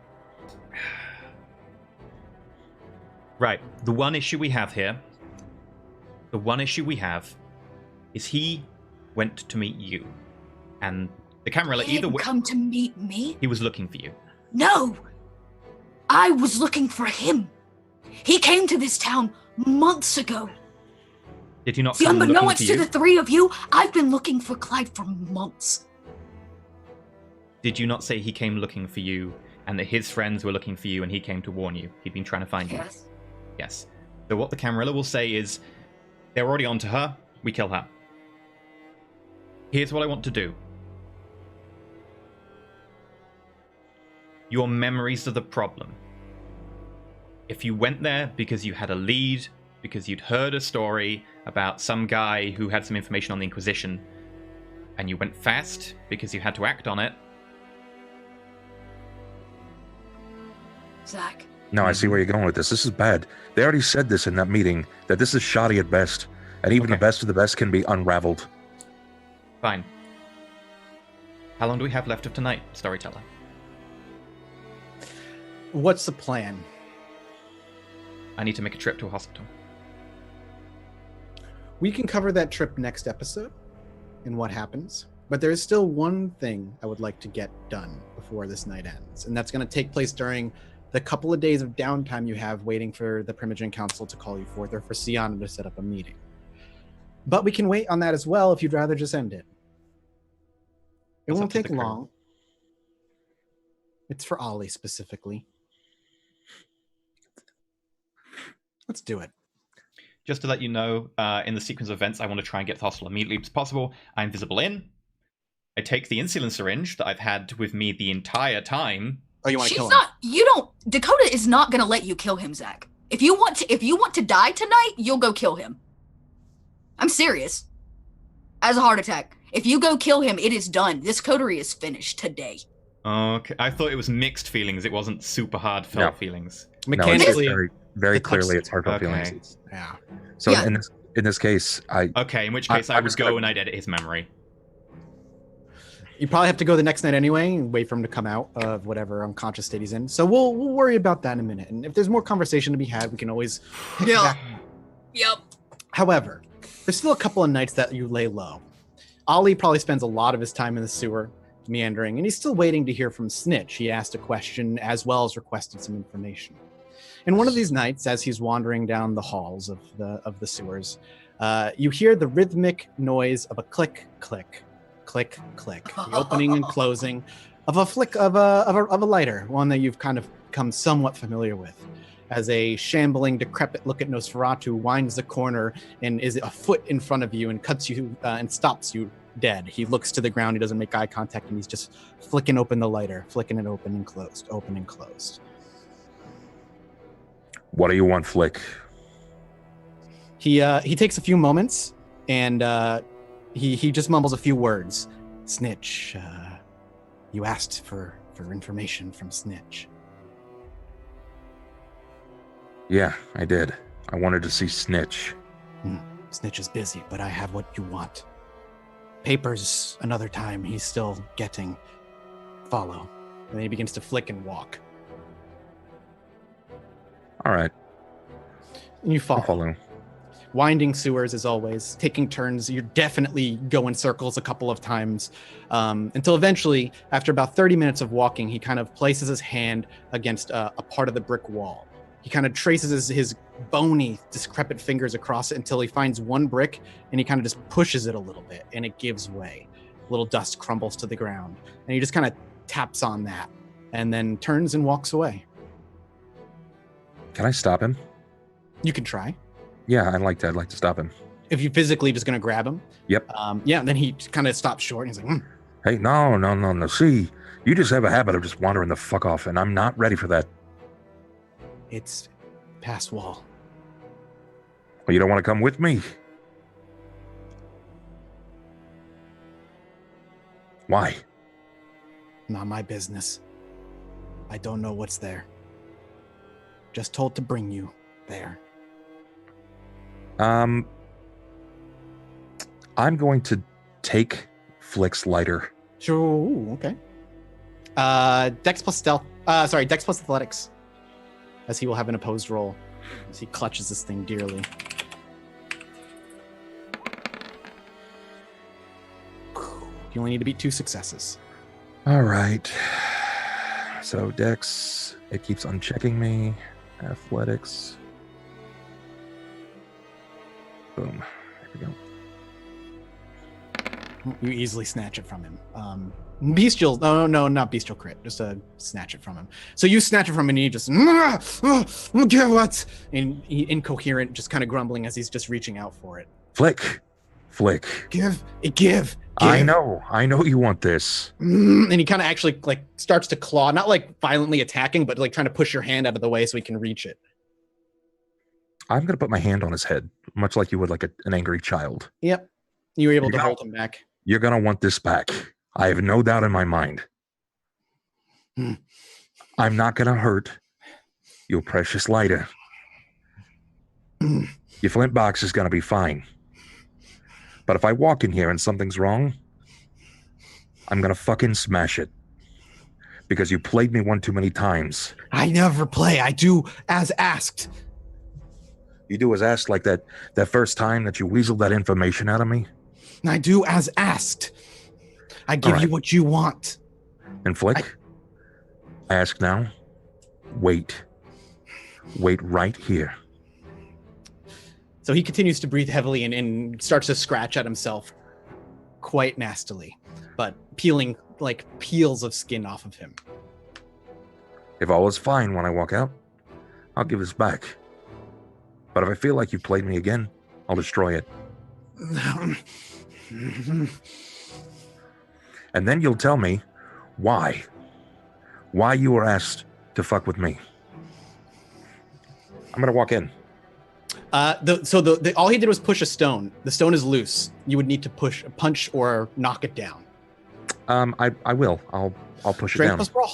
Yeah. Just as you kind of lean into it. Strength. This isn't the only touchstone we've knocked over today. Oh.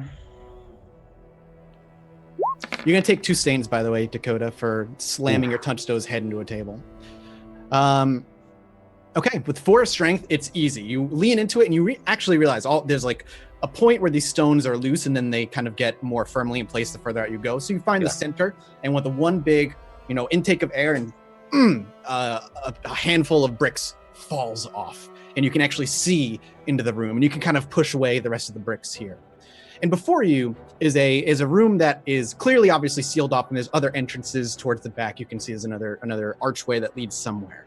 Yeah. But all of that is stopped. Ollie does not see much beyond what's presented in front of him. A circular table with 3 paper plates and a plastic fork next to each one. And in the center, a plastic covered cake that looks like it has grown brown with age and green with mold, of a white frosting and a black frosting written on top of it. A cake that immediately hits Ollie. A cake he hasn't seen for many, many years.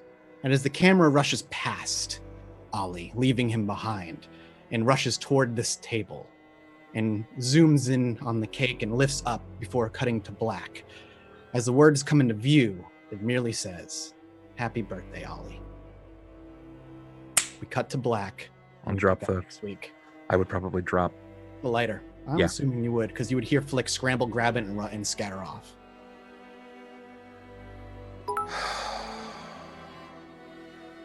We should rename this to the Fuck with Ollie show. My heart can't take much more, Mathis. I know. Ollie's story is so sad. Just saying, Zach's definitely got a bag and like an overnight plane ticket planned, or something like that. Oh my god. I'm going to assume that there are quite a few people in chat that haven't read edition 1 of Ollie's backstory. Probably not. Well, Probably not. patrons can go find that story on the Patreon directly, but it has heavy implications into his past. Before we end everything, I need some rolls, obviously, for the stained individuals. The stained individual. So, how much humanity you have, not including the stains? So you both roll with 6, right? Base. So Ava, you're rolling 5d10, and then you're I rolling thought it 4. was the It's the other way unmarked around. boxes above 6. So if you have 6, you normally have 4 dice, then you minus the stains from that. Because I think when you get like 4 stains and you fill up the 4 you've got unmarked. 1, 2, So I have 6. 3. So you've got 6 humanity, which means the unmarked boxes are 4. So if Yes. you've taken 1 stain, you roll 3 Yes. dice. I thought it was a leftover between how many stains you've taken and what's left of your regular humanity. Like so, Yes, you should, it's the gap. The unmarked boxes in the middle, and you roll those. yeah, you roll the unmarked stains. Yeah. So I'm right. So Yeah, yeah. you're Sorry. no, yeah. it's okay, Dakota. So you're rolling 4d10, and how many stains do you have, Ava? Just one have- for today? I got one. Wait. stain today. So Dakota's got 2 stains and 6 humanity. And 6 humanity. That So would she's leave her rolling with 2 dice. 4 humanity left over. Isn't it only 2? Because it's 10 dots, 6 and 2. It's 2 left. It doesn't count as the 10. Only the humanity that you have. You don't go all the way to the 10. You just say Yeah, it's only 6. what 6 you've is your got. cap. Because the mechanical representation is the lower you drop in humanity, the easier it is to give into your beast. And the faster Oh, you. that makes way more sense. It's unmarked spots, so you've marked 2, you've got 6 humanity, which means you've got 2 left, so you only roll 2 dice. That's what chat's saying, and I thought that was what it was. So as you accumulate more stains, it's easy for you to fail a test, because you roll less dice. Oh. The idea being that if you fill up the 4 dots, you're Oh, always going to fail that then- test. Yeah. Because I believe Okay. that's what we rolled originally in the... I know we did it when I rolled my humanity, because I rolled like 2 dice or something and failed. Yeah. So it's the first 2 dice, I think.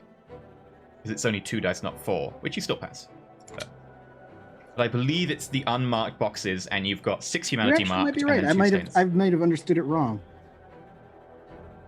So you mark to the from right to left, leaving the 2 in between. Yeah. Yeah. Okay. You do it the other way. I don't know if I like that, but okay, that makes It sense. works. It works mechanically because it Yeah, means that you auto fail if you fill up that area, and it makes it very hard to fail otherwise because you've got lots of white So space. when you mark stains, mark them from right to left, like there. Okay. I got you. Oh, So they're okay. in reference to the blank Yep, dots. yep, So yep. you need me to Okay. roll 2d. So you need to roll Oh. 2, and Ava, you need to roll. Well, you only had 1 stain. I don't know why you're marking 3. Stains go Oh, away. They go away. They okay. go away after you make your roll. Yeah. So you're gonna roll 3d10, and 3d10. then Dakota's gonna roll 2.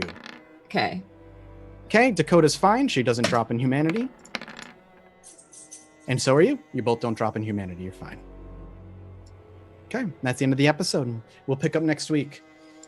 That was dramas. Oh god. Whew. Oh god. Okay. I love you Oh all. man. I am so sorry, Zach. I am so everything. This is just the disappointed Zach episode. I'm not mad. I'm not mad. Just I'm disappointed.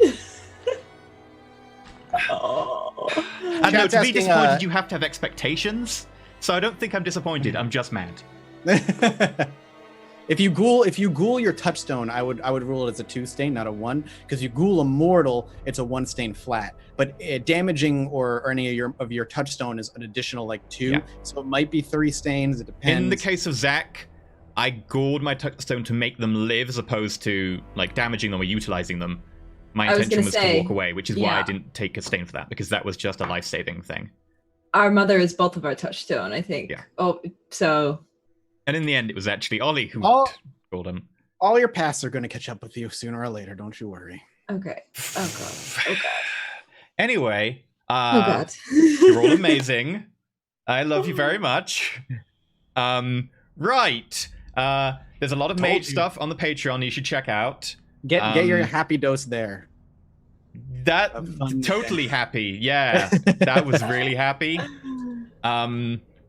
Maybe a little bit more wacky because it was a one shot, but I wouldn't say happy necessarily. So that was great. That was fine. Yeah. We're gonna record an after show after this, which will be available to the Observer Plus tier. And right, today's supporter. Thank you very much to who was the supporter? Oh God, I'm losing track of everything. It's Jofu. Jofu, thank you very much for being today's supporter. Right. Mathis, who are you? What are you doing when we find you? Mathis games everywhere. Lost Initiative show for other D&D stuff. Chilluminati for weird stuff. That's all you need.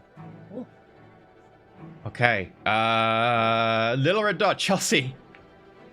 Yeah, you can find me at Little Red Dot on the Twitches and the Twitters, where I play a lot of tabletop games and do a lot of storytelling-based stuff. And in a week, you can watch me full-time there for a while till I find a job. Oh, and you might be joining us on Tuesday. I may be joining you this Tuesday, not this Tuesday, but the one it would be the following one. And I'm going to be playing through Vampire the Masquerade Bloodlines the first week. I'm gonna Nice. binge play through it that week. So if you want to watch me play a gang roll again, I too want to play through it. Come, eventually. Super good. Make sure you get the fix, tweak. yeah. But he said text there's like a mod. plug. Yeah. Somebody had mentioned The that. to me, community so- patch Yeah. you want. For a start, you need it to play in widescreen mode, Yep. Interesting. and a lot of other stuff. I just want to see the dancing. I really just want to go now that we've experienced it. See, I in don't our know the game. dancing, so I just insert the Commander Shepard dancing in my head. Yeah. It's similar enough. Yeah. Speaking of which, then, Tracy, Ms. Magitech, who are you? What are you doing when we find you? Hello, everyone. Great episode. Woo, go Ava and her bad decisions. See you all on Twitter at Miss Magitech or on Twitch. I play a lot of role-playing games, tabletop role-playing games, online and offline. So follow me there, and can't wait for next episode. Oh, God. I I'm can. scared. We're gonna die. I'm scared.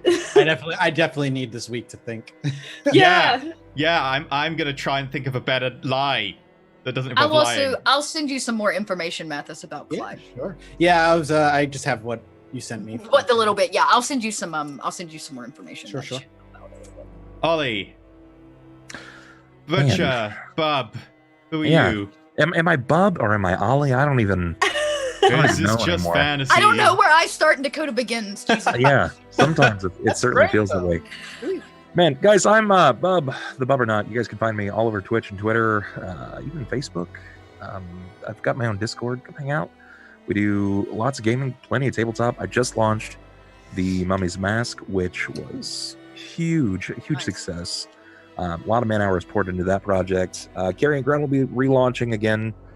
Shackled City is like an episode away from episode 150. I'm going to be doing a Blades in the Dark thing very soon, which is going to be lots of fun. Cool. And I just started the Bioshock series for the very first time. Nice. 31 years old and just playing through that, and we just smashed out game 1 and just started 2, which doesn't quite have the same feel, but we're going to be going to Infinite very soon, and we're going to try to tackle a new game series every month. So come hang out on Twitch, Twitter, and Discord. I look forward to it. I couldn't get into Bioshock 3. It was too Infinite. Yeah, it was Yeah. too. It's my favorite one. It gave me so much like motion sickness playing it. Oh, really? Oh, I It's see. the only game in the series that did it, but it was really motion sicknessy for me. Gotcha. But yeah. thank you. Tell us Hi. about you, man. Hi, I'm at Elysium, and you can catch me when everything's not on fire over at twitch.tv/Elysium and youtube.com/Elysium, where I'm currently playing RimWorld with vampires, which goes, I was about to say worse than our RPG. Today, I think it goes better. I think in an episode recently, I think it's the last episode, I had 2 prisoners who had kept prisoner and been feeding on for ages. They got engaged, and I was like, isn't that great? And then my vampire went on a bestial frenzy, and I had to run away because he fed on anyone nearby, and he killed one of them in front of the other in the cell. And I was like, wow, that's okay. Mm-hmm. Yeah. So that's the thing. Also, I play Battlefield Gothic and all that. And on Tuesday, at 6 p.m., I will be streaming Mage RPG chill hangout games. It's less a show, more we play Mage, and we were like, we should stream this. So it's going to be like a chill hangout thing as opposed to anything like properly showy. So it's going to be a lot of us just chatting, hanging out, and playing Mage and being somewhat competent because it isn't a show. But that's BST, right? That's not EST? GMT, BST, yes.